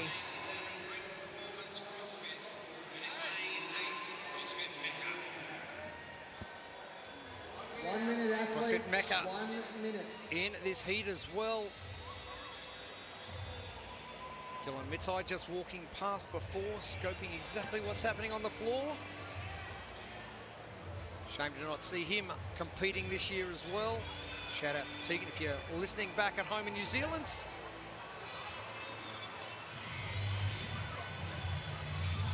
Oh, how about it? Business. Are these the worst events to do because they're so short and your execution has to be spot on? I reckon they're the funnest, but there's a lot of pressure on them because, as you said, execution. There's so little room for error at the top, especially as we're climbing through these heats. The top heat, there's going to be very little room for error.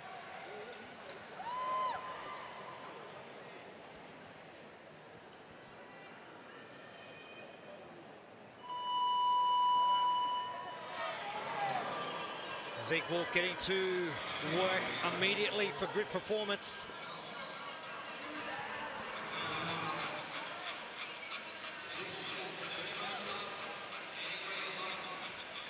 Owai McGann in lane number 8 for Mecca as well. And some heavy hitters. Moving your body through time and space and then moving your body with a heavy implements. Two intriguing and tough tasks.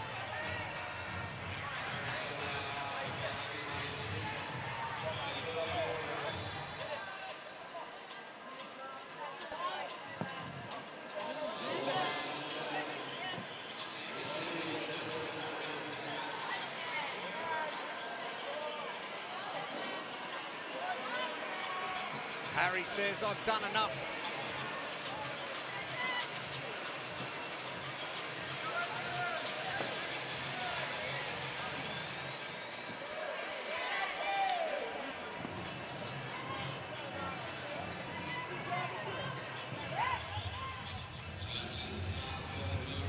Not just a matter of getting these 30 reps done.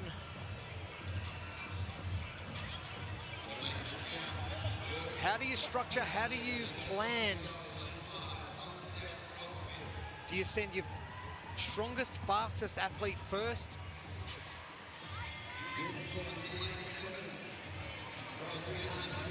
I think if you are planning on finishing as quick as possible because there's no issues with the barbells, you send your fastest athlete down the floor first. Gives the second athlete that little more time. If you've got two evenly strong athletes, then I guess you're just doing paper, scissors, rock, aren't you? But for the athletes that might struggle a little bit with these heavier bars, you want to give them as much time as possible to get them done.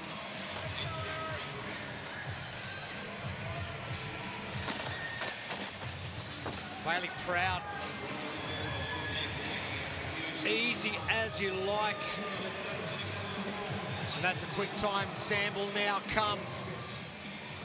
That first barbell looked very, very easy. Now, someone who's battled with lower back issues in the past, Sample, moving that barbell extremely well. These are not heavy squat cleans for him. This is easy work. Training exercise. It is going to be our fastest time so far. Andrew Sample for Concept CrossFit, 3 minutes flat.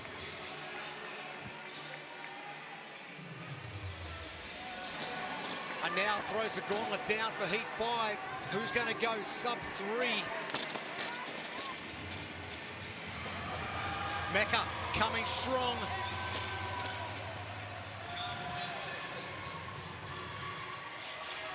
Big Heafy done. Heath Mitchell. Good boy. Mecca, great job for them. 3.5 minutes.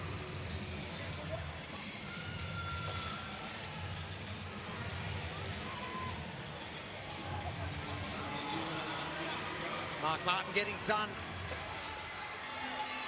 for Wolfton in lane 4. Sam Mason for Hunted. Still in the 3 minutes.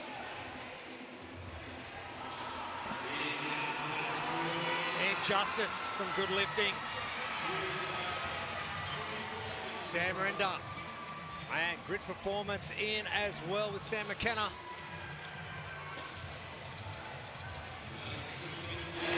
He's Tamaki. Sean Chua.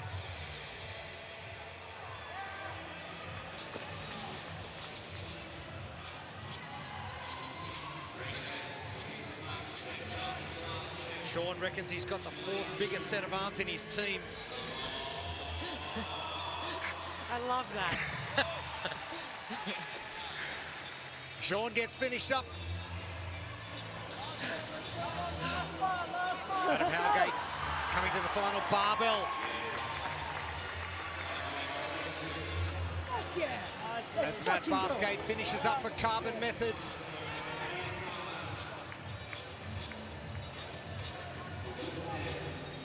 The civil engineer. Easy does it. Maybe could have gone a little bit quicker with that one. Probably more in the tank than he thought. Oh, wait, where is it? Come on, you gunners. He said that's what a civil engineer does. But Samble and part of Concept CrossFit, they did it easy. Oh, we knew they were the ones to watch in this heat. We've seen Samble clean the house down as an individual, so we knew that he was going to make fast work of it. Really quick through the ring muscle ups for the Concept male athletes. And absolutely no problems at all. 120 kilos for that final barbell.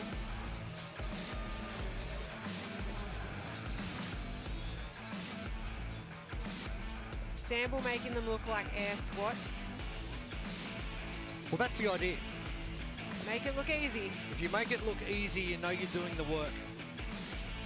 Oh, that knee just buckling in a little bit. Simple stuff.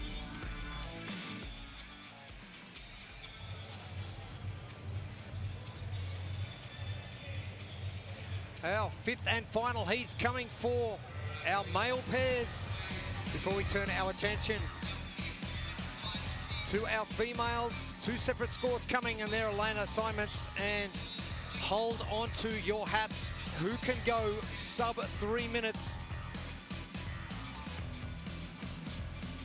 I've got a feeling the CrossFit home front, the proven team, and the Kiamaya Mahi Dogs are going to go at it once again.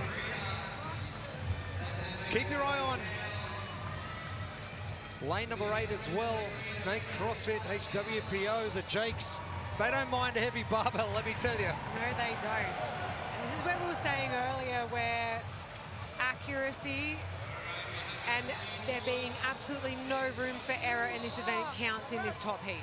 I don't know if you've just seen it, but no room for error. We've just seen a massive error from Zane Shellabere-Healy and tripped on one of the barbells and taken a massive spill on the floor on the way down. He's just getting it out of his system now, Jeremy.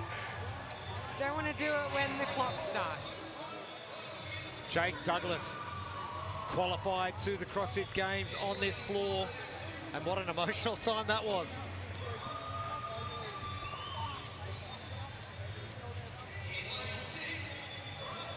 I know what he just said. I'm that massive that my elbows can't get through enough. But I'm going to try. Now, range of movement. Let's talk about range of movement as well. Shorter athletes, this is going to benefit on both the rings and on the barbell, and the time it takes to do each movement. Well, we know historically on these clean ladders that our shorter, stronger athletes move much quicker.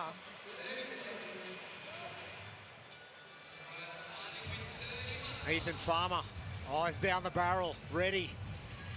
Looks like he'll be heading off first. Team from Melbourne. Liam getting called in at the last minute. Joe Jelfs, if you're watching along or if you're here, tough luck with that injury and hope you heal up fast. But Liam Wright's jumping in with Seb Vargas.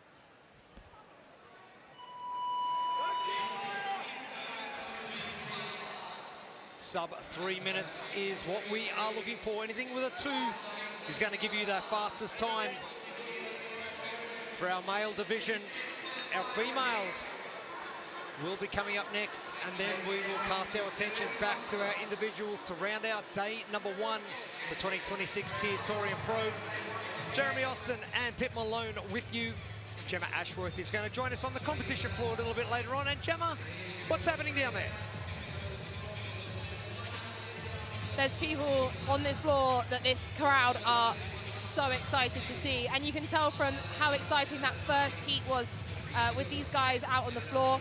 As I said, Jake's the ones to look out for. Speaking to the photographers, they were planning on how they were going to move around the floor to try and capture those moments, but they are expecting a photo finish, and so am I. If our first event is anything to go by, it's going to be exciting. Jack Jeffrey knows a thing or two about this floor and qualifying through the CrossFit Games. And Drake jumping in for Brandon Swan. Swanee just didn't want to rub shoulders with the likes of CJ Walker and Khan Porter anymore, I don't think.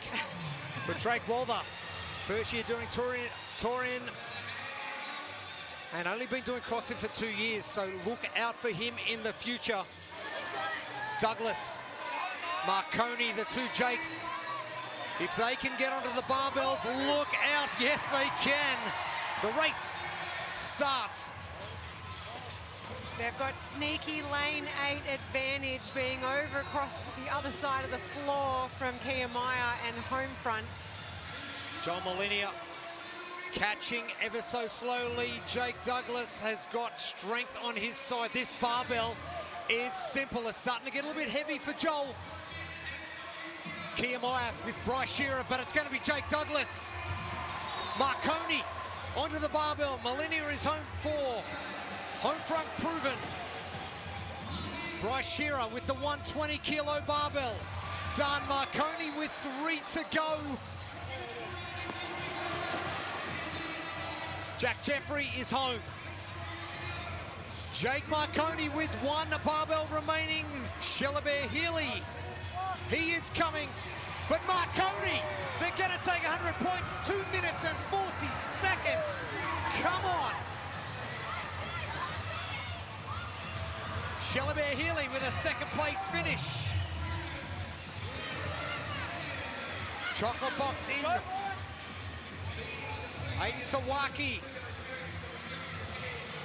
He is done. That's a top 3 again for Kia Meyer. Marconi and Douglas, you've got to be kidding. Not surprising at all. A really important finish for them. We still have 5 teams out on the floor.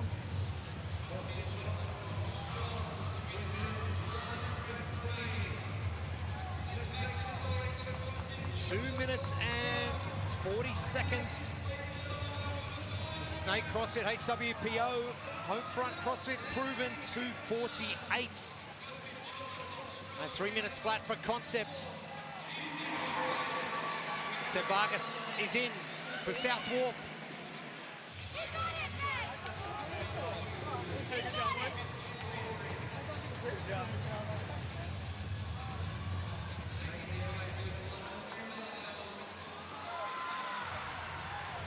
And home fronts, CrossFit Blue.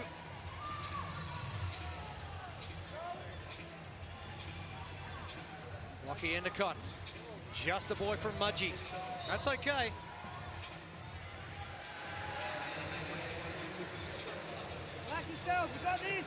First year here at the Torian Pro. 22 years of age. The future of fitness in the Oceania region is in very good hands. Drake Walther. Torian gets that done. Lockie Endicott unsuccessful with that one. Minute 10 left.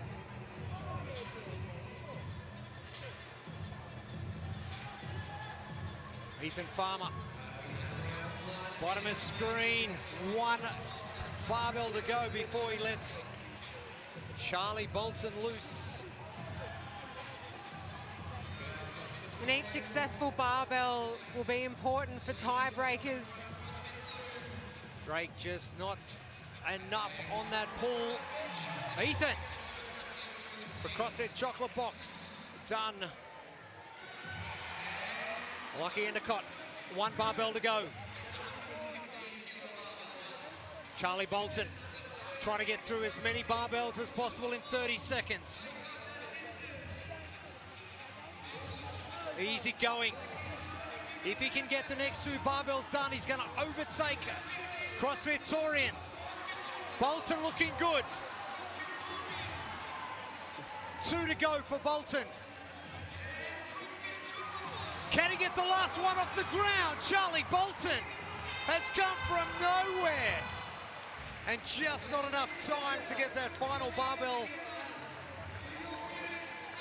Jake Douglas, Jake Marconi, they have wiped the floor with event number 2. We said it was going to be fast, and fast it was. That sneaky lane number 8, an advantage to being in a top heat. Our top teams in the middle of the floor, Kiyamaya, home front proven. Jake Douglas, though, and Marconi making such quick work of those cleans. Nowhere near maxes for either of these athletes.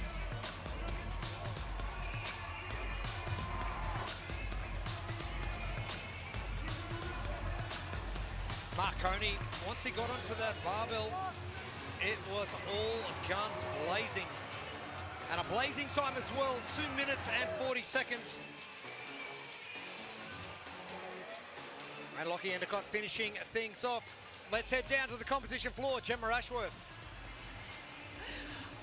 I'm here with Jakes, who are already getting on with the crowd. I'm going to speak to you first. So much experience. How does that play into a workout like this that's all about execution? I mean, I think no amount of experience takes away the nerves before a workout. You're always nervous. That I said to Jake before I came out, my only thought was that I was going to get up there and forget how to do ring muscle ups and freeze. But when you have enough experience, that 10-second countdown is a bit of a meditation into just starting when it goes. And once you're on, and you're no longer thinking about it as much after 10 years of competing. And you have a great team dynamic, balance of experience, and people coming through the ranks. How does that team dynamic work in training? We're not very serious at all. We joked before we got here that we're the average bros from dodgeball. And that shows up in training, but as soon as that clock starts, we're serious and we're thinking about how we can improve, but we don't take anything too seriously. Yeah. Well, you were seriously amazing in that workout. Jake Douglas, huge experience as well. How do you balance speed versus execution in such a short time frame of a workout? I mean, we train that sort of stuff a lot, you know, like just trying to execute under high intensity. So we can try and do that out here, you know, but I think it's just confidence, and you have to be willing to fly close to the sun, you know. Also, hey Frankie, hey Johnny, hey Mama. So much support from your community here. And final question for you. You said you're here to have fun, have a joke around, but what are we expecting from you this weekend? Truly just, we're here for the fun of it, truly for the love of the game, you know. We don't take ourselves seriously, but we do take the competition seriously. So we're here for fun, we're here to do our best. Well, you definitely did your best, and a great win, 20 seconds faster than the previous heat. Congratulations. Great job from the Jakes. I'll tell you what, if this is the way they're going to go about the weekend, they're going to end up on the podium and at the CrossFit Games. I love that balance of having fun as a team and with themselves, but they take their sport very seriously, as we just saw with that execution of the performance. 2 minutes and 40 seconds. Absolutely blistering time. Our gentlemen, they have finished up for the day for our teams. Our female components of the teams coming up very shortly. Our next 5 heats on the way very soon. Day 1 of the TYR Torian Pro continues. We'll be back soon. Brisbane to me is just about trying something new. You've got world-class restaurants. Super delicious, lots of flavours. Everywhere you go, there's great nightlife. It's laid back, and we're just hanging out in the sunshine. Just walking around and having so much nature is insane to me. Beautiful sky, beautiful weather. There's so much to do. You'll just never be bored. I think Brisbane's for Anybody. anyone. Yeah, whoever. It's lively, it's fun. Brisbane definitely favours the bold. 100%. Yeah.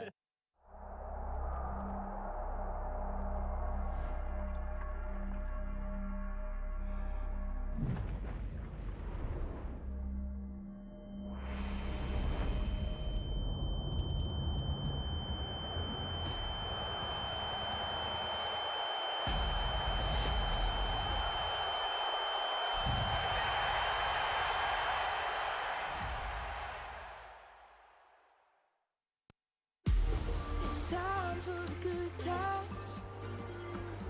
Forget about the bad times, yeah. One day to come together to release the pressure. We need a holiday, holiday. Oh yeah, celebrate. Oh, it would be so nice. Holiday.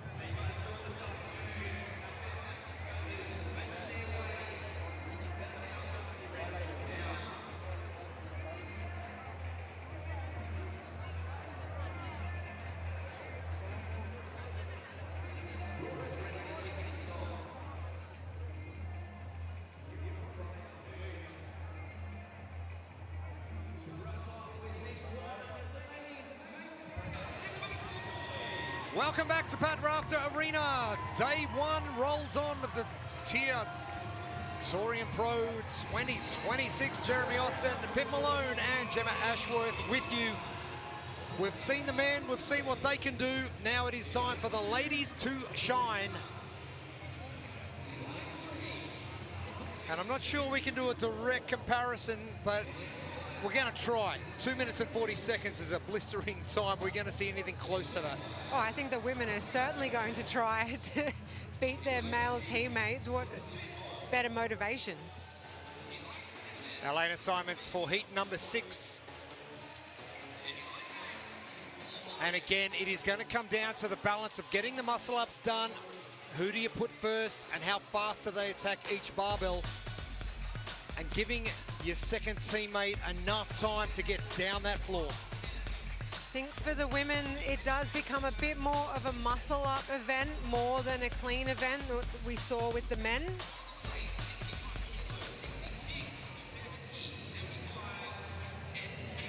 Five, 6, 5 in lane number 1.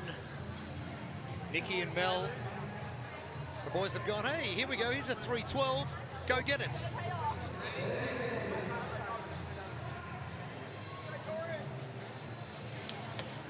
Guy Parkins and Nick Fuentes. You know, the girls, Loz and Hannah from Raw Iron. Looks like Hannah's having a very good time in her first elite competition.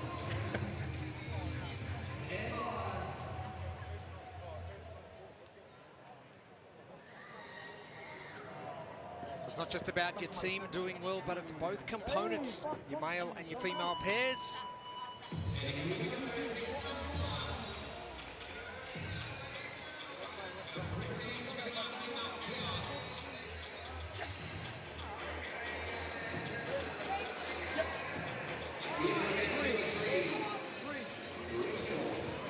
Females working their way through 30 ring muscle-ups.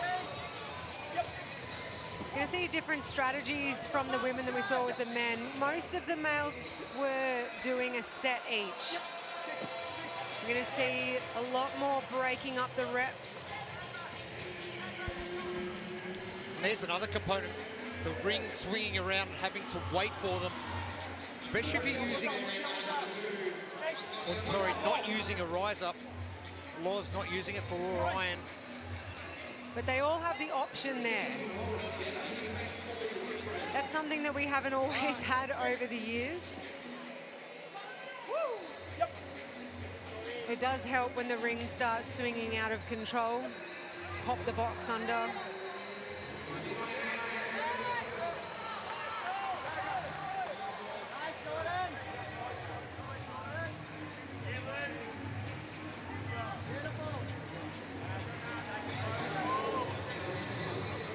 Mel Holstead, part of the 565 CrossFit Karuna team from 2025.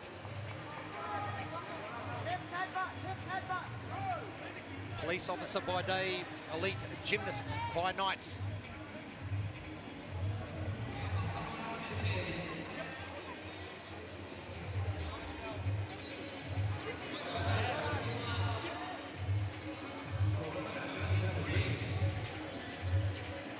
And a couple of failures starting to kick in for some of our ladies.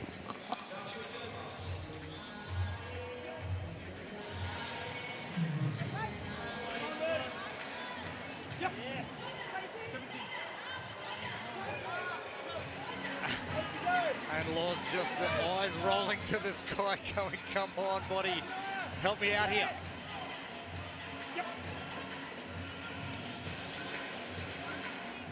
And Jansen just chipping away with another set.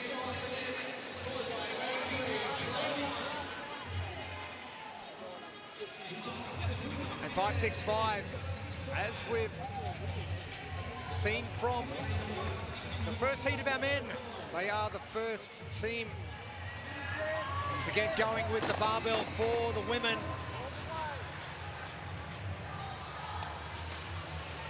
Keita Bryant's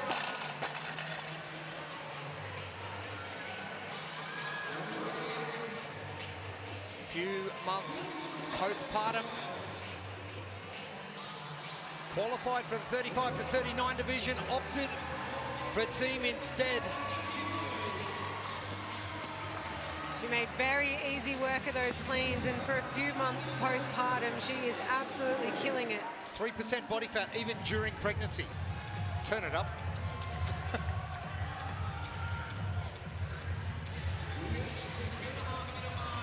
Two 444, battling it out with Southend. Here comes Torian Blue. Eden Gorrell making easy work of this barbell. Mel Holstead. Oh, tight. Lucy Lundy's all done. Mel Holstead has one barbell to go, and they are complete.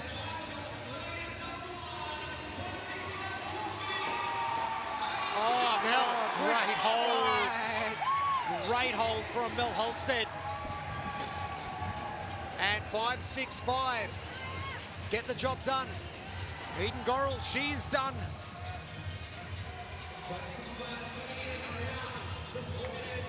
Beck Kingston for Southend.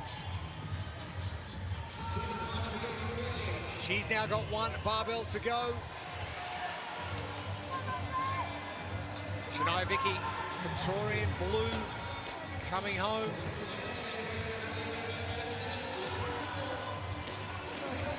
Vicky Ascot is done. Beck Kingston done. Happy with that one. Mara Lyon getting over the line first.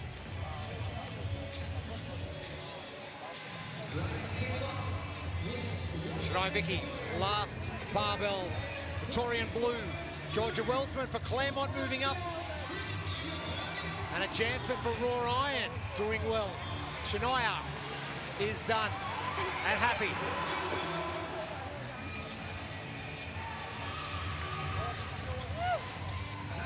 Anna Jansen.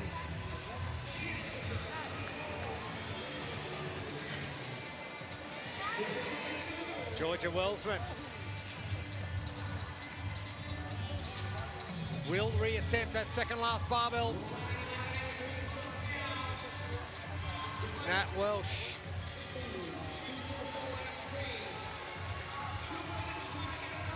Been crossfitting for 10 years, had baby Marley last year. Loz doing it easy.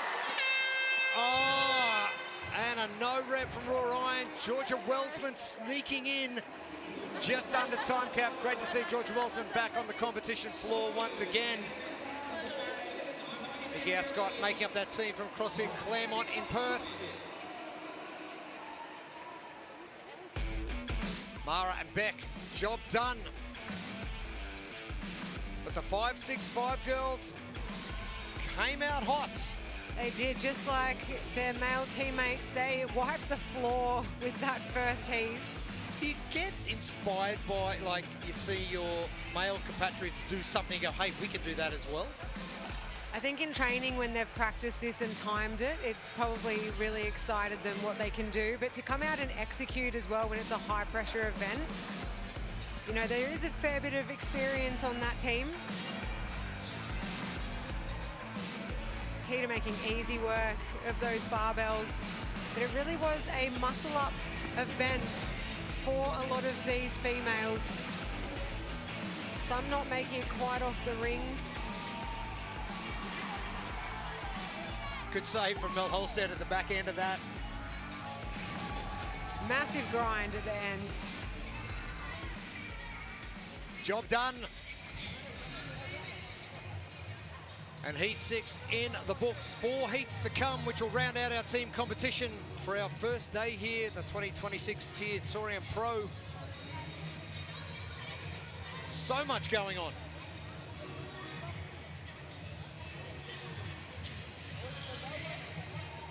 Our lane assignments for heat number 7.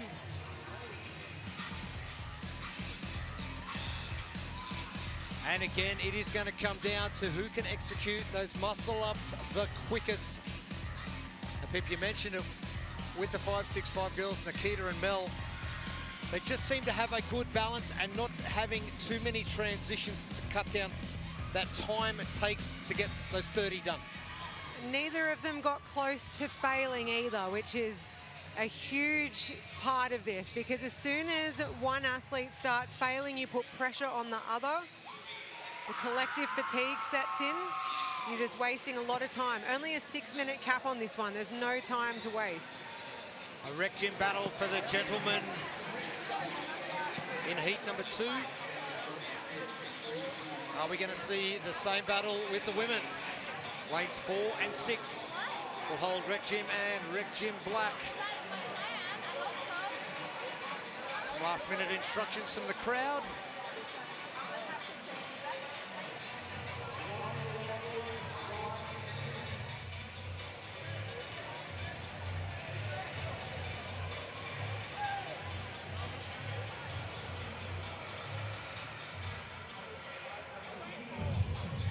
Sure if anyone's gone to work today. The crowd has been steady all day here at Pat Rafter. Plenty going on outside as well. Our Masters teenagers. There might have been a few sickies chucked in the amongst the crowd. Take the Friday afternoon off. Zion and Esther for Brown Prides and Rec Gym Black. Alice and Kayla.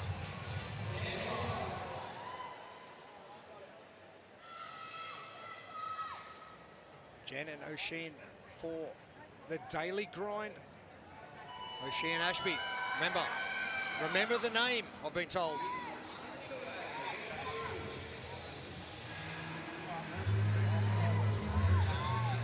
Now, I don't know if you go back to the 5th heat of the men, and the Jake's getting up on the rings.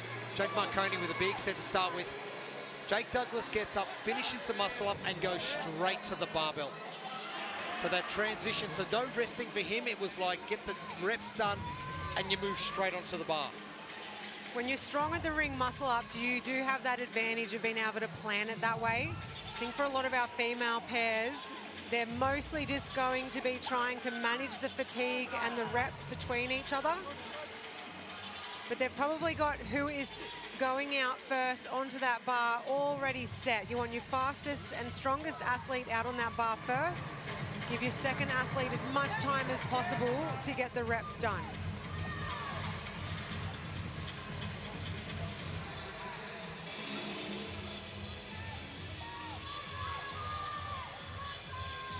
Rec Gym punching through those reps in lane 4.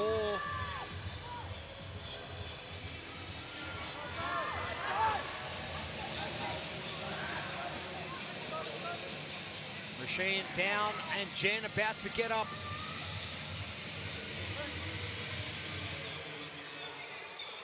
The youngster.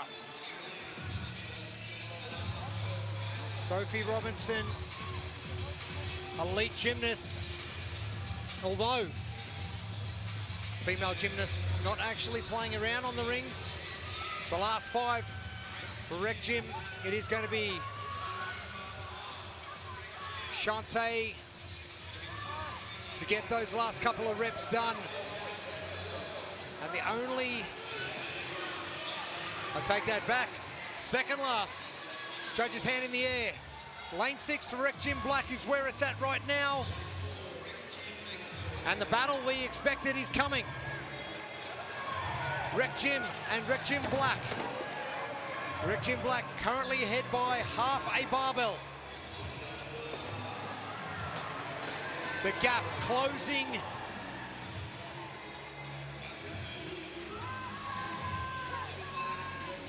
Alice Latham.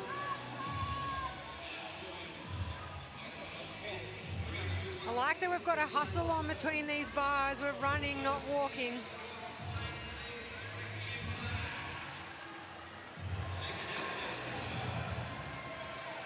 Sophie Robinson in. Apologies, that was Kayla Zietler coming up first. Alice Latham with the barbell now.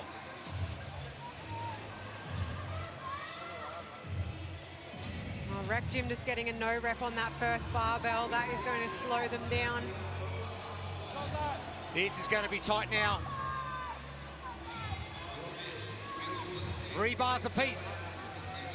Alice now on the 4th bar. Shantae, oh, getting spat out of the bottom. Straight to work again, just breathing out at the bottom of that rep. Alice and Shantae. Alice Latham, come on. There it is. The Rec Gym battle, and Rec Gym Black winning that battle.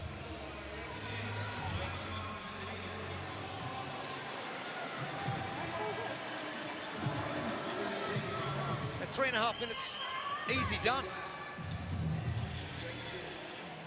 Well ahead of that 4 minutes 10 from the previous heat.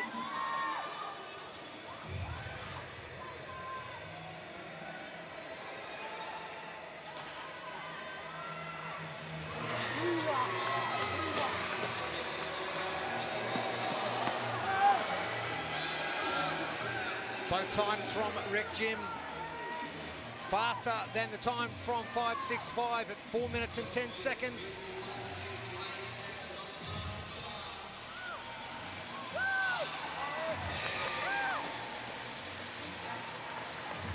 Shiloh done. Helen Rawlinson happy.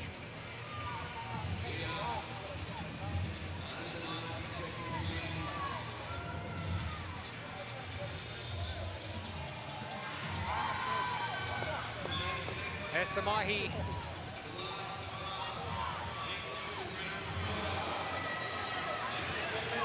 How much time do you take? Got to make it count.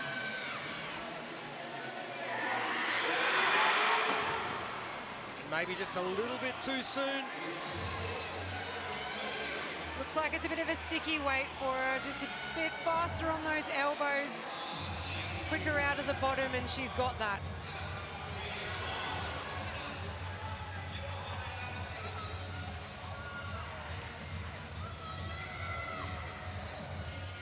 Claire Horn making her way down the floor. That was better. And Esther Mahi.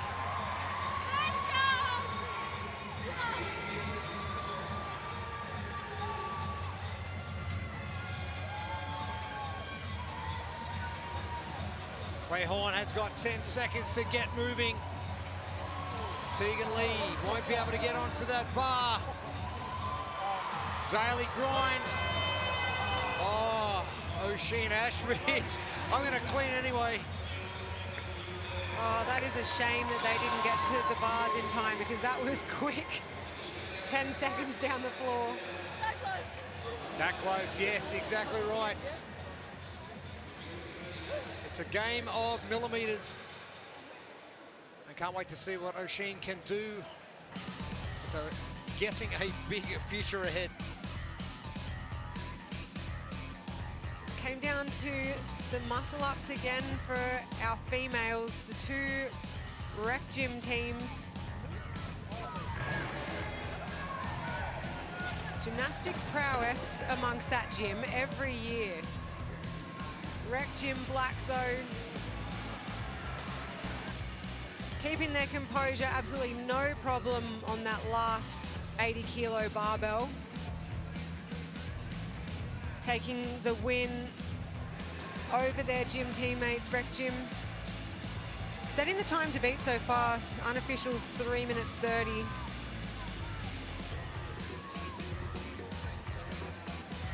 You got someone like Meg Davis in control, things are going to be awesome. You expect to see their ring muscle ups on point every time. Exactly right. Kayla and Alice getting the job done for Rec Gym Black. 3:37 unofficial time for all your official scores. Go head over to competitioncorner.net. Rec Gym Black winning the boys event as well. So right in their wheelhouse. And what is that going to do for podium positions at the end of the weekends?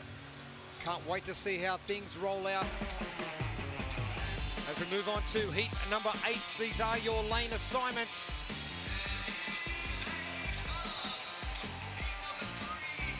And the ladies head to the floor again.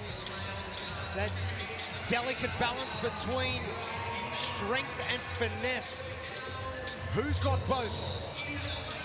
We said earlier today that this event was really going to shake things up, and that it has. We have seen some fast times from our early heats. And this is the sort of event where the heats to come, you need to know what's happened in the previous heat, so you know what times to go after.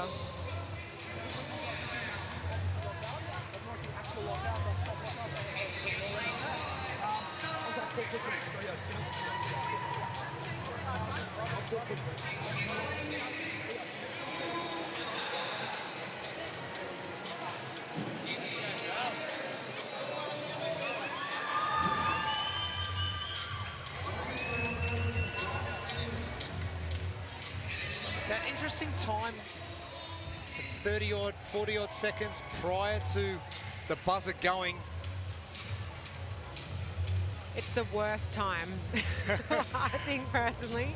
Avada in the blue, Zoe Bartle, Brianna Lettieri. Oh, they're not having the worst time. Zoe's having the best time.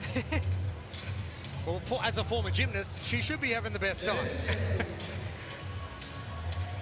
20 years of age. Exciting times.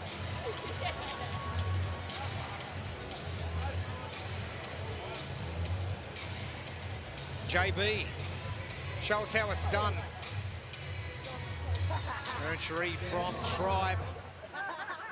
Plenty of experience. Rach To'omua, Famuina, and Christina Ashton for Northbound. What have the ladies got in store for us in the next 6 minutes?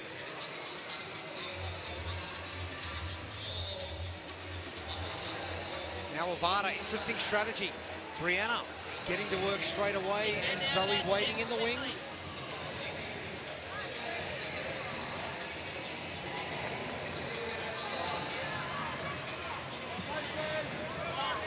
Dana Shields for Freezing Hots. Getting through hers. Ruby Camps sits at the back.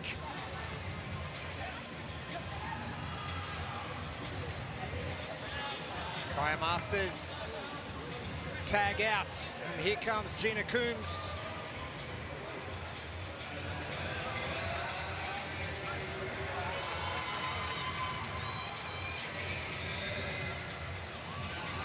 Ali Valadez from CrossFit Hawthorn East to the far right in the black and red.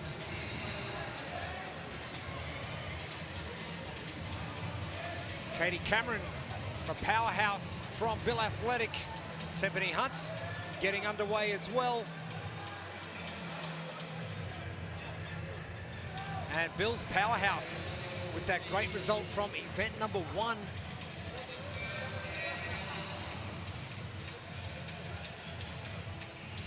Helen Romer.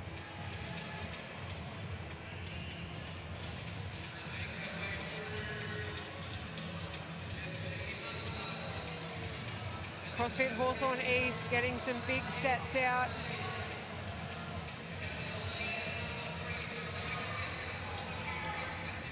I like the strategy of some of these teams where ring muscle ups clearly aren't their strong point, so they're switching in and out quickly, doing short, manageable sets where they're nowhere near failure so that they can share the load. Tribe with Cherie Myers. There you go, lifting with Alessio all day, every day. You're going to get pretty strong. And Cherie looking great at the bottom of that. Mum to 4-year-old Benji. And a former gymnast and dancer. And if anything's going to be working in your favor for ring muscle ups and throwing a heavy barbell, it's awareness of your body. And Cherie has got it nailed.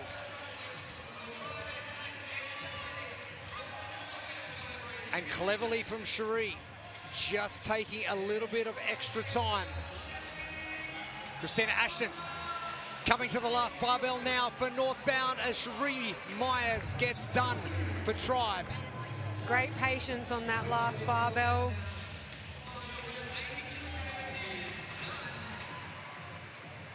it's not a weight you're really confident with, and it is pretty risky running to it and gripping and ripping. Christina Ashton finishing up and said she can't wait to beat what the boys were going to do in event number 2. Let's see what Rachel To'omua Falmoina can do. Zoe Bartle is done for Avada.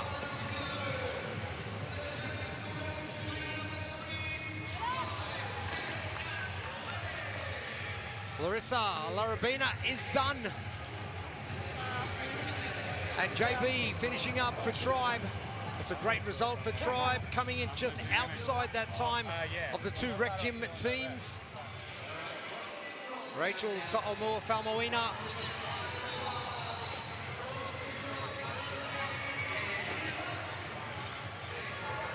And Rach gets done.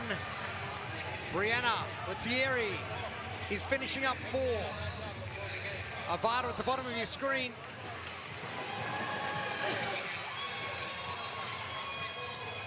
Hawthorne Easter in, as are Saw Performance.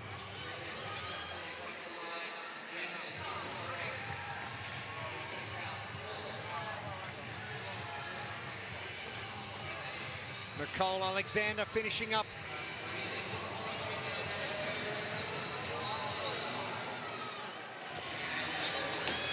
Ruby Camp's done with that final barbell. They look like they're progressing a lot better through these barbells, a lot more steady, not as many misses. A lot of these athletes look very confident with these bars, but I like that they're being just that bit patient on these last 2, making sure they hit it in the right spot. Kaya Masters started CrossFit at age 11. What?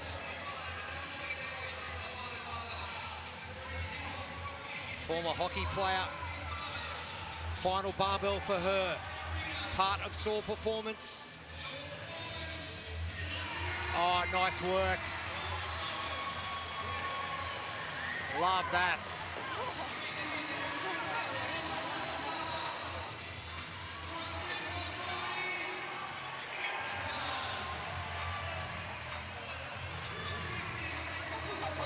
Ellen Romer gets finishing up as the time ticks away.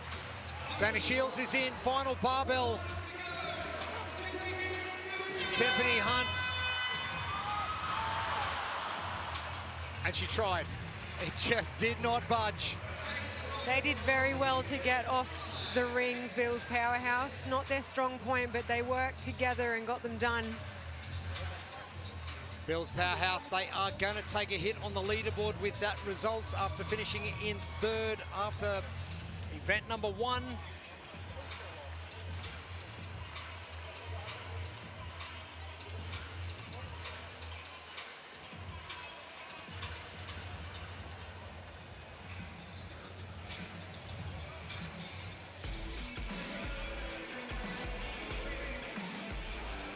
The Tribe Athletic girls came out just like their male teammates. Heat 3 was theirs for the taking, making easy work of those ring muscle ups.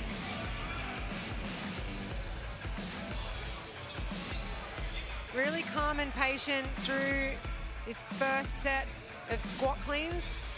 The weight, absolutely no problem, but they left no room for error at all.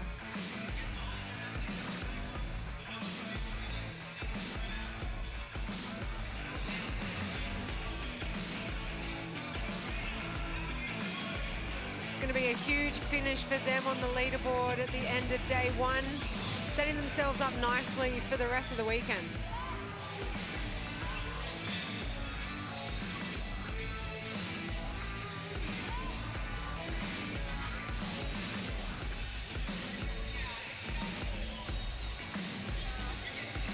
Georgia wrapping things up for Tribe and Athletic. Sheree Myers. Some great going.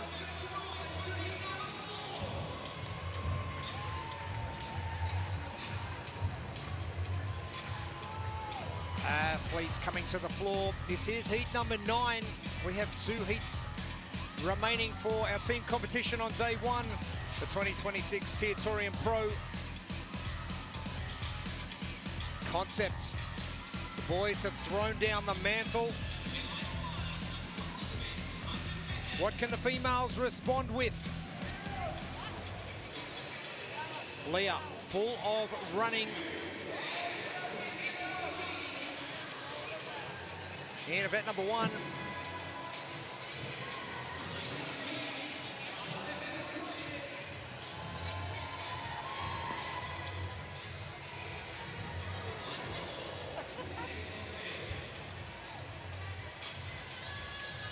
Now keep your eyes on Wolfton in lane number 4. Bella and Christelle. Short range of movements. Should make things very easy for the first portion. Serena and Livy for CrossFit Mecca. Day 1 job is not done.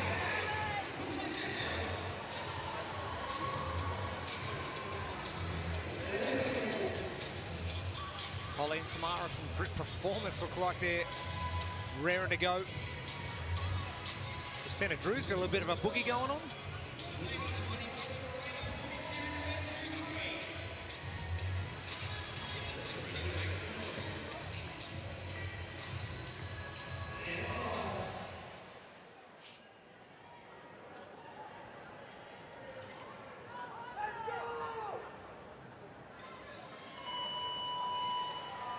Yeah. 6 minutes. Our time cap for our women to get this done. Concept CrossFit in lane 5. Banksy, Emily Utt, getting the muscle ups done, doing the slow negative and leaving the rings in a nice position. So those little 1%ers that count, make it easier for your teammates, don't waste time. Well, it gave Maddie MacArthur the opportunity to walk straight up and jump to the rings. It's just those little things that come with experience, that come with practice. And things starting to cool down here at Pat Rafter. The lights are on the floor. Gemma Ashworth, what is happening down yonder?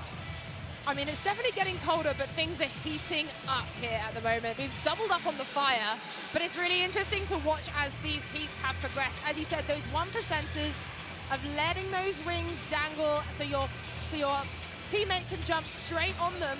As fatigue starts to set in, you can just see those teams where the rings are starting to sway and they're really having to fight to keep those rings nice and close to them to make sure that every rep counts. And every rep is gotta count, and no misses, and keeping your execution to absolute perfection. Now there's a problem. Rings swaying and being too short to grab them is costing you precious seconds. Serena battling away with them, finally gets hold of them. And as you get more tired, doing that negative down, the slow down with the negative movement, it gets harder and harder. So as you get more tired, the wings swing around more because you're just dropping off them. Grit Performance, that was a sprint. They've just had a no rep on the first one. Got to be fast, but you have to be accurate, clean in your reps. Holly Constable. No problem redoing that first rep. Well, we've seen that a couple of times, a couple of no reps from people just dropping the bar too early before standing to full extension. And that split second at the top, you've just got to be patient with it. Who am I telling you about being patient in an Olympic lift? It's very, very tempting just to stand up out of that squat and throw the bar, but you have to show your judge those hips are open at the top. Tamara Tomlinson for Grit Performance. Banksy's on for Concepts. Heidi for Injustice. And Serena on for Mecca. Heidi Hughes. Individual competitor here last year. Final barbell done. Banksy, she's done. Wolfton coming home very quickly.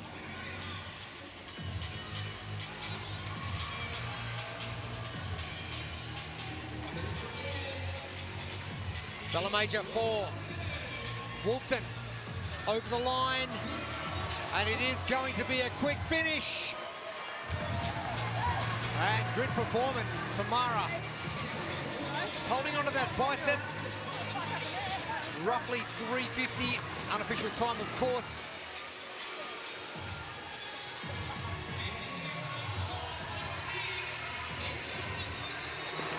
Oh, tight. Maddie MacArthur finishing up.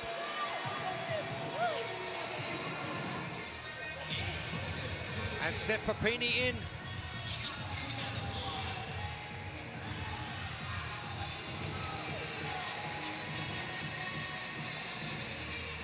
Jessica David done for East Tamaki.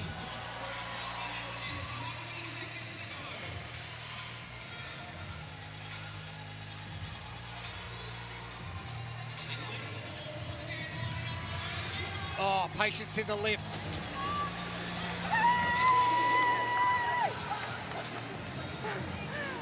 Christelle finishing up. The girls are pretty stoked.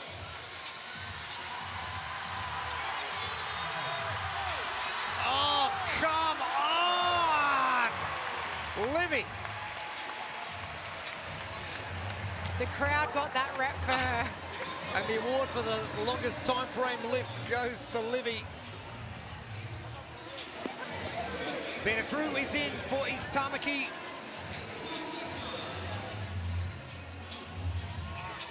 Leah Miles, no problem there.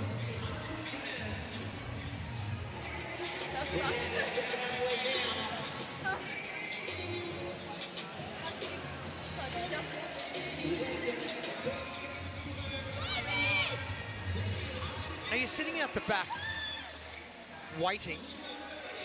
Are you focusing on a different strategy? You're watching what's happening. You're sort of trying to gauge what the athletes in the previous heat are doing. I think most of these athletes' strategies are pretty much set.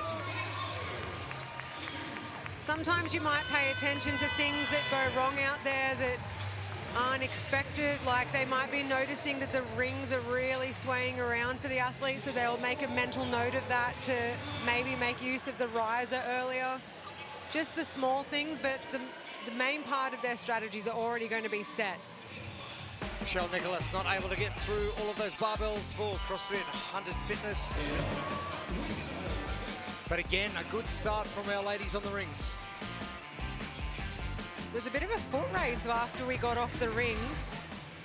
Good performance, easy work on those rings, making sure they weren't swaying around for each other.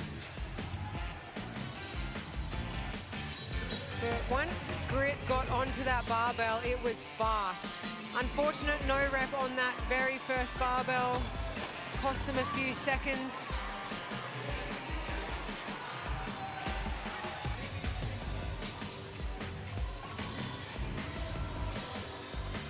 Our Heat 4 women really made easy work of those bars. Not really any problems at all across the floor. Holly was just so quick and set Tamara up for a really good finish. Holly with hands in the air.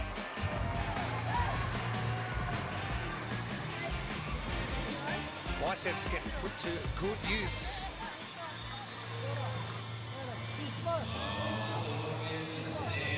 .337, still our time to beat.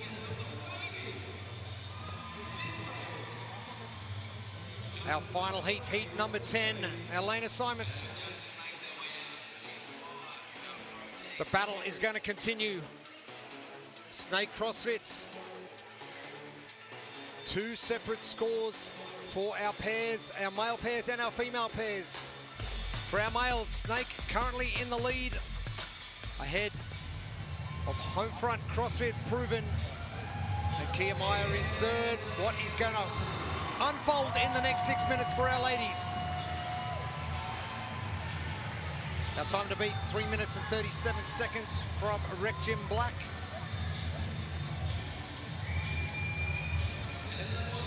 I think we're going to see some very quick work on these rings from the Snake CrossFit ladies. Well, if you're going to earmark anybody, it's the two elite gymnasts, Maisie Wild and Georgia Pryor. For them, it's going to be holding their nerve on those barbells. Georgia Smith ball, new mum to Hudson. Oh, party time. Bruh. Kids today. It's not just kids, the athletes are doing it on the floor as well.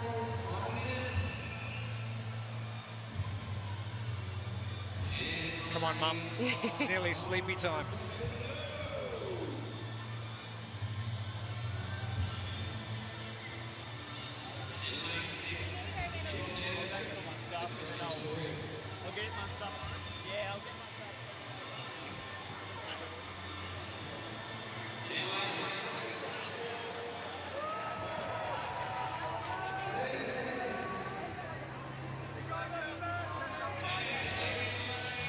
Simone Arthur and Christy Hollard, do not discount them.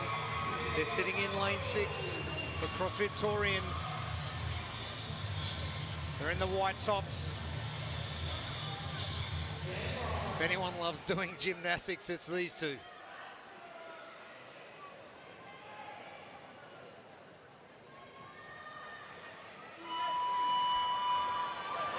Maisie Wild getting to work. And you are not going to miss the ladies from Snake CrossFit HWPO. Outfits on point. Oh, it's killing it.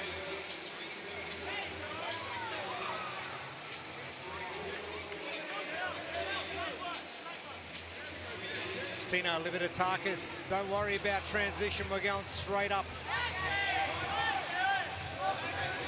And we know gymnastically Christina is just exceptional. Wouldn't surprise me if she's going to do 15 unbroken here.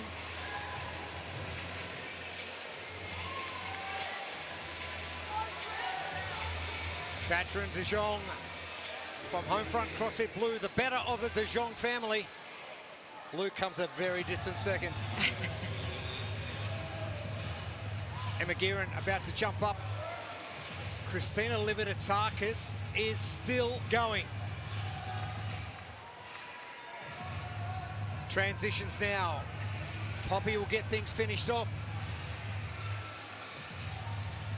Georgia Pryor up on the rings as well for Snake.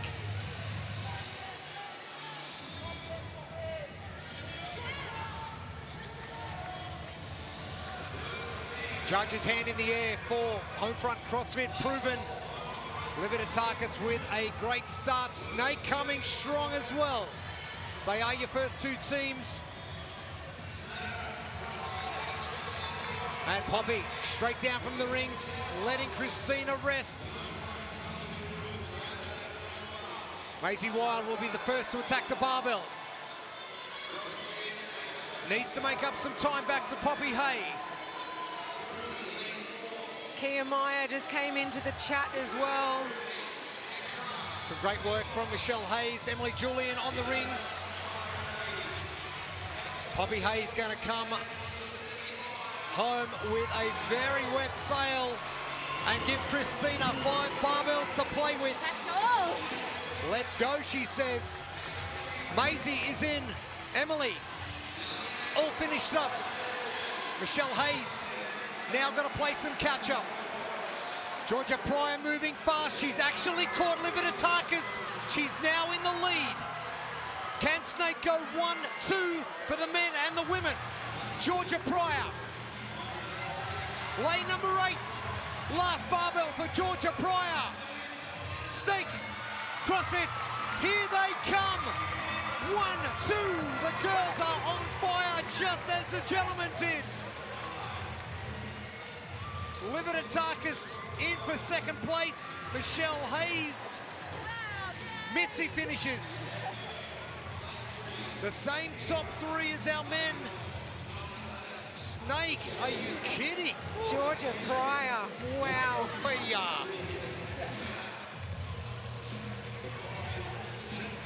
Here comes Christy Hollard, Torian down the floor. They're going to have a great finish as well. She's got to get this done in the next 10 seconds. They'll beat the fastest time from the previous heats. It's going to be just outside that. Simone Arthur, Christy Hollard. These mums just keep impressing me.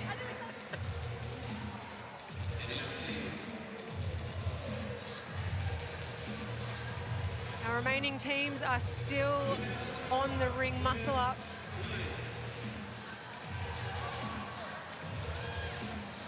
Some no reps starting to creep in as well.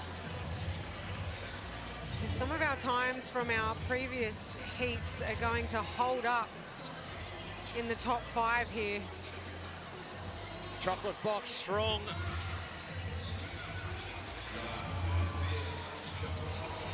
Tegan Evans.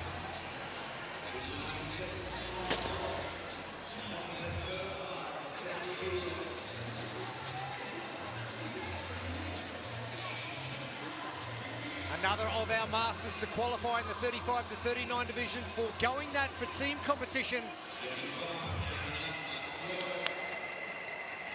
Another mum to hit the floor.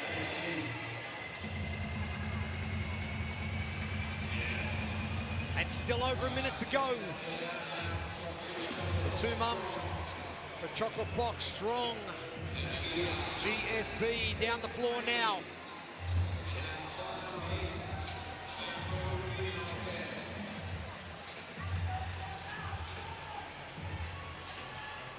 Michelle Savova, the vet nurse, bottom of your screen. And that one just took her by surprise a little.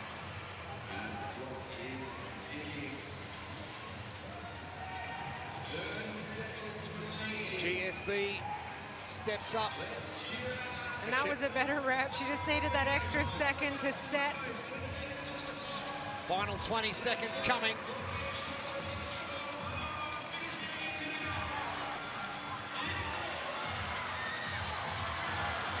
Katrin de Jong, but Michelle Savova will get her in just under that time cap. GSB can't get that one up.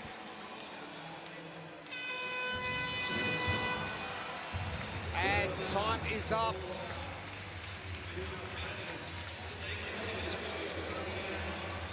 Snake CrossFit. What's going on in Tamworth currently? We knew they were going to be fast. They were not first off the rings. They really impressed me on the barbell though. We expect nothing less on the rings from Maisie and Georgia. Homefront proven with Christina Lividatakis.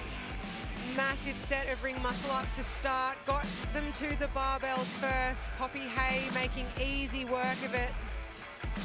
Maisie Wild though, just staying right behind her, making sure that Georgia Pryor was not too far away. Kia Meyer as well, just staying right there with those top two teams. But I tell you what, Snake, have yourselves a day. What a way to start the weekend for something that they're just here having fun for. They're telling us they're having fun for. They mean business. Don't they what? And the look across from Georgia, she knew exactly what was going on. 10 seconds outside that time from the gentlemen, but let's head down to the competition floor. The Snake girls are with Gemma Ashworth. 2 from 2 for Snake HWPO. Georgia, how aware are you of what's happening on the floor in such a short workout?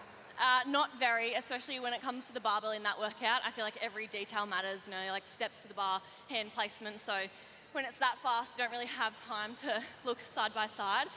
So I feel like that's where the crowd and the partner comes in handy, just kind of listening for what you can.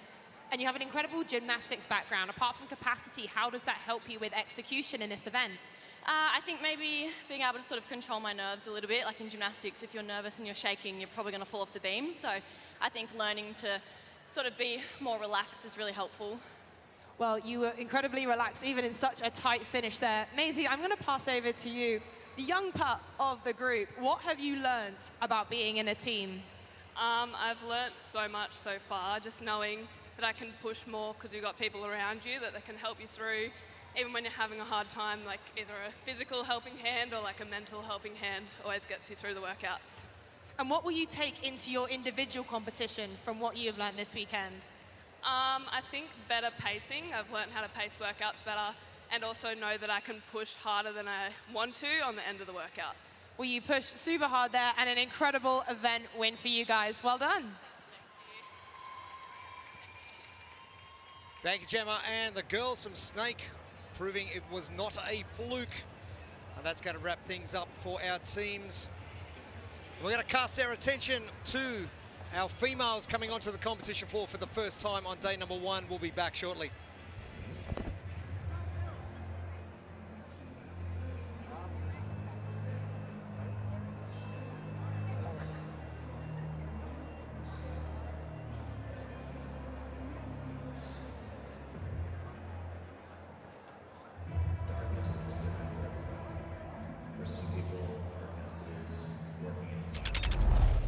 The TYR Torian Pro would like to thank its major partners. TYR, always in front. CrossFit, forging elite fitness. Rogue, don't weaken. Proven, leave no doubt. Frog Grips, the world's most trusted fitness grips. LSKD, 1% better every day. Brisbane Economic Development Agency. Tourism and Events Queensland. The TYR Torian Pro proudly supports Small Steps for Hannah.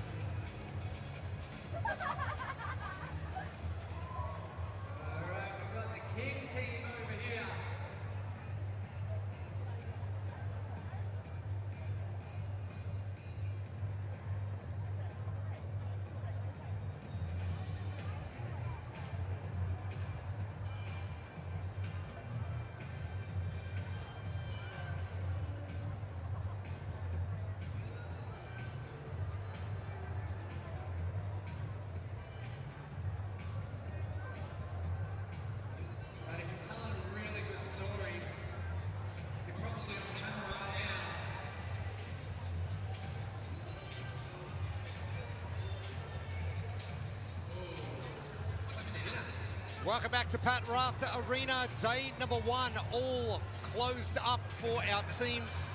We now move to our individuals, and after off-site this morning, we are into Pat Rafter Arena for the first time today.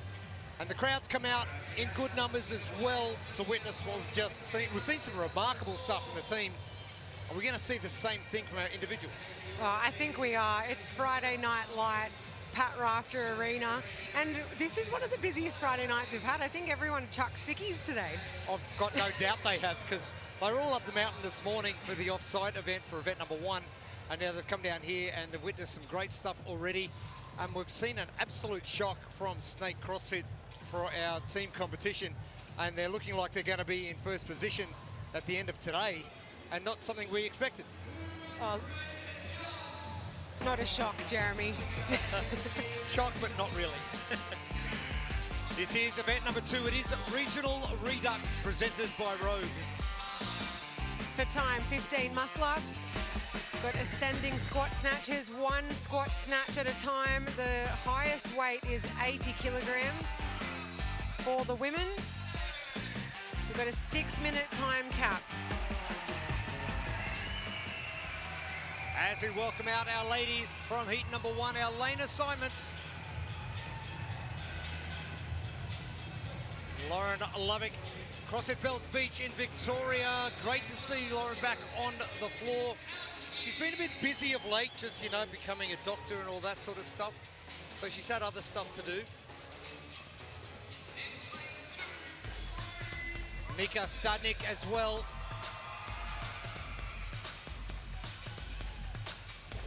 Holly Heine, some of those athletes we've seen qualify for the CrossFit Games through the team competition on the floor. They are back as well. And great to see some newcomers as well. Maddie Jarvis in there, and Brodie Preston overcoming a little bit of injury. And there's Brodie on screen. Getting over to Wadapalooza as well. And Ebony Jankowski from Western Australia.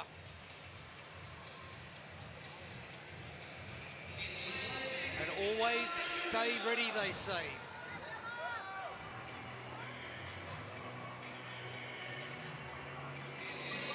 Mika Stadnik, ex-gymnast as well. All these gymnasts are everywhere.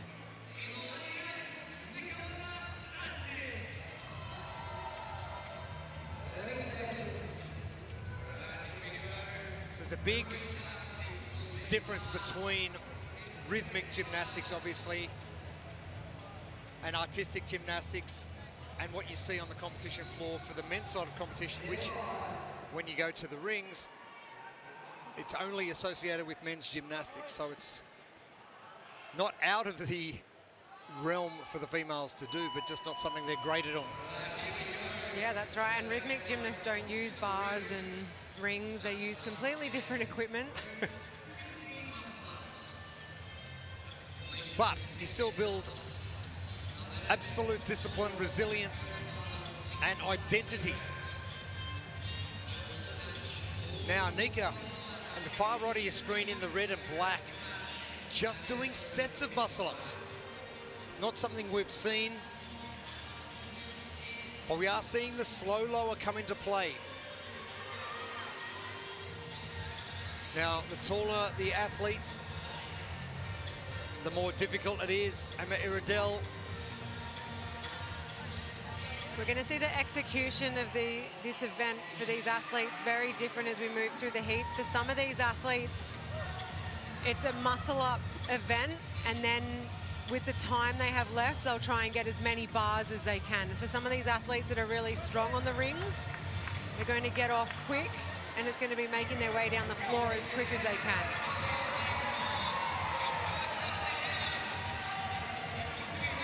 For a second there, I thought Lauren Lovick was injured and was pulling the pin. She just finished.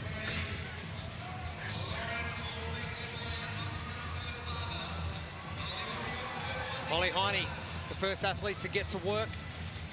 Maddie Jarvis is on, as is Brodie Preston, Lauren Lovick, and Ebony Jankowski. Oh, too much. And how many times have you seen that in your career? A million. This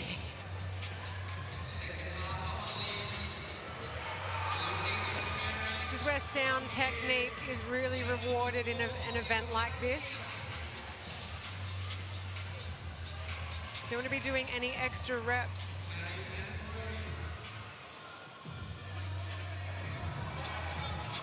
Brodie Preston, exceptional with speed under the bar. Let's have a look and see what she does with bar 3. So fast under the bar. She's got really quick turnover. 70 kilos overhead, absolutely no problem. And licking her lips, she wants more. Jankowski just chugging along nicely next to Brodie Preston, lanes 1 and 2. Heine done for 4. 1 barbell remaining. Lovick again going out the back. Preston with 1 bar. Holly, Heine, 1 bar. Jankowski can't stand it up. Heine needs to start climbing up that leaderboard. Probably not the event she needed this morning. Oh, just not enough. Preston looks across and goes, right, this is my time. This one needs to go in the right spot. And a little bit short as well. Just a bit slow with that lockout. The bar didn't land quite in the right spot. Jankowski on the last barbell, as is Maddie Jarvis, her first experience here at the Torian Pro. Heine is going to go again. This time, we're looking for more height on that barbell. Yes, we almost spoke too soon. Again, a little bit too much. Maddie Jarvis, not enough. Preston, not enough. Jankowski could come through here and take this heat. Oh, yes, she is. Oh, there we go. 4:14.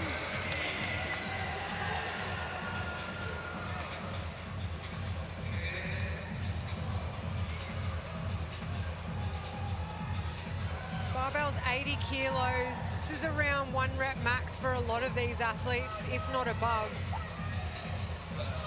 Jankowski competing here last year in teams. Individual this time around, and Heine. Getting under it, no problem, but just having a bit of trouble with those elbows. Keeping it locked out overhead. Better for Preston. And maybe a PB by the look of that face. Oh, yeah. That's so good. Wow. Someone tells me she hasn't hit that before. Well, not here anyway. Jarvis just not high enough either. Iredell coming. Nika Stadnik is just slowly working her way a little bit slower on those muscle-ups. But now coming the barbell. Iredell can't get that up. Heine way better that time. Jarvis. Oh, yes, fighting all the way. Maddie Jarvis is done. Now Nika grabs this barbell. She can sneak ahead of Lovick. She does. Last chance, no messing around. Nika, time to go. And not enough time on the clock.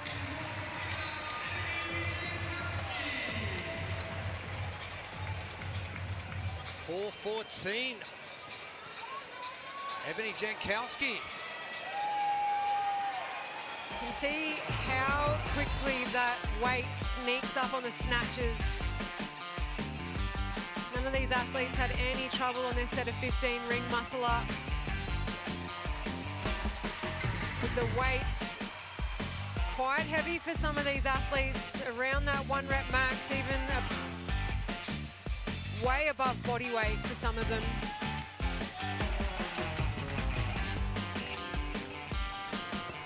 Brodie Preston has so much speed under the barbell. Just looks like on that heavier weight, the overhead position is what she was really struggling with, but got there in the end.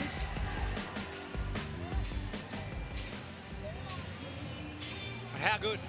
Heat win. Ebony Jankowski, 4:14. Our time to beats. Oh my God, Amy! You are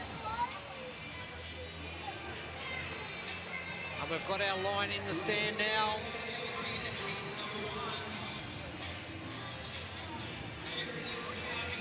Our second heat's not too far away from entering Pat Rafter Arena. Getting a little bit colder inside Pat Rafter, but our lane assignments, I'm not going to go any further than Gabby Smith. Once we get rid of those muscle ups, a barbell is going to be exactly what the doctor ordered. Erin Felton with that third place finish in event number 1 earlier this morning.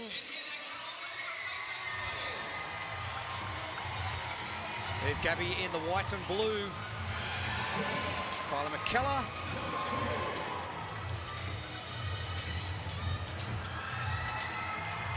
Should be sitting in lane number 8 to the far right. I don't mind that sneaky lane number 8. We've seen some good things from our teams. Oh, even from our individuals over the years. Isaac Newman was a lane 8 specialist. Erin Felton.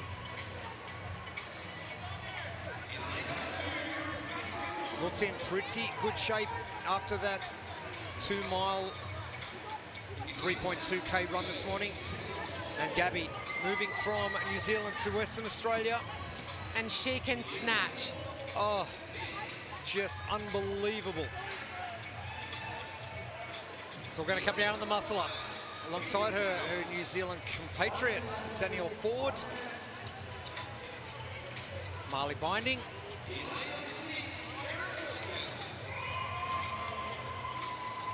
So many youngsters coming through. And we've got some plenty of experience. Erica Palasti on the floor as well.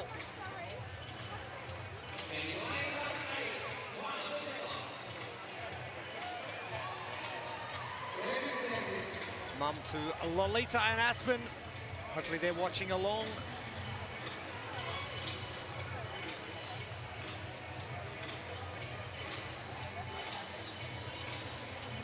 Megan Powell, a newcomer to the Torian Pro, training out of CrossFit Container in Cardiff in Wales. You'd think going to the French Throwdown would be a lot easier. She goes, no way, I'm going to the Torian Pro, even if it's 24-hour flight away.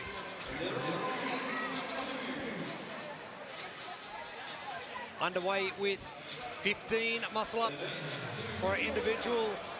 Megan Powell moving very quick in lane number 5 in the brown and the green.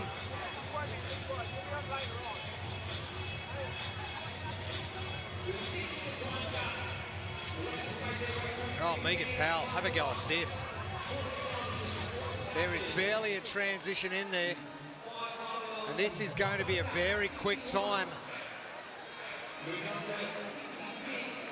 Last couple of reps for Megan Powell. Gabby Smith taking a break. Now keep in mind, she's got 5 to go, Gabby Smith, but she can attack this barbell a lot faster than her competitors. That is not going to help. Megan Powell done.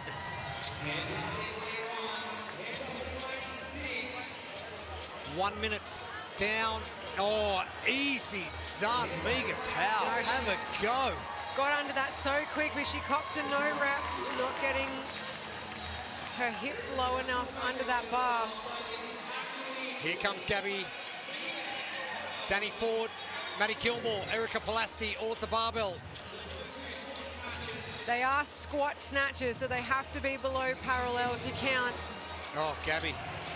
Now these weights for Gabby are well under her 1 rep max. I know she can snatch 100 kilos.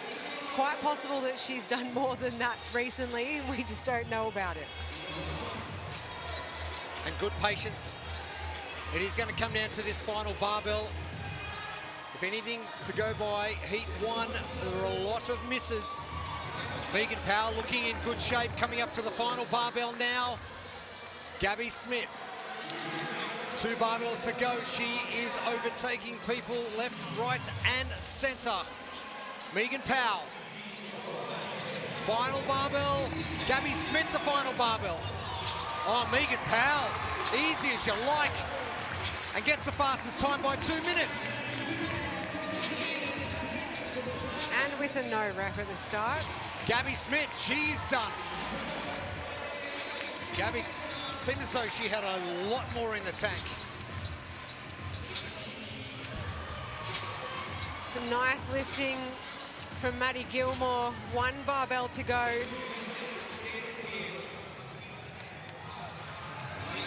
Danny Ford in her final Torian Pro appearance.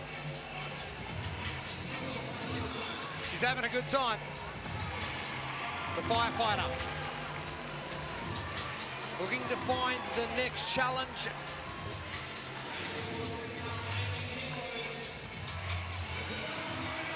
Maddie Gilmore, all that experience from last year had definitely paid off.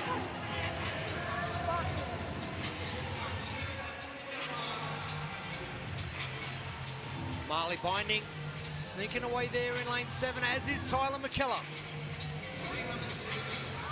Emily Jankowski with a 4:14. The ladies just need to be patient.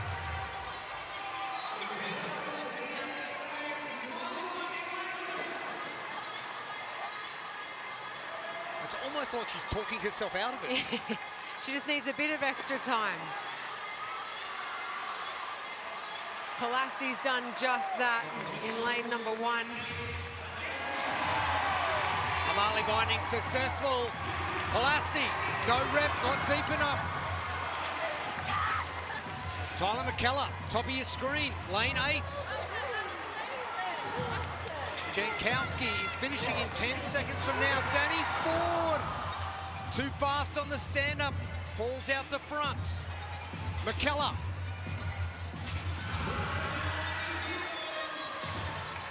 Tyler McKellar, just outside that fastest time from our first heats.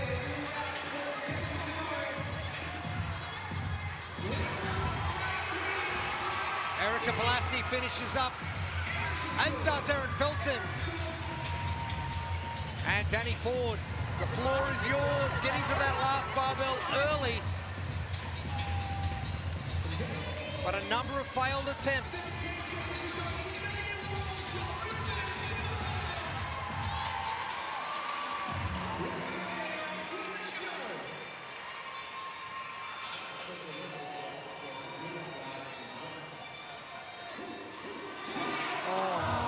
A lot better. She's just bouncing out of that bottom position a little bit too quick. Head is not quite through to catch the bar in the right position. We're missing out on the 2024 CrossFit Games by 1 point and 1 place. Coming back, having back surgery.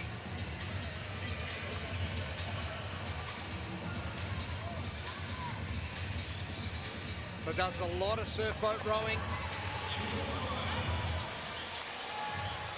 And she's just not able to lift the weight she used to prior to her back surgery. Oh, there it was. Danny Ford, that was close.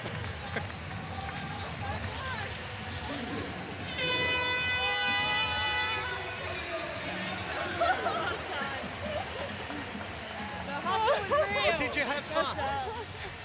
She's such a fierce athlete, but she's also so unserious, and I love it.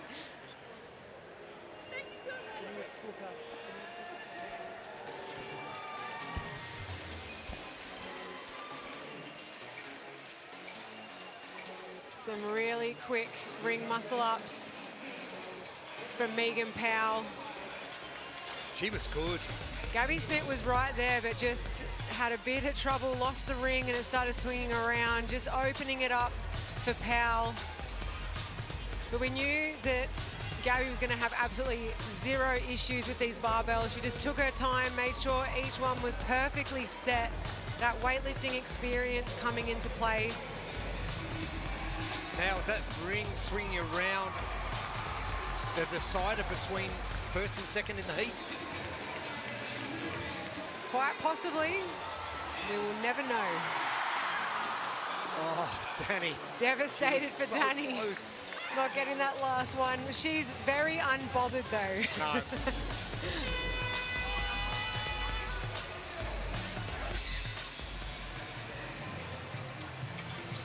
2 minutes and 18 seconds. No, let's go with 2 minutes 16 seconds as our time to meet from Megan Powell.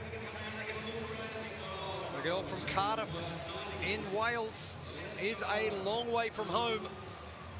I'm probably fortunate at this time that everyone in the UK is starting to wake up right now. Heat number 3, lane assignments. And good friend of Danny Ford, Gemma Hoke, is going to be sitting in lane 3, but a lot of experience in this one. Alex Bullock, Gemma Ellis, Marnie Sykes, Ella Price, Bella Andueza.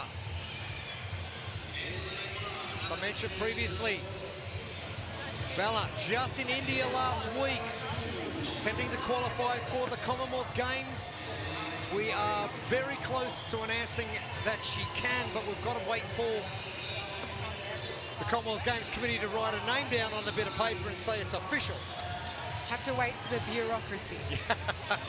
So we're close, but loves a barbell. That she does, and we love watching her with one. 135 kilo clean, the Down Under Championship last year. These weights are going to be nothing for Bella Andueza. She just needs to get there. Ella Price, we know these muscle-ups are going to be fearing her when she gets to them.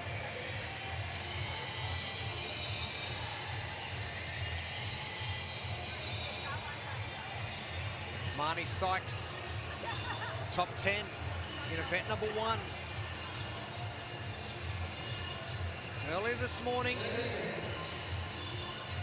winning the trail run in 2018.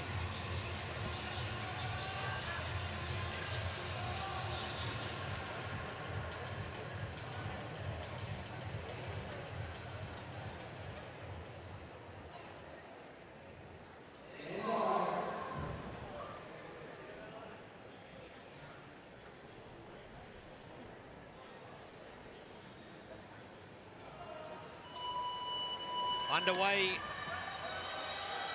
Heat number 3, 2 more heats to come before we get to our male competitors to finish things off for day number 1 of the 2026 TYR Torian Pro.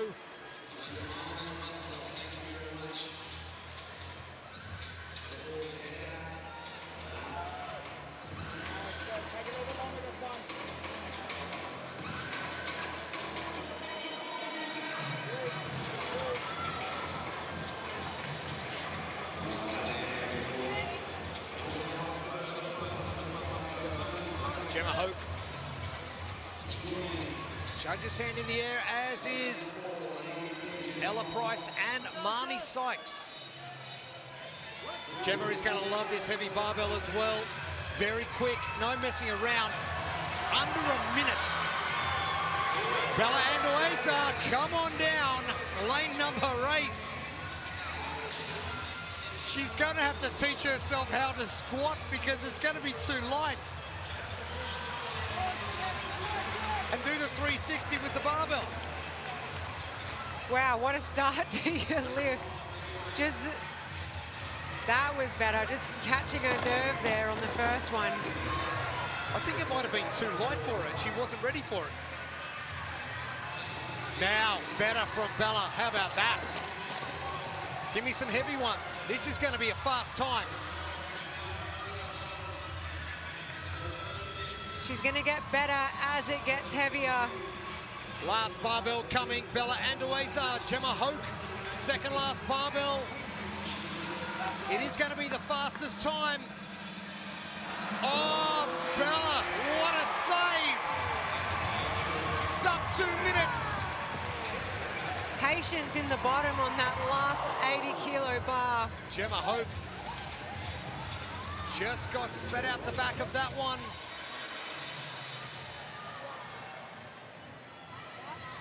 Ella Price just ticking off barbell by barbell. Gemma Hoke. And that weight might have just snuck into her head a little. Ella Price, an opportunity here.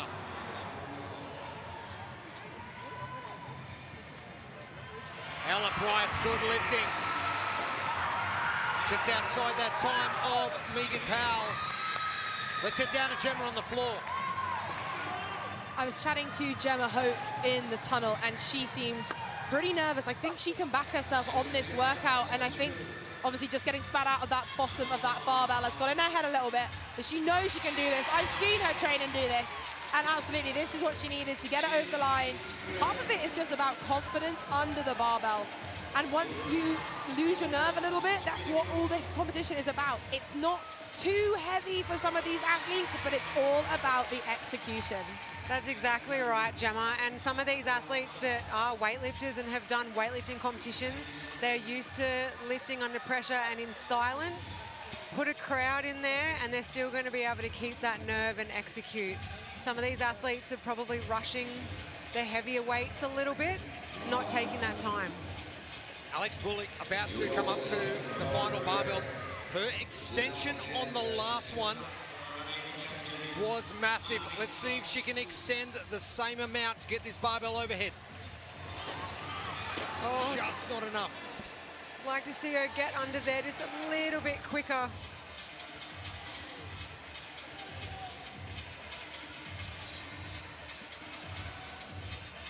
Sometimes the athletes just need to throw it over their head and see how it feels, and they might not necessarily catch it, but once they know how it feels, they know what they need to adjust to be able to get it.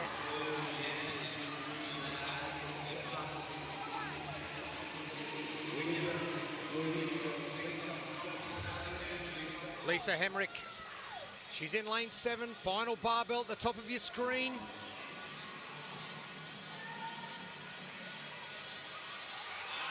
Bullock, that one just coming out in front. Hemrick, her turn.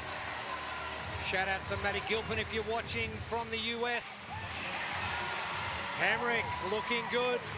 Withdrawing last year at the Torian Pro, looking in great shape this year. And I can see in the crowd a blast from the past, Mrs. Zeke Grove, telling Bullock just to wait an extra few seconds before she goes again. Alex Bullock getting coached by former CrossFit Games competitor Zeke Grove, and she just seems to be rushing the extension a bit. Gemma Ellis, that one not high enough. 45 seconds left. Marnie Sykes an opportunity here, but again, she needs to be patient. Hina Montebello in the background in the pink. That one not high enough either. Fittest woman in French Polynesia. Marnie Sykes. Oh yeah, come on. Held onto that one. And she has a chance. She gets this, she jumps. Alexandra Bullock. Last chance, Marnie Sykes. Oh, Ellis. Gemma just not able to get over the finish line, but all barbells complete. And Marnie just, I think, lost her nerve on that last one and decided not to lift. But Bella Andoeza has set a scorching time to beat, 1:59. I knew we were going to get some sub-3s, but sub-2. Here we go. Bella Andoeza, absolutely no surprises to see her make light work of those barbells. Gemma Hope getting through the muscle-ups really quick. But Andoeza, first barbell, I think as you said, Jeremy, it was a bit too light for her and she just threw it up there and wasn't ready for it. She got better as each barbell progressed up the ladder. That final 80-kilo bar, patience in the bottom. I think what's also worth noting is that they're jumping 5 kilos, 70 kilos, 75, and then 80. A lot of athletes don't do 5-kilo jumps when they're getting close to their 1 rep max. So they're quite big jumps on a snatch.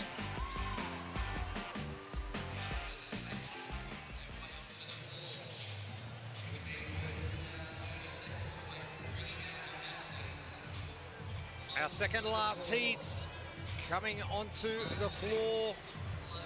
Our lane 4 lane assignments. Bella Vallejo with that second place finish in event 1. Kuta, presented by Ruck Australia earlier this morning at Mount Cootha. Emily DeRoy having to recover a little bit more than she thought she'd need to. But keep your eyes on Laura Yardley from Haven CrossFit as well. And Bella Vallejo, former CrossFit Games teenage champion. There's Laura Yardley in the pink and black. She'll be down in lane 8. I've got my eyes on lane 4, Daisy McDonald. Very, very strong gymnast on the rings. And not bad at a snatch either.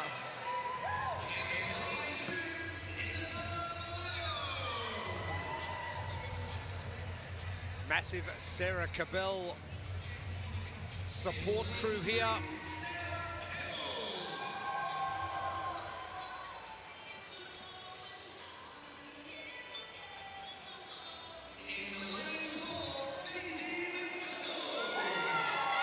Ken's Woodhouse said a couple of weeks ago that her previous results at Torian Pro weren't really what she was hoping for, and that her training has really ramped up.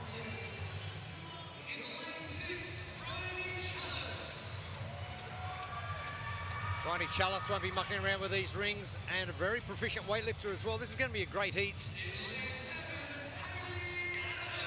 Hayley Adams, we saw her in the final heats of the final event last year at the Torian Pro. How about mixing it, rubbing shoulders? Tia Claire Toomey's last outing at the Torian Pro when you were part of it.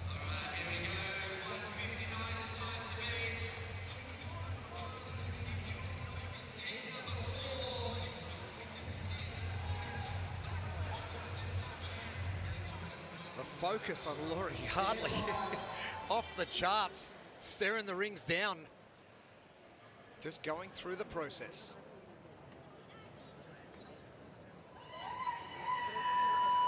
Bryony Chalice doing her muscle-ups in her lifters as well.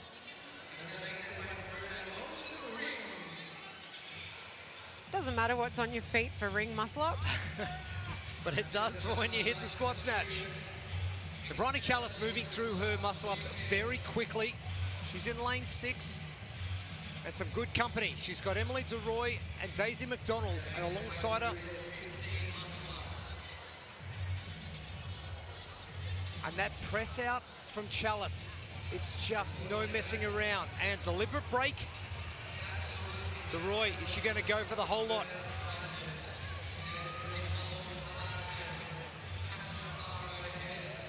DeRoy looks as though she's just about to finish. Done. Emily DeRoy. 53 seconds.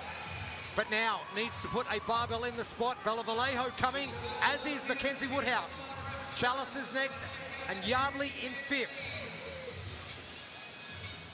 Oh, some good lifting from Emily DeRoy. Lane 5 and 6 is where potentially our heat winner is going to be. I'm not sure we're going to see a 159. Mackenzie Woodhouse now in the lead. Barbell 3, bottom of your screen. That one just snuck up in front, but managing to pull that back. Just gonna need to have patience on these last 2 barbells. Emily DeRoy is making her way down to the 75 kilo bar.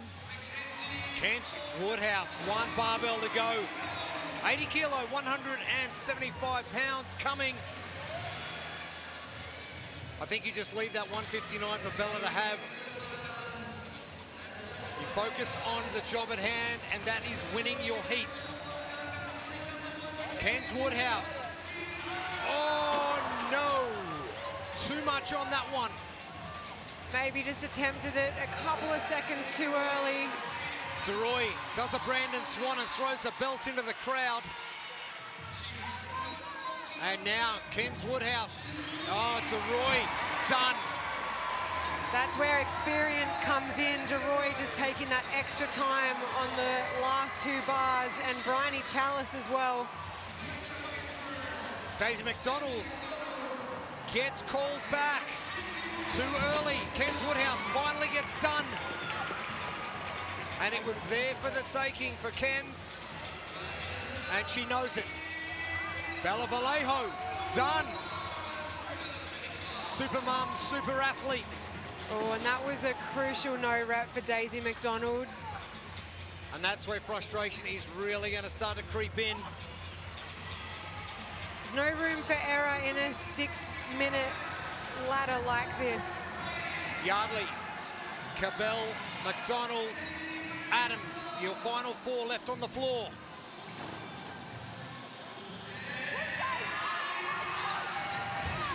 And you've just got to shake that frustration out.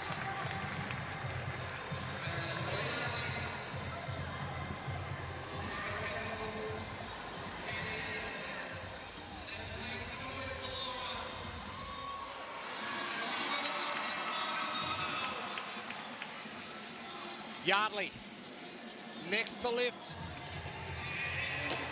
And again, it's just been that extension.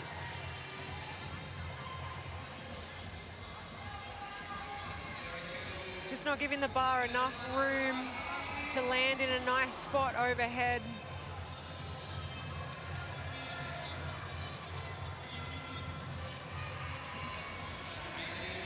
Sarah Cabell. Adams not able to get that 70 kilo barbell. Yardley will go again. Still 90 seconds left, plenty of time. Yardley, better position that time. Much stronger pull. You can see as well when it lands in the right spot, the smile hits before they even stand up. You can just feel it. Adams, okay. What a fight. Adams and Cabell. Who goes first? I reckon both women have got one shot. I don't think either of them are going to get the 80 kilo barbell. So you wait. Game of cat and mouse. We're in heavy territory for Hayley Adams, but if she gets this, the crowd's going to go nuts for her. They go at the same time, and they both do the same thing. I think it's too heavy for both of them, and they've reached their limit. But if you don't try, the chances of you getting it are going to be zero. And I said before, it is a big jump. 5 kilos on a snatch when you're close to your 1 rep max. Normally you take 1, 2 kilo jumps. 5 kilos can feel like 15 on a snatch. Now, Sarah Cabell on that lift, that barbell got very high. Had she got under it... It's the confidence, though, to get under that barbell, Jeremy. You've got 75 kilos flying up over your head. So easy to talk about. Now, time to beat. Still 159 from Bella Andueza, but a good results from Emily DeRoy, 238s. Some names in there where it could have been theirs for the taking. Bryony Chalice, Emily DeRoy, Daisy McDonald, Bella Vallejo. But Emily DeRoy kept her calm from start to finish. She did not speed up. She stayed at the same pace down that floor. Kenzie Woodhouse smashed through those first 3 barbells. I think if Kenzie took a little bit of extra time before that last one, she might have had Emily, but it opened it right up, and Emily just zoned in on that final bar, and she was never going to miss it.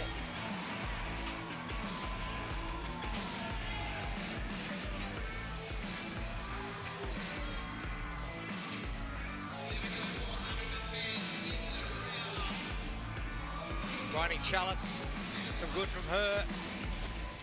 And Ken's shaking that last barbell off and getting it in position to finish up event number 2, Regional Redux.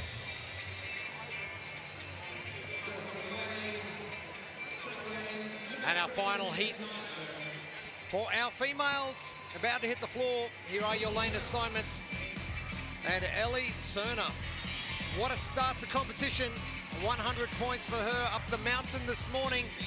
Grace Walton has got some serious work to do. Maddie Sturt, top 10 finish for her. Taylor Howe with some work to do. But Jess Green, don't be surprised if you see Jess Green off the rings first. Jess Green also a very strong snatcher. Now what I'm excited to see is Corinne Milligan as well. For those of you who are still viewing from the United States, it's very early in the morning. Corinne Milligan finishing the quarterfinals in first position worldwide. And hey, you know what? I want to go visit Australia and experience the Torian Pro. Taylor Howe doing the same. Coming all the way from Wales. Qualifying in 4th. The Torian Pro this year. This heat's really going to come down to who can execute with no mistakes and hold their nerve through those snatches. All of these athletes are very strong on the ring muscle-ups.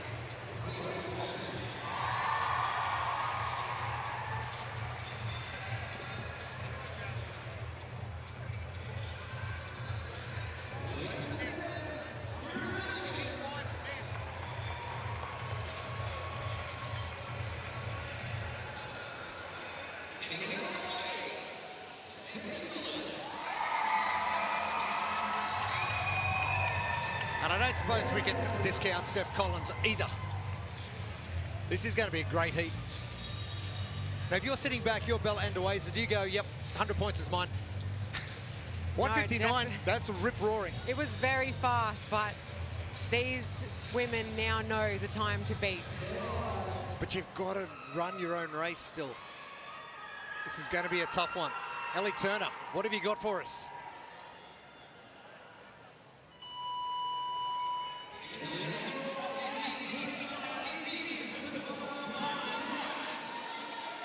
Our final heats, individual women underway.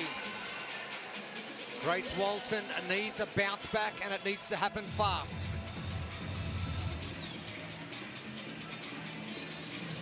We know how proficient she is with the barbell. Ellie Turner. How's this barbell going to play with her body? The mountain played well this morning. Milligan, Turner, Sturt and Howe. Now Collins, Jess Green joins in. Hannaford with that little bit of an elbow injury as well coming in. Ellie Turner joined by Kyra Milligan, Maddie Sturts. Milligan, oh, quick to work.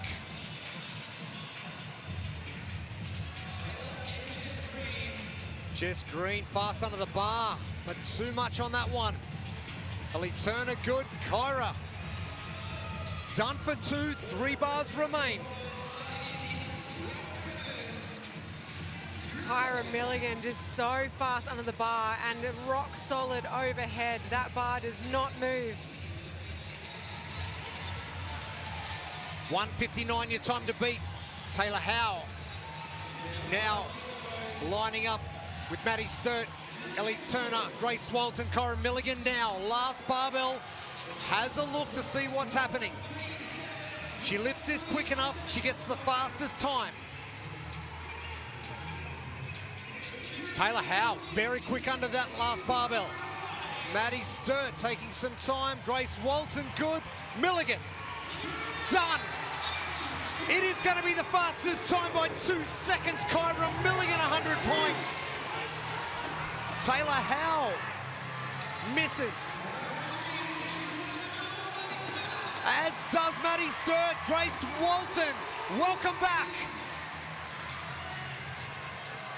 Ellie Turner is going to find herself on top of the leaderboards. After day number 1, Taylor Howe with a good results. Maddie Sturt, another fail. Steph Collins in lane 8 at the top of your screen. Julia Hannaford at the bottom. Jess Green going to lift first. Jess Green, too much again.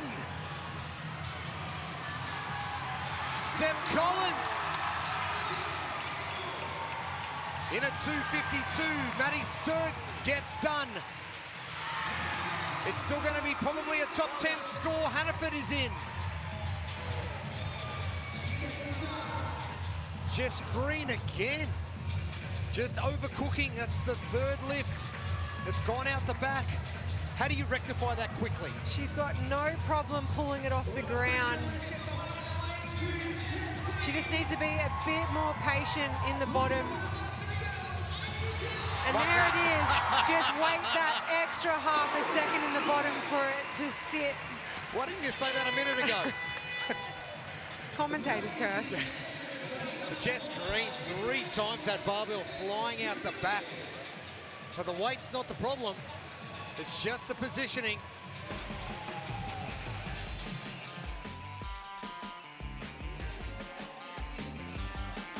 Talk about a contrast from this morning. This morning they were in the bush, up a mountain, on an undisclosed trail, battling it out.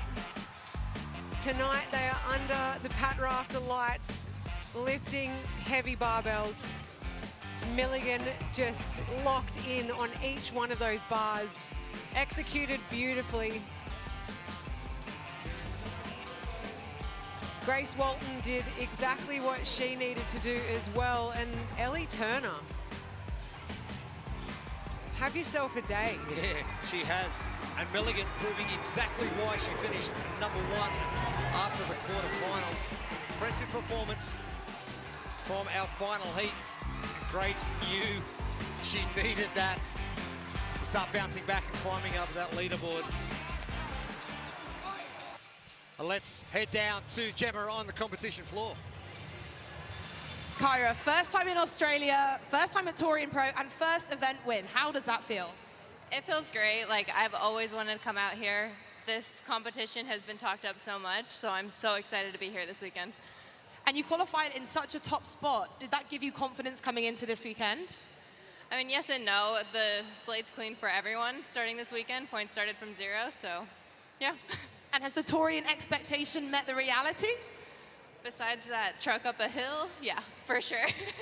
Well, you did absolutely incredible in that workout. I'm going to pass to Grace. Grace, probably not the best start for your weekend, but redemption there. How are you feeling? Well, honestly, I was a little bit nervous. It was a pretty shit finish, right? But I kind of just thinking, like, in training, you test the limits. And so for the comp, again, I tested my limits, probably pushed a little bit too far. So just want to prove that I can get back up and try and steal as many points as I can this weekend.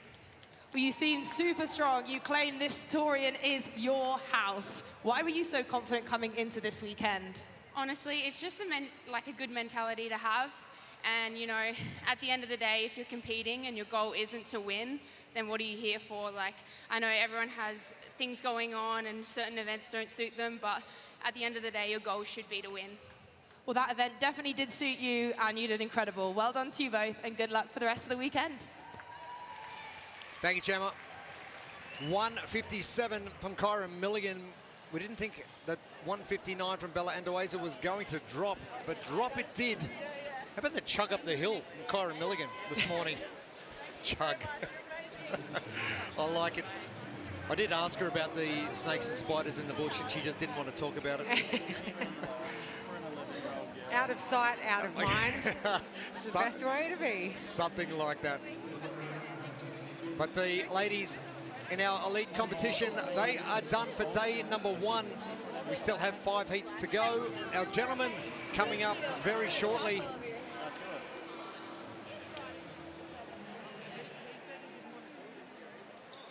Thank you. And not too long to go till we finish day 1. It's been an incredible day so far. Plenty happening off the competition floor and on the competition floor, but our last 5 heats of our men are not too far away. Day 1, the 2026 TYR Torian Pro continues. We'll be back soon. Brisbane to me is just about trying something new. You've got world-class restaurants, super delicious, lots of flavors. Everywhere you go, there's great nightlife. It's laid back, and we're just hanging out in the sunshine. Just walking around and having so much nature is insane to me. Beautiful sky, beautiful weather. So much to do. You'll just never be bored. I think Brisbane's for Anybody. anyone. Yeah, whoever. It's lively, it's fun. Brisbane definitely favours the bold. 100%. Yeah.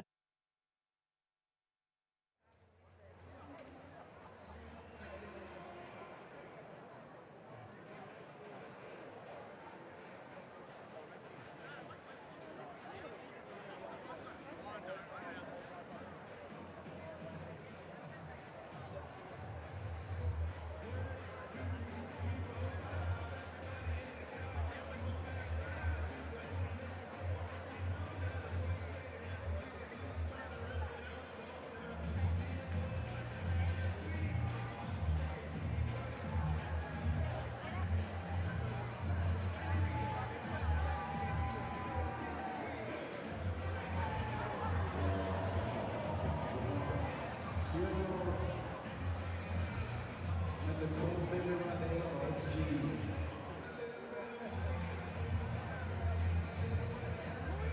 Just never know if you can have that on the big screen. Dear Mama, I'll be home for dinner.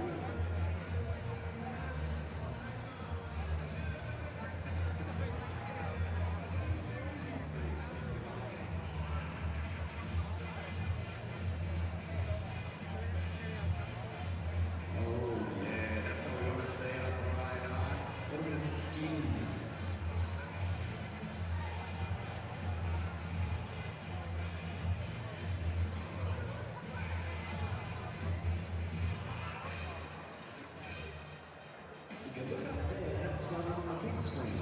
See? To the right. Yeah, little shitty fingers. Yeah, that's great. We're going to give you a zoom. Give us what's on your shirt. What's on your shirt? Steph Collins. There it is. Go, Steph.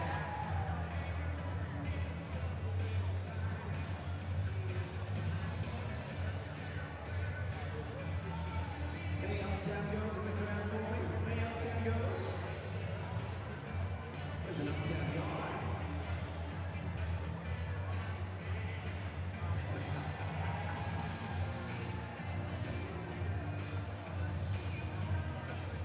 There we go.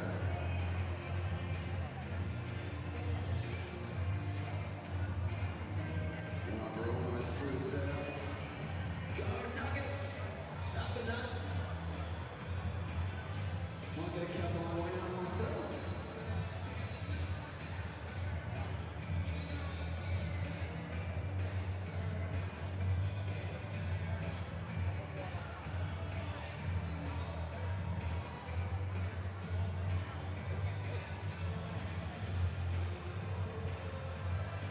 Pick a winner.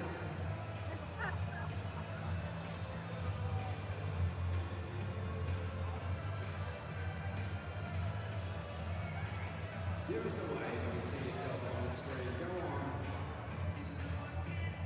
Hi everyone. Thanks for joining us at the TYR Torian Pro for 2026. What a great afternoon we've had. Isn't that a thing of beauty? Go 40. Come on, Liam. We better give us some noise up there, folks.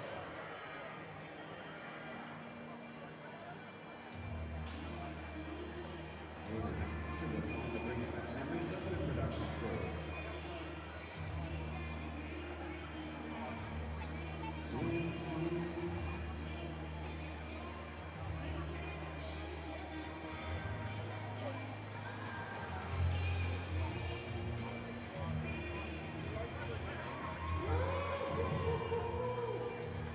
And we didn't even need the kiss cam. Oh, I love it. Yes.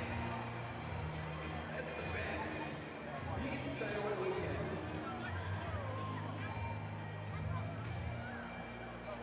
Kiss me.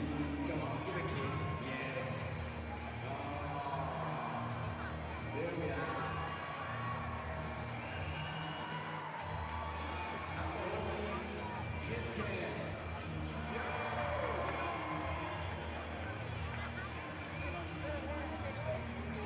This is your chance from California.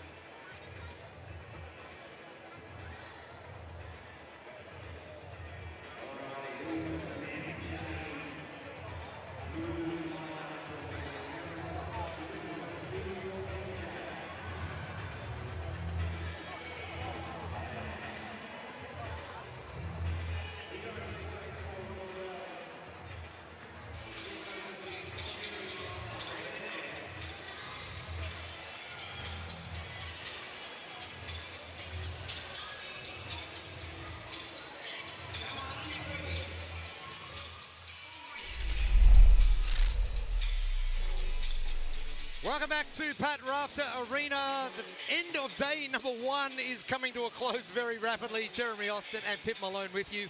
Gemma Ashworth is going to be joining us on the competition floor a little bit later on. Our last 5 heats of our individual competition coming to you. And what a day we have had. Started up the mountain and probably the result we expected for the men. Ricky Garrard doing a great job, and I just had a feeling, we both had a feeling, that he was going to do really well, and he got out in front and just stayed there. You mentioned Lockie Park during the week, and he didn't disappoint either. And Jake Crouch rounding out that top 3. And a few surprises in there. Stephen Mashevsky having a real good crack and living in the mountains in New Zealand. Really no surprise that he was going to do well. Justin Medeiros rounding out that top 10. But impressive from the gentleman. Great to see Zach Thomas in the top 5 as well as we move towards our final 5 heats of the evening. It is going to be heat number 6. And it is Regional Redux and presented by Rogue. For time, 15 muscle-ups and an ascending a squat snatch ladder, all the way to 120 kilos for the men. 6-minute time cap. A squatch instead of a squat snatch. That's new. Squatch. We can make up words.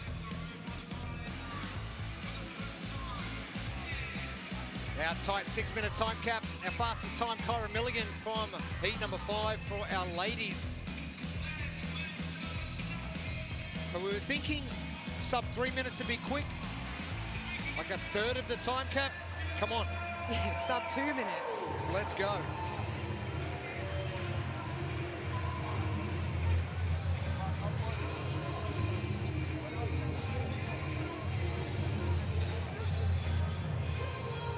Our lane assignments for heat number 6. Our gentlemen, this is going to be fast and furious. I don't know about you, but it's great to see John Champion back into competition once again. Max Lee's guaranteed to do a backflip at some stage.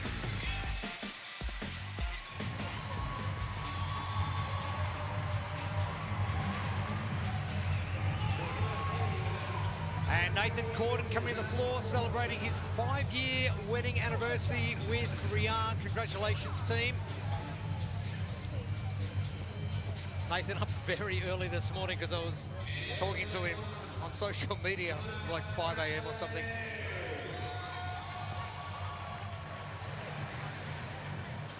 These athletes have been through it today.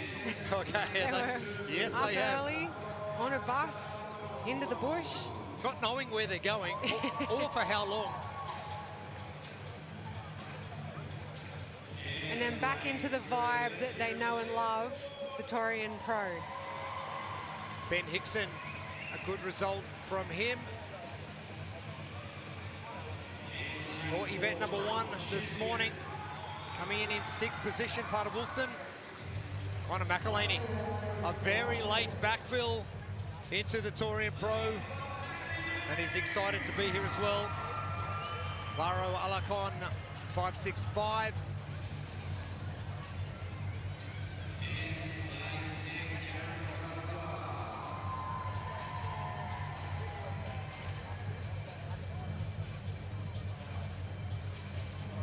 Cam Kuzla, great to see him back in competition as well.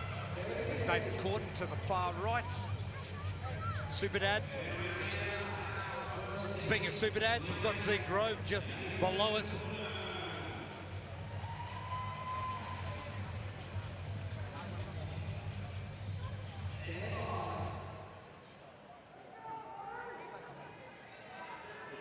Interested to see what Liam Ford can do with event number 2. We're about to find out.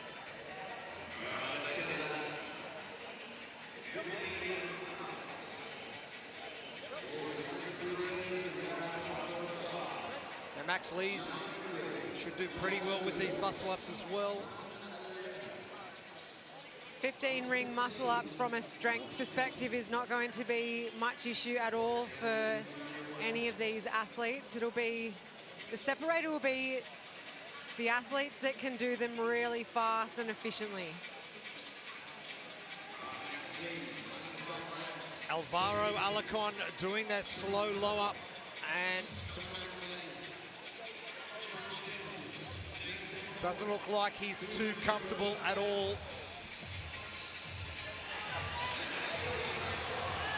And for more on Alvaro, let's head down to the competition floor. Gemma Ashworth.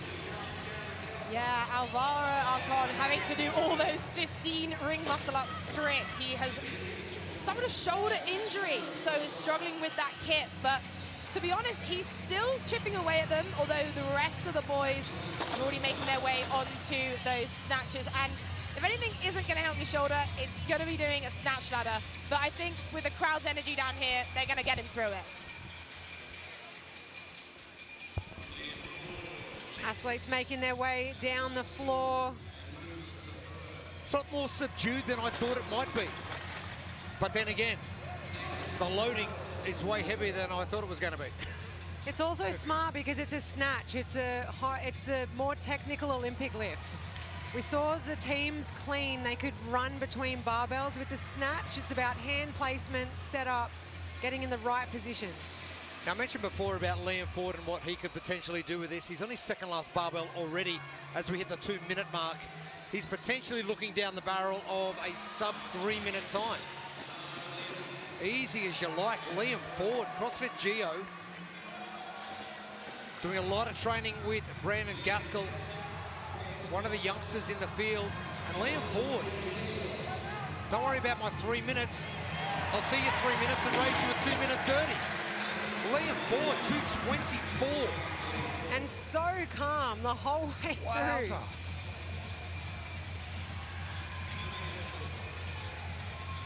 McElhaney, one barbell to go. Nathan Corden, lane number 8 at the top of your screen, about to hit the second last barbell.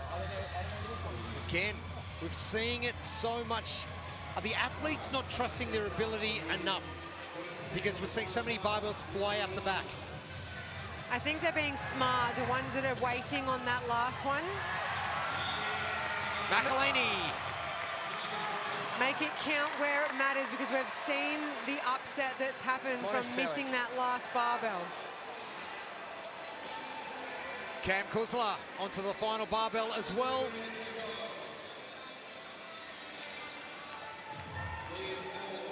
Now Max Lees taking plenty of time between lifts. John Champion is up next. The final bar for him. Oh, that was a good lift. So great to see John Champion back out on the floor. And he's happy to be here. Max Lees. Corden successful. He's at the top of your screen. Good patience from Max Lees. Cam Kuzla. Last barbell as Ben Hickson gets to work from Wolfton. And that head tilted right back for Cam Kuzla. He was given that everything. Alvaro Alarcon waiting, not sure if he's going to be lifting at all. The muscle ups are complete. Corden. Oh, again, that's the second one that has gone way out the back, not even by a short margin. It looks like when he catches, he's not pushing up against the bar. The bar's landing on relaxed shoulders. Hickson unsuccessful. Lees. Oh, patience. Shouldn't have moved his foot. Just wait that extra millisecond before moving. A second, doesn't matter. Oh, Kuzla was close. 120 kilos. 265 pounds. Corden. Oh, that was better. Nathan had a massive launch over the bar to get him home. Let's go. Hickson. He stood up a bit too quick. Max Lees now needs to have some patience. He's got 30 seconds. He needs to use all of it. I'm guessing potentially one more lift for all three gentlemen. Time ticking away. They all approach the bar at the same time.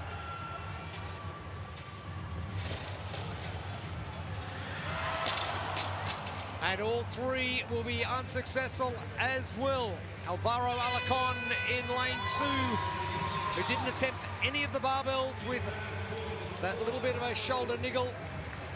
But Liam Ford, 2:24, calm, composed, clinical. Just went about his business, didn't he? From start to finish. This is the sort of event where you really have to be in your own lane and not worry about what's going on around you, because it's a snatch. It's so technical. So much can go wrong. As we've seen with no reps, the ring muscle up's really no problem at all. Liam Ford just zoned in on each one of those barbells. He didn't pick up the pace between. Slow stroll to each bar, but just clinical with each lift. Every lift looked the same.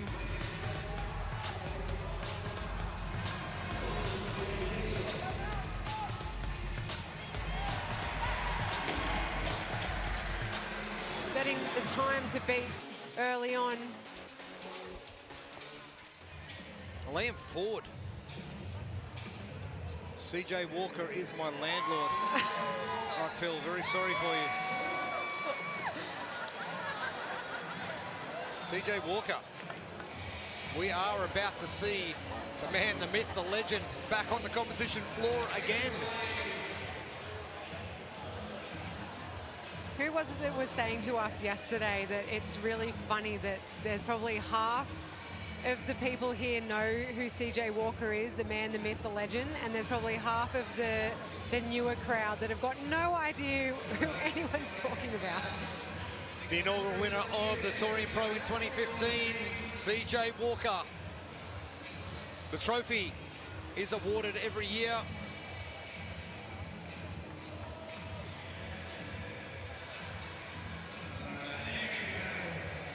And CJ, a long history. All the way back to 2014. Same time as Nick Fuentes.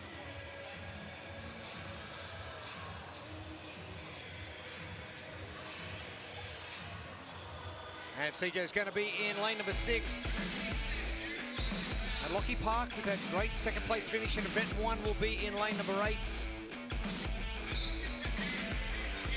Jack Verman in lane number 1.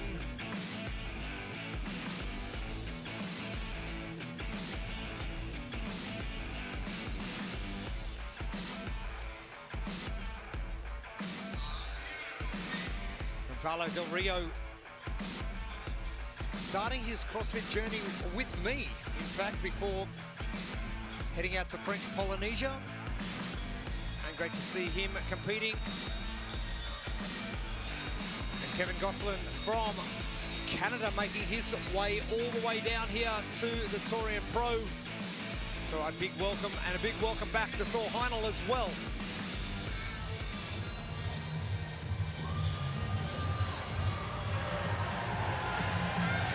Jake Standing back to competition as well after a few years off.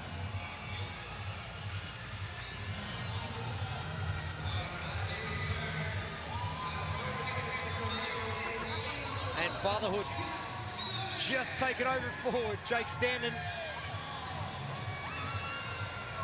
Chet, 2.5 years old, and little Reggie, 10 weeks. Lucky you got the leave pass, Jake. Yeah. Shan's very forgiving.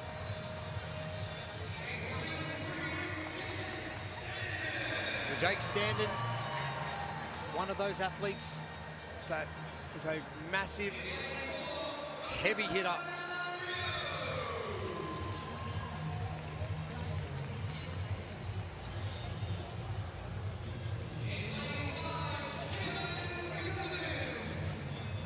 Thor Heinel, lane number 7. One of the very short-statured West Australian athletes. Now these muscle-ups are going to be done very quickly. If you compare Thor to athletes like Gonzalo Del Rio, Jake Standing, CJ Walker just getting announced to the crowd. Thought he was too old to compete at Torian Pro anymore.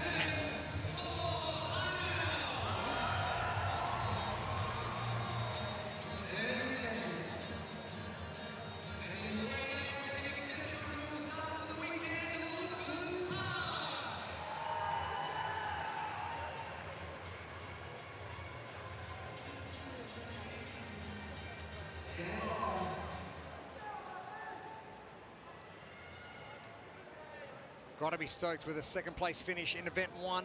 Great start to your weekend. We're used to seeing Lockie Park do really well in anything that involves running or cardio work. He's also not bad on the rings either. If it's just single modality, Lockie tends to do pretty well in that realm. We saw last year the mix of the running and the barbell seemed to mess with him a little bit. But that single modality stuff, right in his wheelhouse.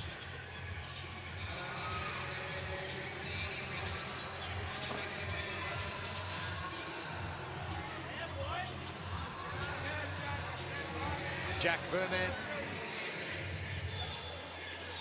taking a scheduled break, as are all the athletes. Standen about to finish.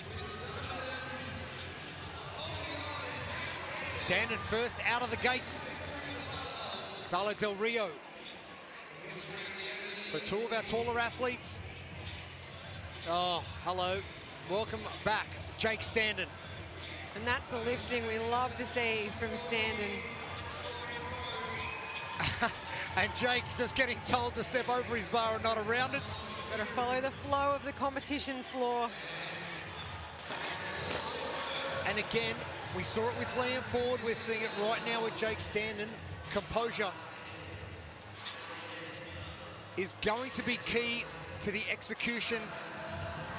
And that speed under the bar, you must be loving that. These weights are not heavy for him at all, but there's so little room for error on a squat snatch. He's doing a really good job of keeping his composure and making sure it hits in the right spot every time. Oh, wowza. Liam Ford, 224. He is going to smash this. Conor McElhaney, 3 minutes. Oh, simple. Wow. That's incredible. And 205, Jake Standen.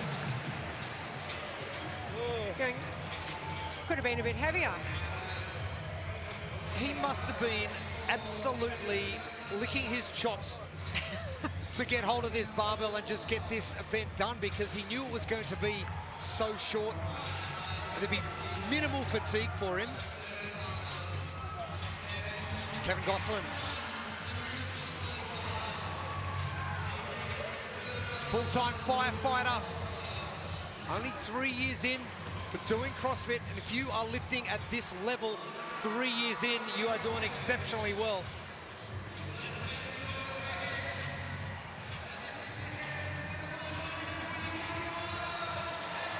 Easy work. Competing in the Syndicate Crown last year and the Torian Pro this year, Kevin Gosselin. Welcome to Australia, bud.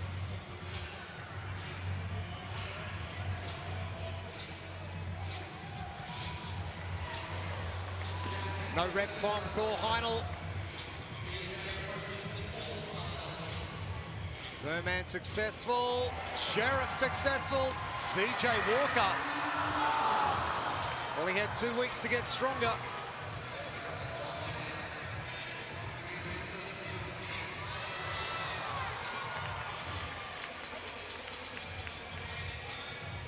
Qualifying last year, not able to compete, CJ Walker. Dala Del Rio is done. Fittest man in French Polynesia as well. The Spaniard is home. Still time. Thor Heinl, I don't think he could go any deeper. He has caught that way low. CJ just rushing the stand-up.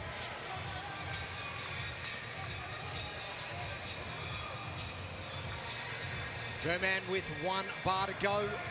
Walker with 2. Heinl with 2. Lockie Park with 3.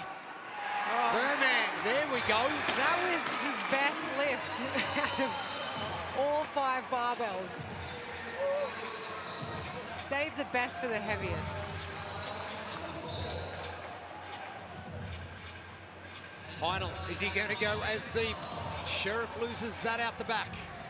Another athlete out of Bill Athletic. Heinl.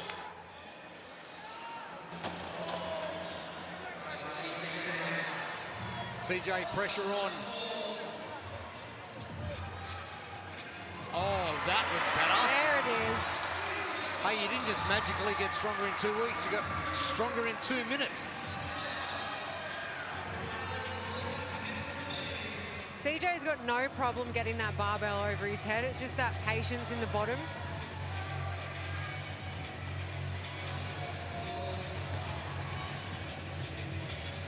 Thor. Oh, was there for the taking. Lockie Park. And not getting that one.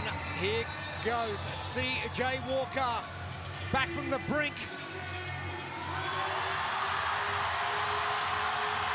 Oh, you've got to be kidding me. CJ Walker winding back the clock. Old dog, new tricks. Hey, this is my floor, he says. The inaugural winner pulls it out when he needs it most. You've been waiting all heat to use that one. And it gets the job done under the 6-minute mark. And we are not going to hear the end of this.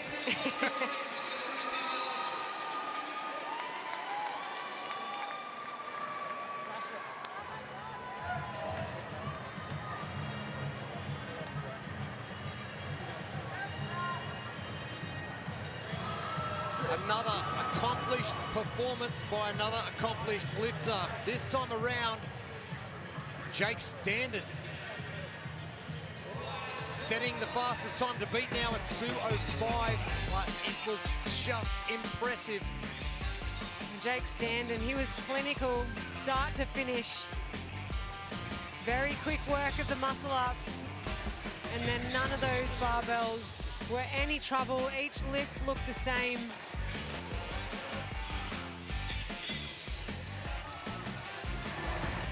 Smart lifting from Standen as well, taking his time.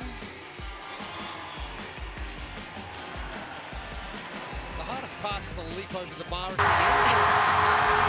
And CJ, that is going to be pinned to his highlight reel on his social media for eternity. And so it should. Well done, CJ. Showing the young bucks exactly how it's done.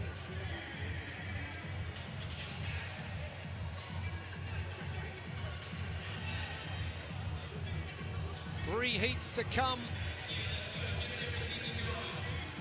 And we are going to draw a curtain on the first day of the 2026 TYR Torian Pro.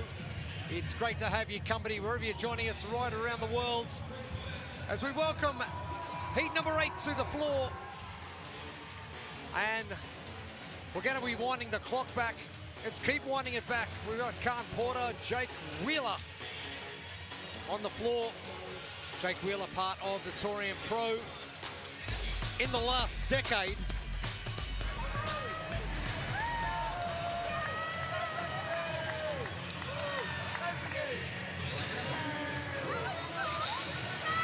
Crowd has been solid as a rock today. As you mentioned, they've obviously all taken a sick day and come in. Can't wait for tomorrow and Sunday. You know, if this is how excited the crowd is on a Friday, imagine what it's going to be like in here on Sunday night. But tomorrow night, Mr. take the floor at 5:30 p.m. local time.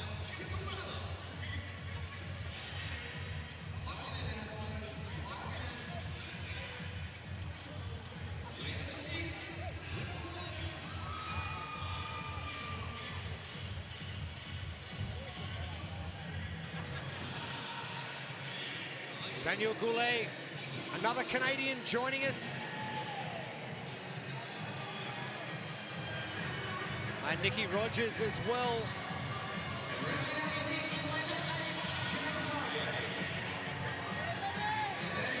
Born in the Ukraine and now calls America home.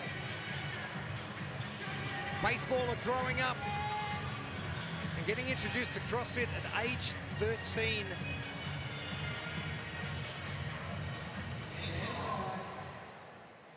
CrossFit coach and bartender.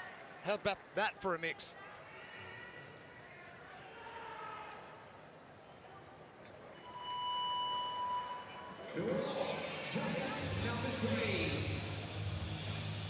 And isn't it wild, Jeremy, that we're at this point in the sport of CrossFit where we're introducing athletes that started this as children, 11, 12, 13-year-olds. Like, this is the sport they choose to do. It's unbelievable. It's awesome to see the evolution of it. Jake Wheeler's going to be quick on these muscle-ups. The barbell could slow him down a little. We know Khan Porter is going to have no trouble with these barbells. Ryan Mulvaney with all of that individual experience last year on the competition floor. Nicky Rogers.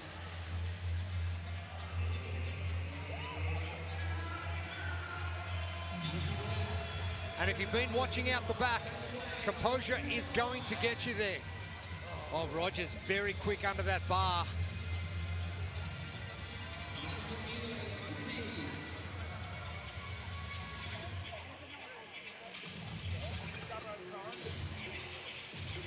So for Nicky, this was the first semi-final he ever watched as a teenager and wanted to come out and compete. How good. He's on the floor now, dominating his heat. Goulet unsuccessful. Khan through his first bar. Rogers done with 3. Very strong overhead position at the bottom.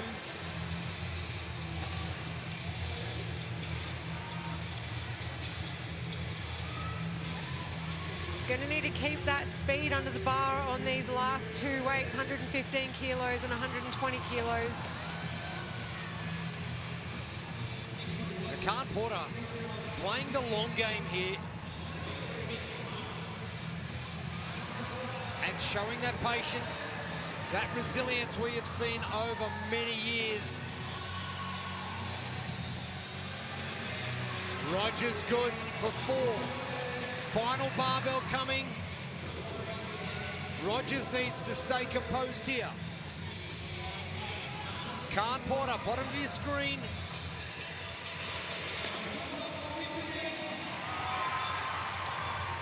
Whatever you can do, CJ, I can do better. Nicky Rogers, last barbell. This one needs to be on point. Oh, it was on point. The stand-up was too quick. Khan not getting sucked into rushing this one.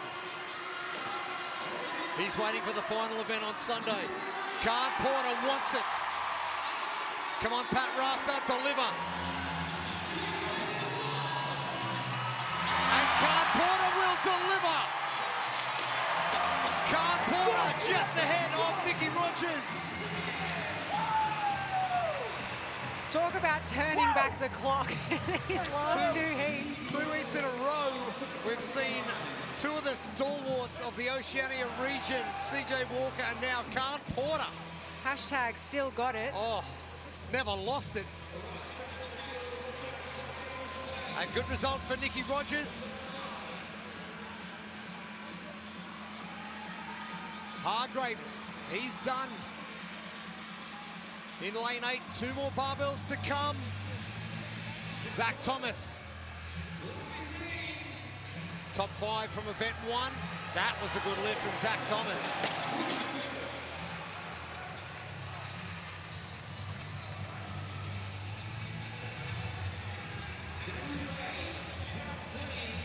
Mulvaney unsuccessful. Fleming is good.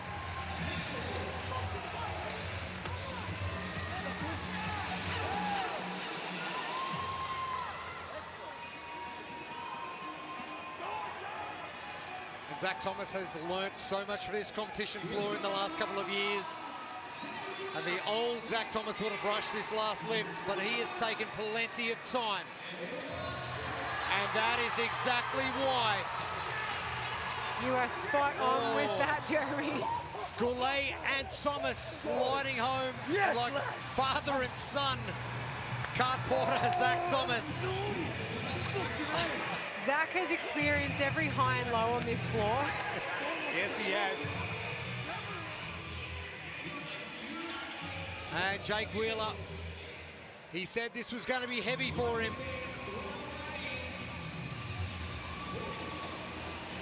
Mulvaney not getting that bar into position enough to punch it overhead. Here comes Hargraves. Jimmy Hargraves. 4 done, 1 to go.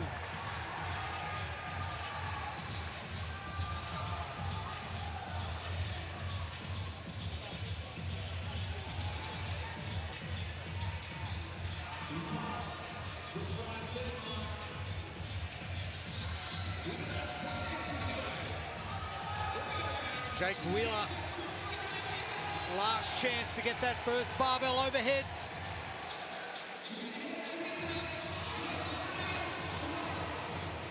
And 0 from 3 from our final lifts on the floor.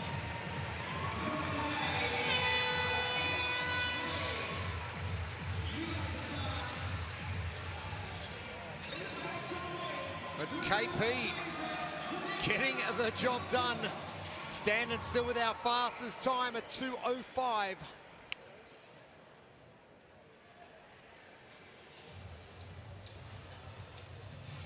Khan coming in 3:13. We're going to find out exactly how competitive that is going to be very shortly. The final 2 heats not far away, but wow. Turning back the clock again. 2 heats back to back. Khan Porter just using that experience and composure on the floor to execute. Rogers is very, very impressive for an athlete that's only been in it a few years. And a baseballer to boot. So much potential.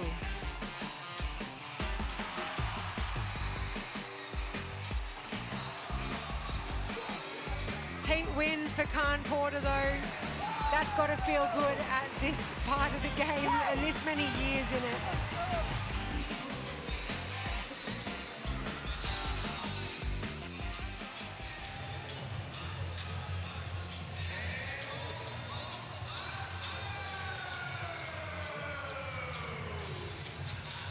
Heat number 9 not far away from hitting the floor. We have 2 heats remaining of our first day of competition. Elena Simons and Isaac Newman give him a heavy barbell and he will do wonders with it, as will Dante Karangaroa. Riley Martin, we have got some heavy hitters. They just need to get rid of the muscle ups first.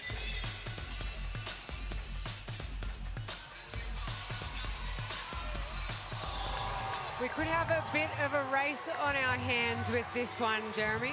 Well, if you think Brandon Gaskell trains with Liam Ford, they would have gone back and forth with this one.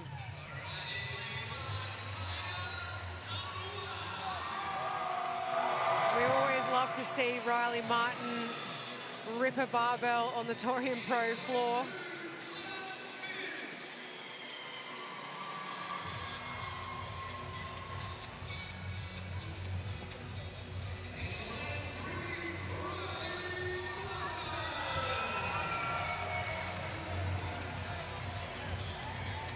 It's almost like OCD, having to get everything in position, chalk in exactly the right position on the barbell. But this is what success looks like. It's the 1%ers. Preparation is key. Execution after the preparation is going to give you excellence.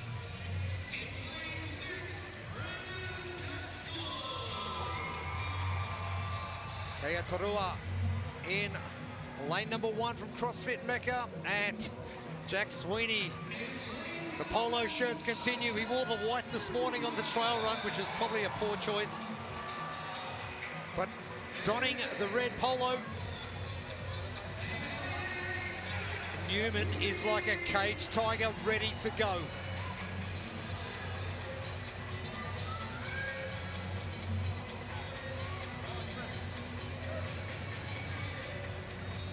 Baby Isaiah arriving last week. A big congratulations to the Newman family.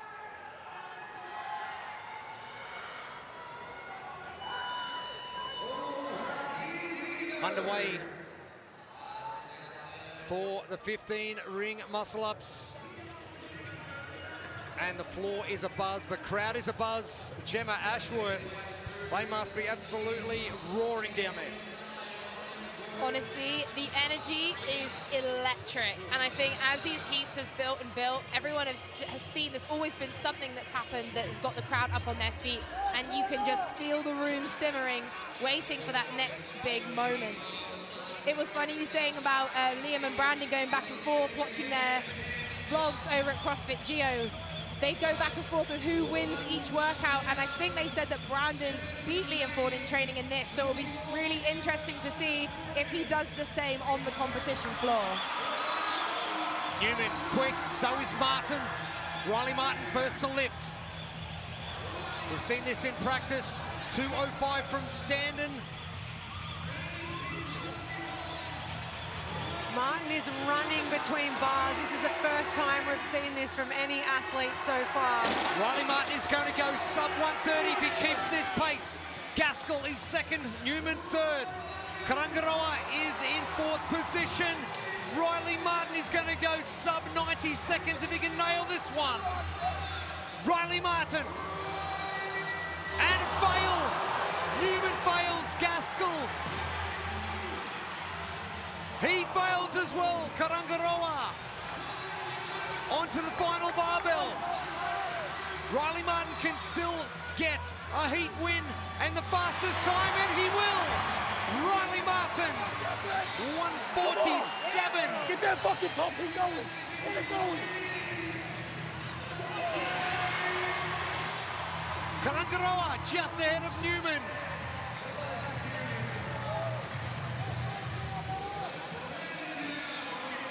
Gaskell is going to be just outside that time of Jake Standen, but it will be quicker than the 2:24 for Liam Ford.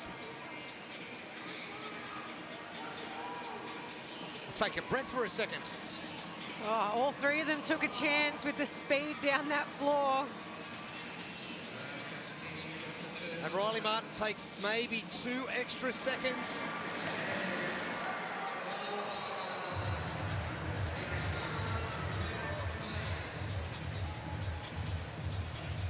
Ben Sexton from the US. Another college baseballer transforming to CrossFit.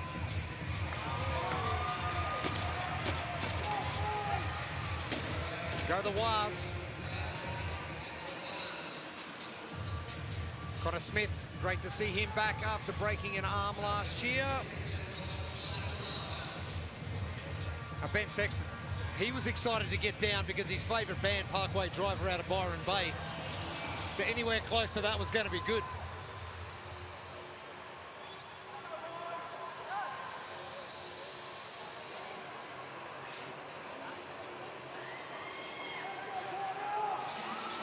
So Ben really testing out this knee. Having knee surgery in the off-season. Torua, 1 barbell remains. The same for Sweeney. Connor Smith can't get that one.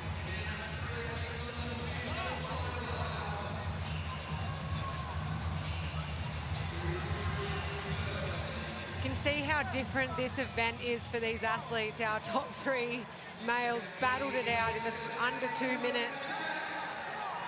And our athletes left on the floor are just fighting for this 1 rep max. But what a place to hit a max as well.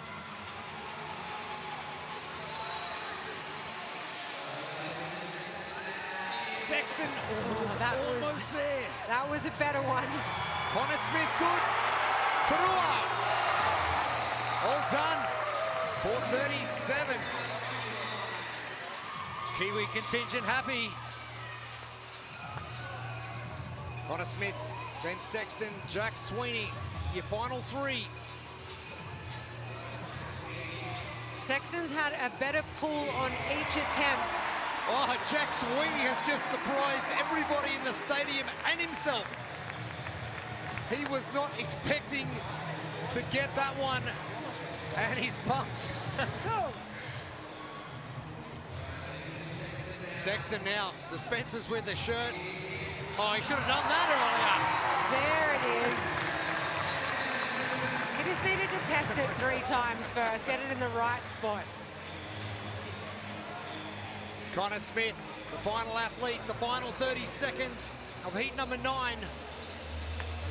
It's only going to leave us 1 heat to finish off our first day of competition, the 2026 TYR Torian Pro.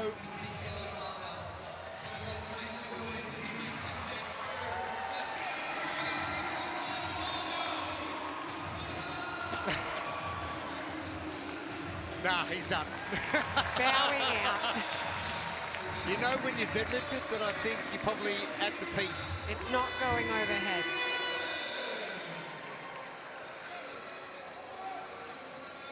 Connor Smith up to that last barbell.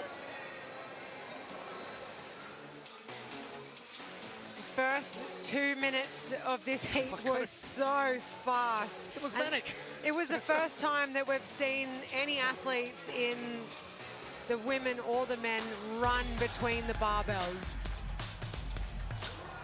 Martin, Gaskell, Newman, fast down those first 4.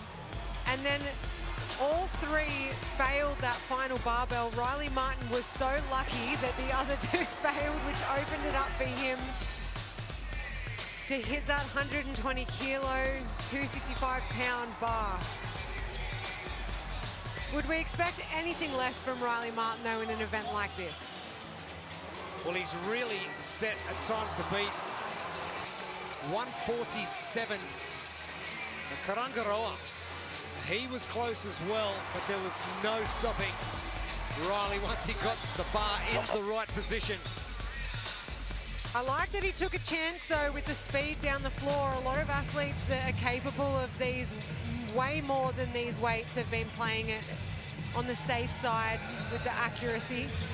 And we're talking safe side. I think that's going to be thrown out the window in our 10th and final heats of event number 2, the Regional Redux, presented by Rogue. And look at the quality of athlete we have got for this one. Bailey Martin, Hiko Tarangi Curtis, Ricky Garrard, Justin Medeiros, Jay Crouch, Pete Ellis. All have been to the CrossFit Games in some capacity.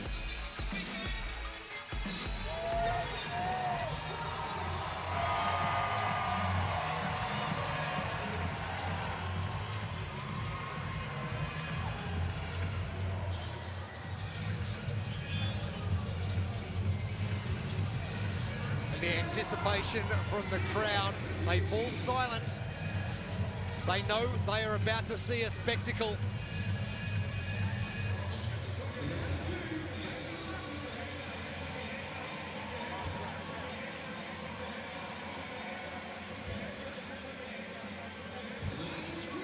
Steve Mashevsky.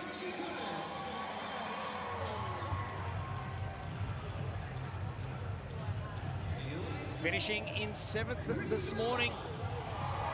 One of those athletes you just never know. These last couple of barbells could be a little bit on the heavy side for him.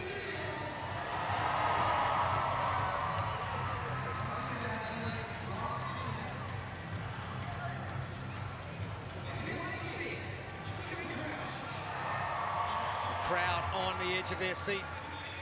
Ethan van der Velden, been here many times. Pete Ellis with a 34th finish. It's going to be interesting to see who is going to take a chance like Riley Martin and pick up the speed down the floor between those bars. A lot of the athletes that have done well so far didn't perform that well this morning. Liam Ford in 37th. Pete Ellis in 34th.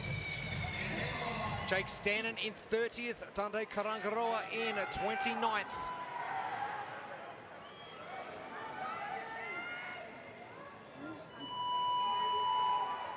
Athletes underway. It's going to be whoever comes off the rings first, I think, is going to go through and finish this off.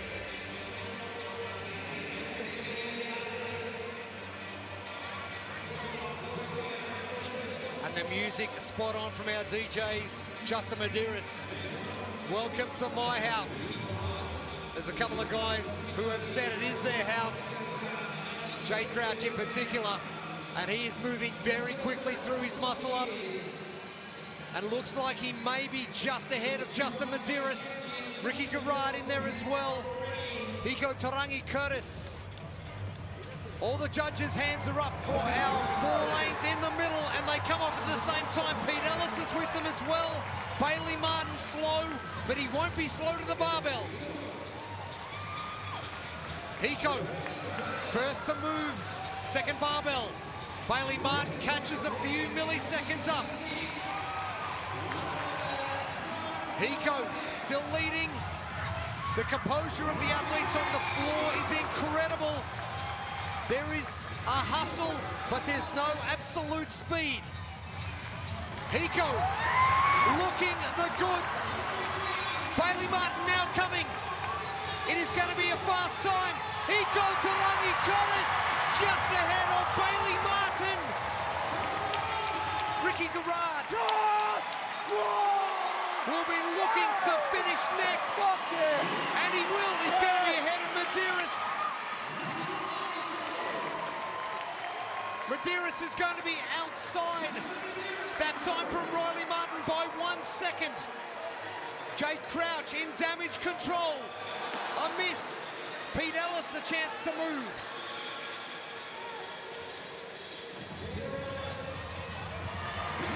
Pete Ellis is done.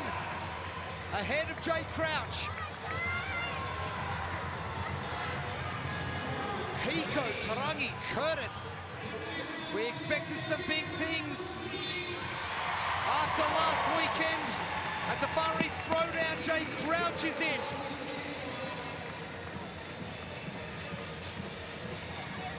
But what a performance from the 2 Kiwi boys in our final heat. Hiko Tarangi Curtis, Bailey Martin. There's got to be less than a second in it.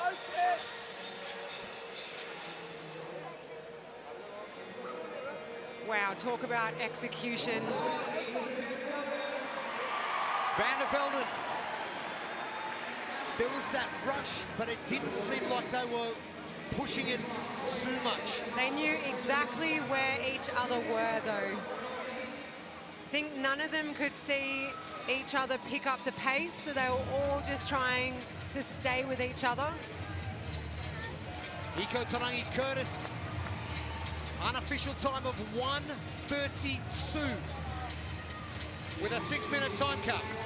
1:32 is incredible. The chef continues to cook on the floor.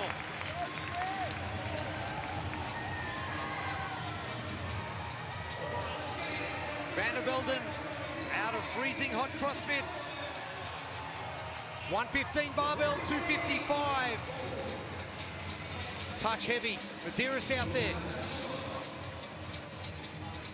Every barbell that these athletes can get counts on the leaderboard.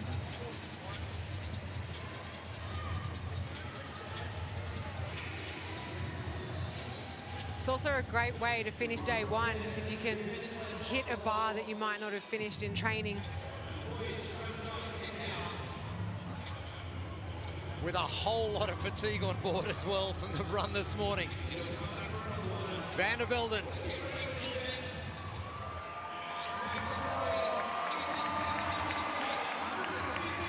Pat Rafter crowd continue to impress. Oh, it was there too. It was a much better pull. He just needed to give it a little more. The chef, here he goes. And I was expecting the last 2 bars to potentially stump the chef.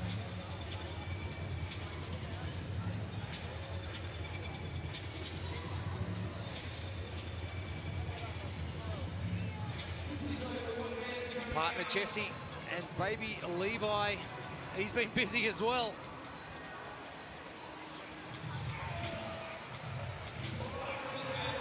It's in the team competition for the +6'4" Army Plan B team 2023, finishing 12th and stepping up gradually. Van der Velden goes again.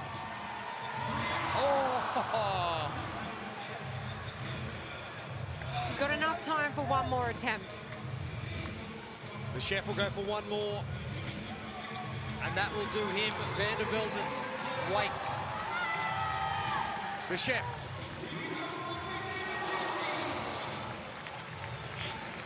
And he will be done with that one.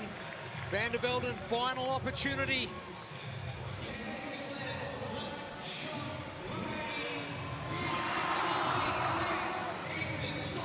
And a better lift. But time is going to beat both of our final athletes on the floor for heat number 10. And we've seen some impressive performances on this floor today for our first day of competition. But the boys in heat 10, they really ripped it up. You can already see we're at the end of day one how much these athletes want it. This really could have been anyone's in this heat. The young gun though, Hiko Tarangi Curtis, the composure. Out onto the barbell first. We're used to seeing beautiful lifting from Hiko. We know how strong he is and how sound his technique is. But the composure to execute when it really counted. Massive finish day one for him. And bragging rights for an eternity as well. But to think, if you're beating the caliber of the athlete that's behind you, you are doing exceptionally well. Jake Crouch, a couple of misses, bouncing back. And a good shake-up of the leaderboard on day number one. Let's head down to Gemma Ashworth. Hiko, I'm going to have to interrupt your singing and ask you some questions. You must be absolutely buzzing after that win. Yeah, I'm thrilled. I'm thrilled about this win. Being right next to legends and great athletes, you know, top 10 in the world, it can be quite intimidating. So taking a heat win, I'm really proud of that, yeah. And you just came off the back of the Far East Throwdown where you came second. What does that turnaround look like coming straight into Torian? I was really trying to keep my mind healthy. After the competition, obviously, I was quite sore. Had a few niggles, but as long as I keep my mind healthy, I think my performance will follow through with that. Well, you definitely followed through with an epic performance there. Bailey, I'm going to pass over to you. Last year, you didn't make it to event 2. So, very proud of you for getting here. How has the last year been for you coming back to Torian?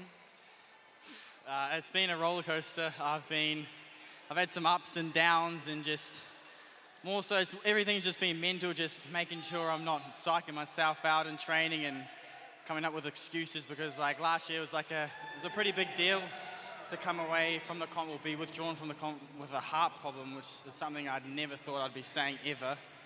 So it does play on your mind a bit. So I had the run it down under, got the cobwebs out, knew I still had it, and then basically this weekend was just, I don't know, just get out on the floor and just have some fun and just beat Justin. Beat Justin. Well, you heard it here first, ladies and gents. Let's see what happens this weekend. Well done to both of you. Have a great weekend. Thanks, Gemma. And to just beat Justin, that's all you've got to do. Oh, some great stuff from Bailey Martin, but he's right. Bouncing back from last year to this year, it was always going to be difficult for him to sort of claw him out of that sort of mental hole. Yeah, massively mental, and we saw Bailey really come back at Down Under last year, where we could see he'd broken through that mental barrier, and it was great to see him in that last event with like some fire in his belly and going after it. Love to see it. We're going to roll back a little bit to our team competition, which we saw earlier today, and our athletes really got to task with event number 1, Kuda, and it was 5 rounds of a 600-meter run and 15 deadlifts with a 4-person bar. First time we've seen it since 2017. And didn't they put on a show? Well, they sure did. Home front proven, came out and did what they said they were going to do with an event win. They executed from start to finish as a team, which was awesome to see. Kia Meyer as well, though, right there behind them. And our standings after 3 events. Home front, CrossFit Proven just ahead. Snake, CrossFit HWPO. What a day they have had today. And Kia Meyer, Mahi Dogs in 3rd position. A very clear top 3 and a bit of a breather down to 4th position with Rec Gym. And Torian Blue rounding out our top 10. Bill's Powerhouse with that great result from event number 1, keeping them inside the top 10, which was impressive. Yeah, and look, Snake, we have to mention them because the execution from their males and their women when it counted was unreal. Unbelievable. Our women now, we had a great day and we started up the mountain, and Ellie Turner really set the world on fire. She wasn't sure she was going to do it, but once they did come back down from the mountain, we got to task with event number 2. And what an impressive way to finish day number 1. And Kyra Milligan, she didn't just come in as the number 1 qualifier for no reason. And she had a tough time to beat from Bella and Dueza with a 1:59. And she goes, okay, I'm going to go a 1:57 and show the Torian Pro exactly what I've got. Oh, she got to experience the pro crowd for the first time. She said that she'd heard the hype, and I hope it lived up to it for her because she put on a show. The crowd loved her. She looked like she didn't even break a sweat down that floor on those snatches. Grace Walton as well, doing exactly what she needed to do after not a great start in event 1. Not where she wants to be at the end of day 1, but she still executed when it counted in event 2. Looky, Ellie Turner with a very healthy lead after 2 events. Steph Collins, surprise packet, jumping into 2nd position, and Bella Vallejo with that 2nd place finish on event 1 into 3rd. Ella Price, Maddie Sturt. And we've got some familiar faces in there, but no Grace Walton as yet. But I don't think that's going to last very long. The deeper we go into this competition, I'm sure we're going to see Grace just progressively, climb up that leaderboard into the top 10. I think a bit of anger is going to really set things alight tomorrow on moving day. I think so, and like the single modality run up the hill, no one was really knowing what to expect from it, but it was one of those events that you either knew what to expect and had trained for, or it was going to spit you out the other end. We've seen a number of athletes, especially in the men's division, they got spat out, but they bounced back with the lifting. So that was really impressive from both the men and the women to do. But speaking of the men's competition, wow, we've just seen Hiko Tarangi Curtis do something absolutely incredible. A 1:32 finish, win a stacked final heat for the men. Oh, and look, he said it in his interview. It can be how intimidating to be out on that floor with all of that talent and these athletes that have so much experience, top 10 at the games, as he said, winner of the CrossFit Games. It's got to be intimidating, but he absolutely took it and ran with it, used it for fuel. We've loved watching him lift on the floor over the years, and he just executed beautifully. An absolute purple patch for Hiko Tarangi Curtis at the moment after that 2nd place finish in the Far East Throwdown and moving up to 6th position now. Ricky Garrard still in control. Jay Crouch, Justin Medeiros at top 3. Bailey Martin knocking on the door, as well as Isaac Newman. It is going to be an interesting day 2. It's been a great day of competition. Final thoughts from you? Wowzers. I mean, we only got to see the individuals on the floor once today, but it was awesome. And I'm really, really excited to see the fire again tomorrow from the athletes, because they brought it tonight. They only had 6 minutes to do it, and they did not disappoint at all. Oh, big time. We can't wait for tomorrow. We got more action for you. Going live at 12 p.m. local time. So just check and make sure you get those times right across the world, wherever you're tuning in. We've had a great day, and on behalf of Gemma Ashworth and Pip Malone, I'm Jeremy Austin. Day 2 of the TYR Torian Pro coming at you tomorrow. We'll see you then.